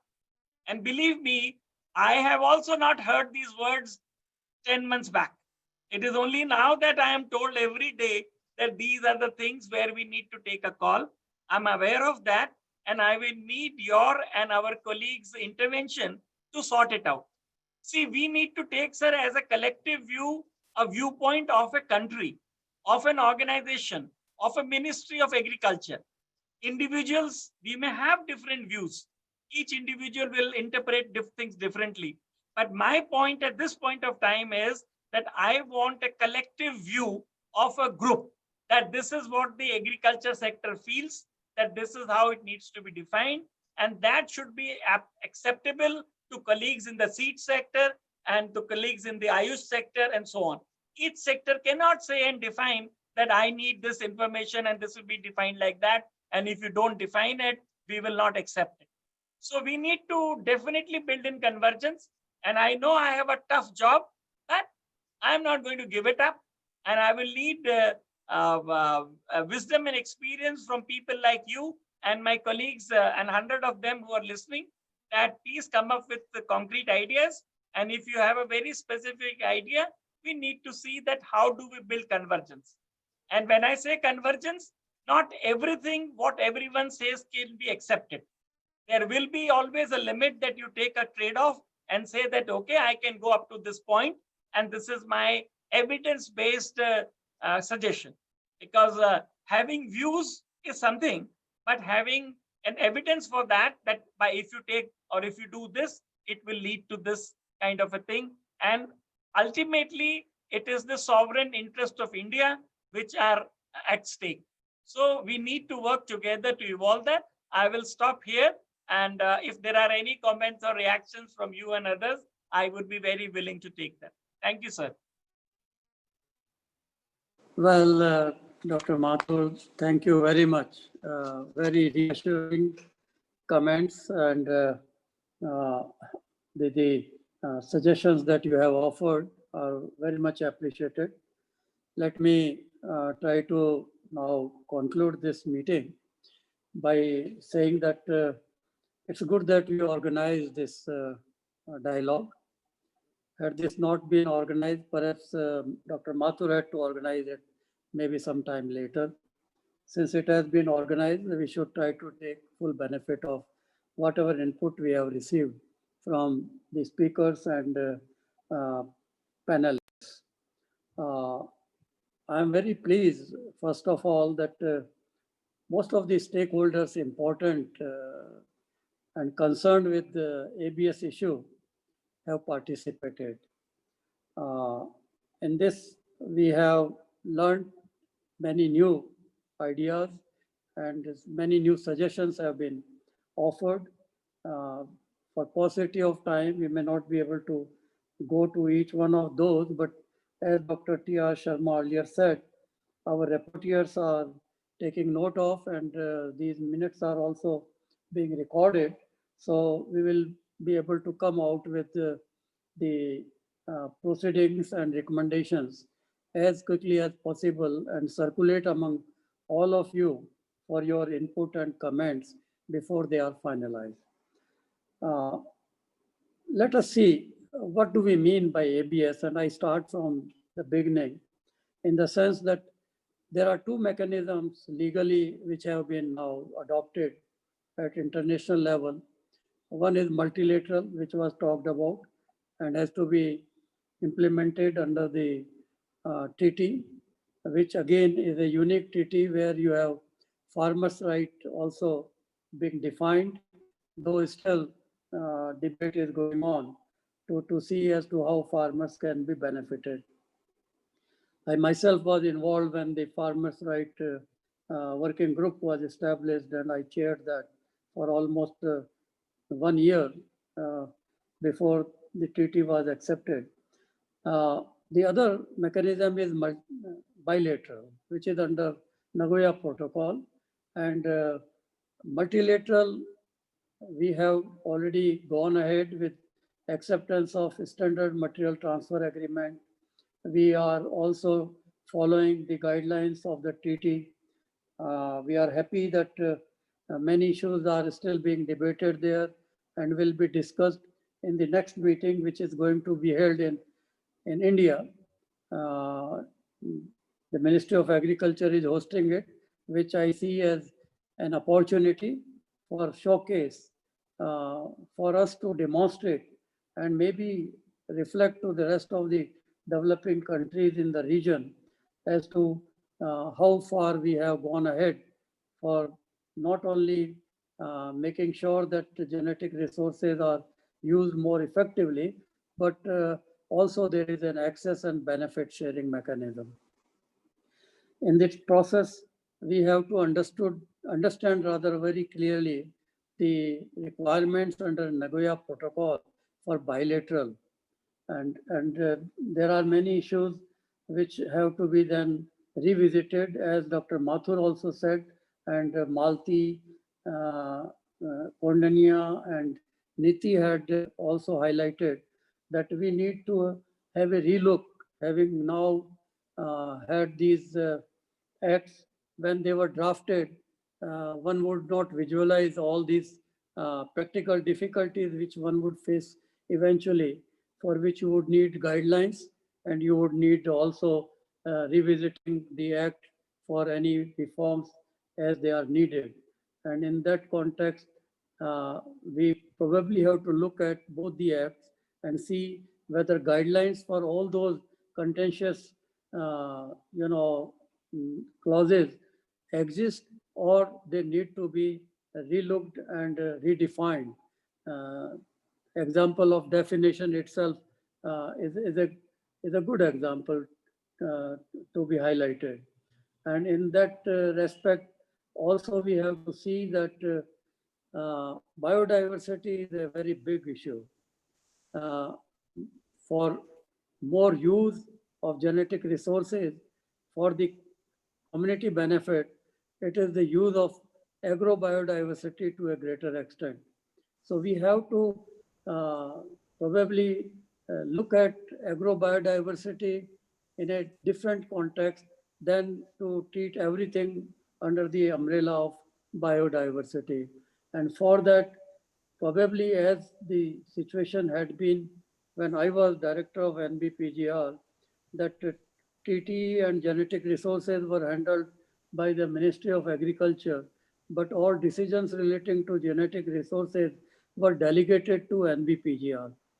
And that kind of delegation, I'm sure, is possible even today, whether it is NBA or whether it is PVP FRA or whether it is Ministry of Agriculture.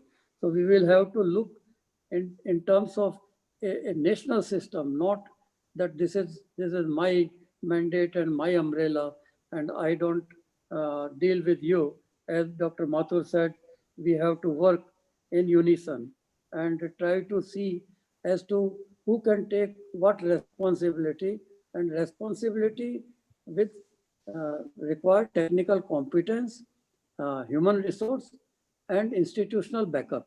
If those are there, then we need not create them independently and do it ourselves. And there I see considerable scope. Dr. T.R. Sharma also mentioned about it, that we need to probably iron out some of those areas where there is still clarity which is needed, and delegation of authority which is also required. So having said this, many people talked about coordination and convergence, and I definitely see a greater need for that before we move forward. And for that, a mechanism between Ministry of Environment and Ministry of Agriculture will have to be worked out. Maybe a high-level coordination committee between the two ministries involving these agencies and the bureau would probably be a solution so that all issues can be flagged, discussed, technically debated and resolved. Question came about single window. So as I said earlier, if it was genetic resources relating to plant, and if it is for agrobiodiversity, then why not responsibility can be given to an institution like NBPGR. Many countries don't have these kinds of institutions. They don't have human resources of the level that we have, and they don't have these kinds of infrastructure. So we have to now take full benefit of, rather than looking in terms of issues and considering them to be bottleneck. We have to come forward and resolve and try to harmonize to the level extent. I don't believe in complete harmonization. Unity in diversity is a great strength in itself. But to the extent it is needed, and if there are issues which require clarity, then I think there is no harm in having a relook at it. And I would therefore recommend that, like Biodiversity Act is being revisited, Plant Variety Protection Act should also be revisited. And the issues which have been flagged by the stakeholders, especially the private seed sector, because it is the seed sector which is also serving the nation and the farming community and Indian agriculture, while of course they're having their own professional and economical aspects into consideration. But that doesn't mean that they are different. And we have to embrace and build this strong public-private partnership, try to see whether we can have for different issues, different clearance systems to avoid delays. And also we have to be very clearly understanding and notifying through whatever, whether government gadget or any other regulation, that under these situations, you don't have to come for clearances. If it is a research by an Indian, and if it is not yet commercialized, then as was clarified by various speakers, including Dr. Mathur, there is no need to go in for taking permission. So permission needed in which direction and for what has to be very clearly defined. And I think that it is not difficult that we cannot do it. And we need to overcome existing ambiguities if they are there, and come out with guidelines. And if they are not there, then we have to still have technical committees instituted to provide that support. And I'm sure we will be able to move forward in that respect. Some important points all that come up, and that was relating to ecosystem services and support to the farming community, like what Unni had very clearly defined and articulated. We need this kind of model. And though we support, and somebody did say that we give Gene Savior Award, I have been all the time talking, telling that why not have National Gene Fund created the public system rather than waiting for the ABS system to be functional, which will take still years.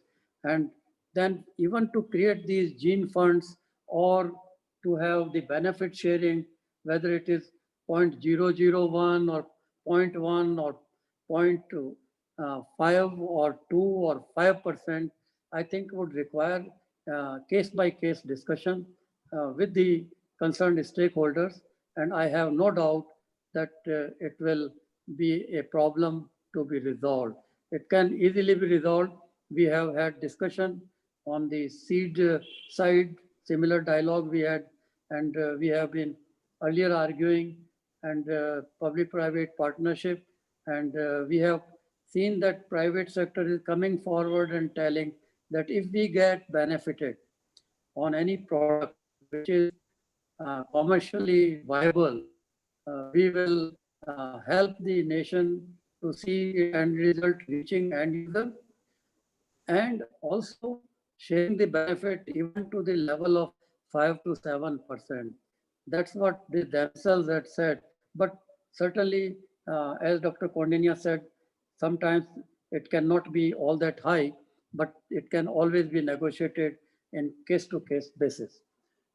Having said this, ecosystem is one issue for which must go, and support must go in a way that the in situ information is further strengthened, and farmers or farming community continue generating valuable resources, protecting them, and also continue generating indigenous knowledge and share that.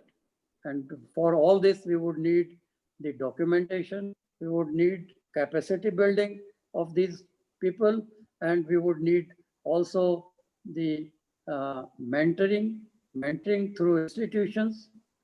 I think great scope exists for. Somebody even talked about KVKs. I think Shalini had talked about. So there are institutions, and we need to work at all levels. How can we strengthen the state biodiversity boards or the panchayats for protecting? They are being told that these genetic resources belong to you. But then how to take full benefit of those, how to share those, and what kind of system to be adopted. Even for the communities, they don't have their viable gene banks, which you can say working collection gene banks are not even available. So a support of that kind through a mechanism of creating the gene fund mechanism is already there in both the acts. So why not? And I'm happy that when I argued with Sri Patnaik ji, earlier Secretary Agriculture, the Plant Variety Protection and Farmers Right Authority was allocated additional maybe 10 to 15 crores, though I had said, why not give 50 crores to begin with? And they do have this. And if there is a case built, I'm sure both the authorities would have maybe 100 crores, or even private sector will come forward if we have a dialogue with them. If we, like, Crop Diversity Trust, when negotiations started, I chaired the meeting of that Diversity Trust for at least 4 years before it got established with around 100 million US dollars, which now got further increased, and under which this well board facility got created. But similar effort is required at our national level. A dialogue is needed. For that, we need better understanding. We need what somebody said, the confidence building. It requires the support and mutual respect. And that mutual respect and confidence will come not by having partnership at the end, when in the public sector, some variety is already at the release stage, then someone comes and just tries to commercialize it. Why not work right from beginning and use new technologies, CRISPR-Cas, DSI, artificial intelligence and whatnot, and then help the public system as well, and help also for intellectual property, help for applying for the registration system, and help for then commercialization, and share those benefits, if not equally, reasonably. So I think there are issues. What I would suggest is that let us take advantage we have 1 year. The next meeting of the board of the TT is going to be held in Delhi. Let's take two issues. Let's take two issues. One is on ABS itself, and come out with models and successful case to be demonstrated, which can be reflected to the rest of the world that this is possible and this is how we can move ahead. And the other one is, can we expand this Annex 1? And even in Annex 1, there are certain crops which are not still having access to that level, which somebody referred to. So we wanted soybean to be included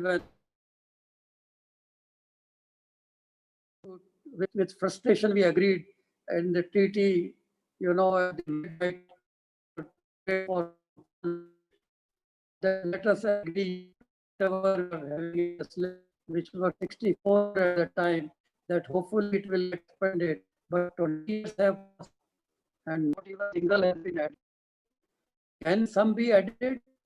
Can some countries come forward and say, we consider these also important for the society, about which Shalini ji had said that we have to diversify our food basket, food system, and depend more on the local nutritious foods. And can they be also included? Because they are also for food security. And this treaty is for food security. So there are issues.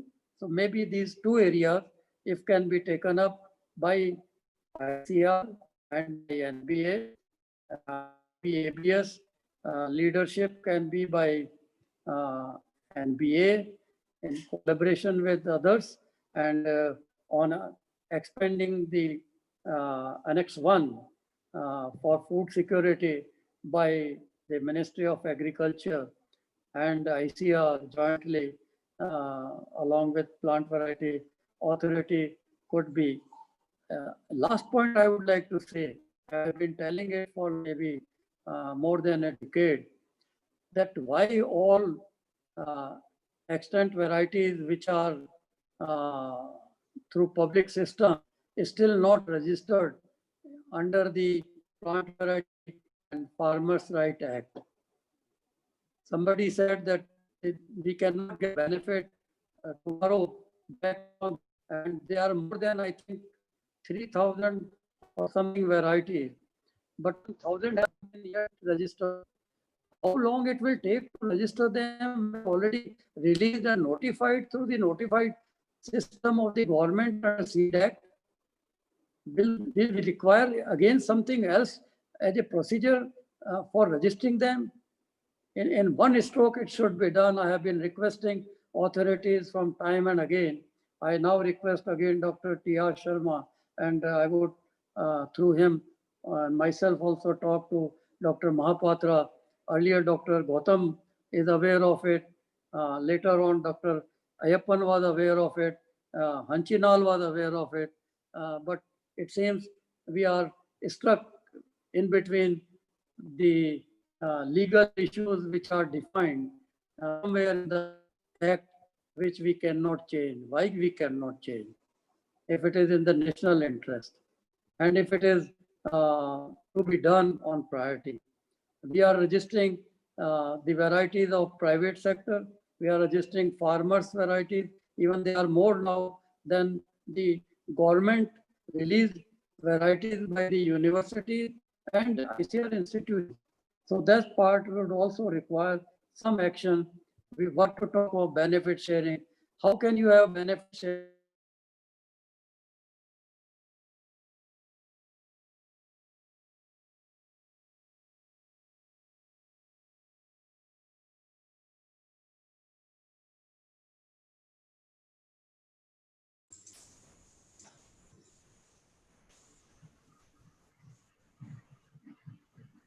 I hope I'm audible. I would like to really not extend further. It is 7 o'clock. I really appreciate the patience of all of you. Like to thank you, and maybe there is vote of thanks. So I need not that responsibility, but I would like to say how pleased I am personally to see that we could get this important discussion and all important stakeholders could contribute, and probably we will make one step forward than what we had been able to do so far. Thank you very much indeed.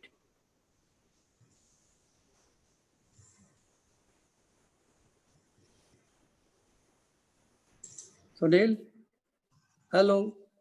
Yes, sir. Yes, sir. Yes, sir. I'm here. Thank you. Yeah, So please go ahead. yeah. Thank you very much, sir. Thank you very much, sir.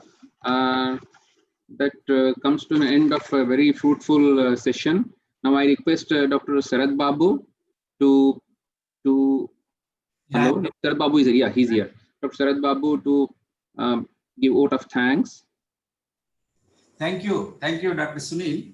I've been very patiently hearing to all the speakers, and in fact, it was a wonderful day for entire staff of ISPGR. I think many people in headquarters and also at Hyderabad and regional centers are listening to this, meeting webinar. Very a lot of interest they have generated, and Dr. Paroda, in fact, this meeting should have been in fact held at Hyderabad. Due to COVID-19 situation, the meeting was cancelled, and in the last ISPGR meeting, I said to Dr. Paroda that if this can be held on webinar, I think it was decided, I think last month, and I must really congratulate all the office bearers of ISPGR and of course Dr. Paroda for doing this wonderful job. I think there are 100 people are watching on the YouTube, apart from 100 on the Zoom, and really it generated a lot of interest, and thank you the organizers, Sunil, Achak, and of course Dr. Kuldeep Singh has been there. In fact, this meeting, we at Hyderabad have been working with various communities in North Coastal Andhra Pradesh and also high altitude areas of Telangana state. And we have worked with state biodiversity boards also. We have been able to help them in structuring BMCs in several villages in the high altitude area. And we have been able to attract a lot of funding also from the RKVY project. I think it's about to the tune of about 1.5 crores. But on-farm conservation, several speakers have been speaking about on-farm conservation, and we have actually have been successful in attracting funding, for on-farm conservation, at Hyderabad, and we have also been working with various communities in North Coastal Andhra Pradesh and of course in high altitude areas of Telangana also, and we have generated a lot of awareness. We have organized several awareness programs and created a lot of interest in conservation of local diversity. And we have also a very important point. Dr. Paroda was also there in 2013. We have been able to win Plant Genome Savior Community Award for a community in North Coastal Andhra Pradesh. That is Sanjeevani Rural Development Society. And in the society, in fact, we continue to work with the society, and we have been able to work with them to establish community seed banks also. This community really, in fact, have worked in several, interior areas of Visakhapatnam, high altitude areas of Visakhapatnam, Srikakulam districts, and we have been able to establish community seed banks over there.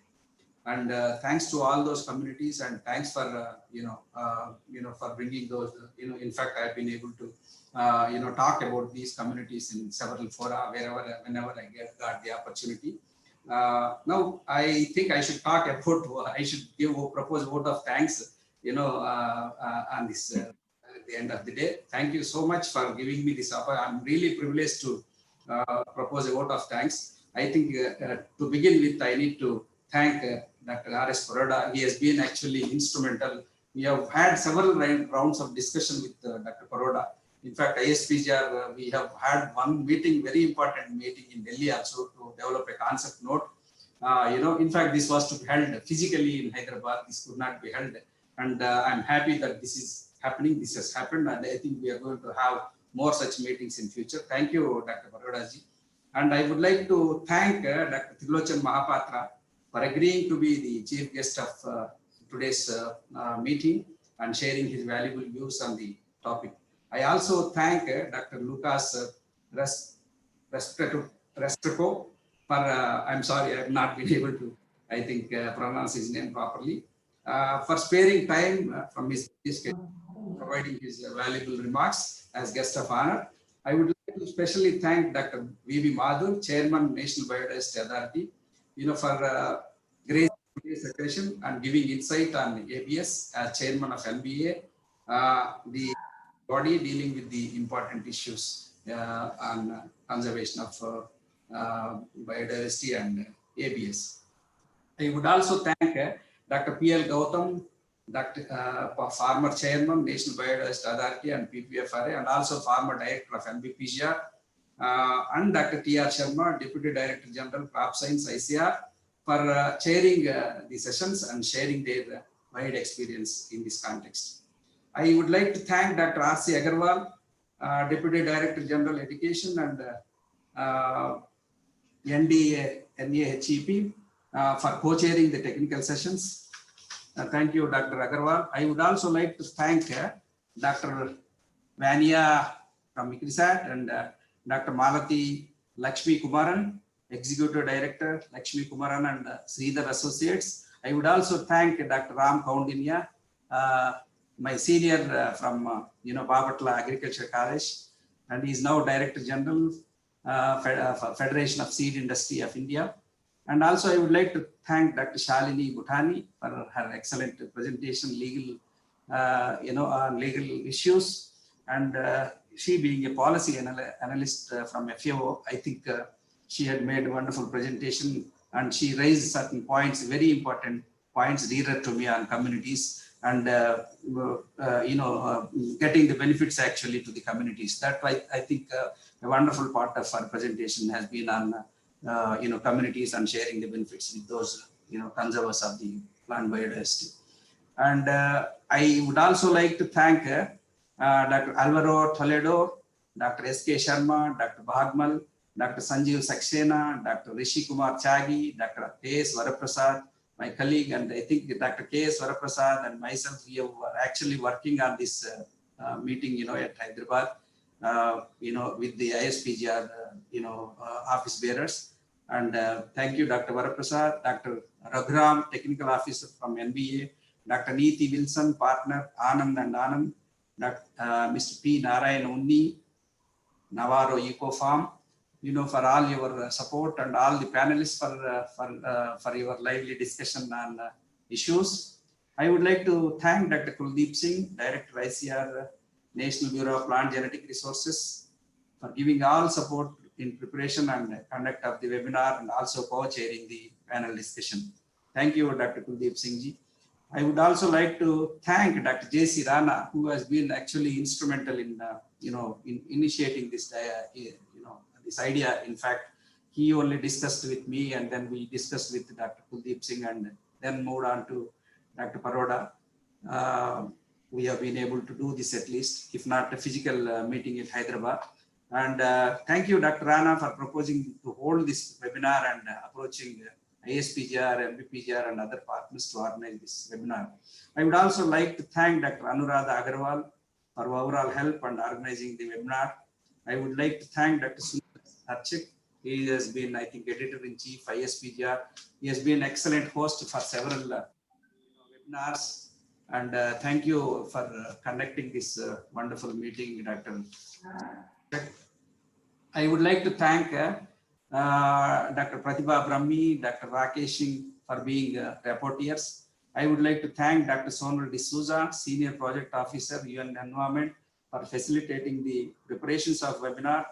I would like to thank Vijay Mandal, Technical Assistant, Mr. Sunil Bharadwaj and Anup Das, Ms. Simmi Dogra for assistance in various ways. I would like to thank especially all participants, from various institutions of ICR and universities. There are about 100 logged on to the, Zoom, and there are about more than 100 people on at various points in time on, on what is the other platform, YouTube. YouTube, on the YouTube. I thank each one of you for having participated and having listened to the speakers, with so much of, I think all of you, if you have some points, I think for future meetings, you can really contact the organizers and send your ideas for future debates. And I thank once again my colleagues at Hyderabad. They are sitting here in the seminar hall. They are all listening very patiently and very with a lot of interest, I think, on the deliberations. Thank you, my colleagues at Hyderabad. Thank you, my colleagues in Delhi. And I thank my colleagues in regional stations of, I think I have seen Dr. Mamta, and I am not sure, I don't have the screen to see all my colleagues in regional stations. Nevertheless, I am sure most of them are there. I thank each one of you. Thank you very much, sir. Thank you very much. Thank you very much. We now close the meeting. Thank you. Hello. I thought Dr. Anuradha Agrawal, who is the convener of the program, would like to say something. Yeah. So that we can end the meeting after that. Sure. Thank you, Dr. Archak. I would like to take this opportunity to thank each one of you for your excellent presentation and cooperation in today's meeting. I especially want to thank Dr. Sarath Babu for not only proposing the vote of thanks, for being associated with organizing this webinar right from the beginning. Some of you have already shared your presentation or major recommendations with us over the email, even during the program today. And I thank you all for that. I particularly am taking this opportunity to request each one of you to share with us your thoughts of this topic. And as has been said in today's meeting, we should be preparing this issue for the GB9 in 2021. So those who did not get the opportunity, and we have many senior and eminent people who did not get opportunity to speak today due to shortage of time, I am requesting each one of you personally to share your views over the email, and then we will include that as part of the proceeding and recommendations. And we hope to bring out the recommendations shortly. We'll be sharing the draft with all the speakers, and you can fine tune it and help us in bringing out the excellent recommendation. As Dr. Mathur has said, we have to bring out a country view, and we'll be looking forward for that. Thank you all. Have a good evening and see you soon shortly. Thank you. Thank you all. Thank you, Namaskar. Thank you. That's with the permission of the chair and all the participants. As a host, I'll be ending the meeting. Thank you very much, and then have a nice day. Have a nice. Thank you. Thank you. Thank you. Thank you. Thank you so much. Thank you so much. Thanks.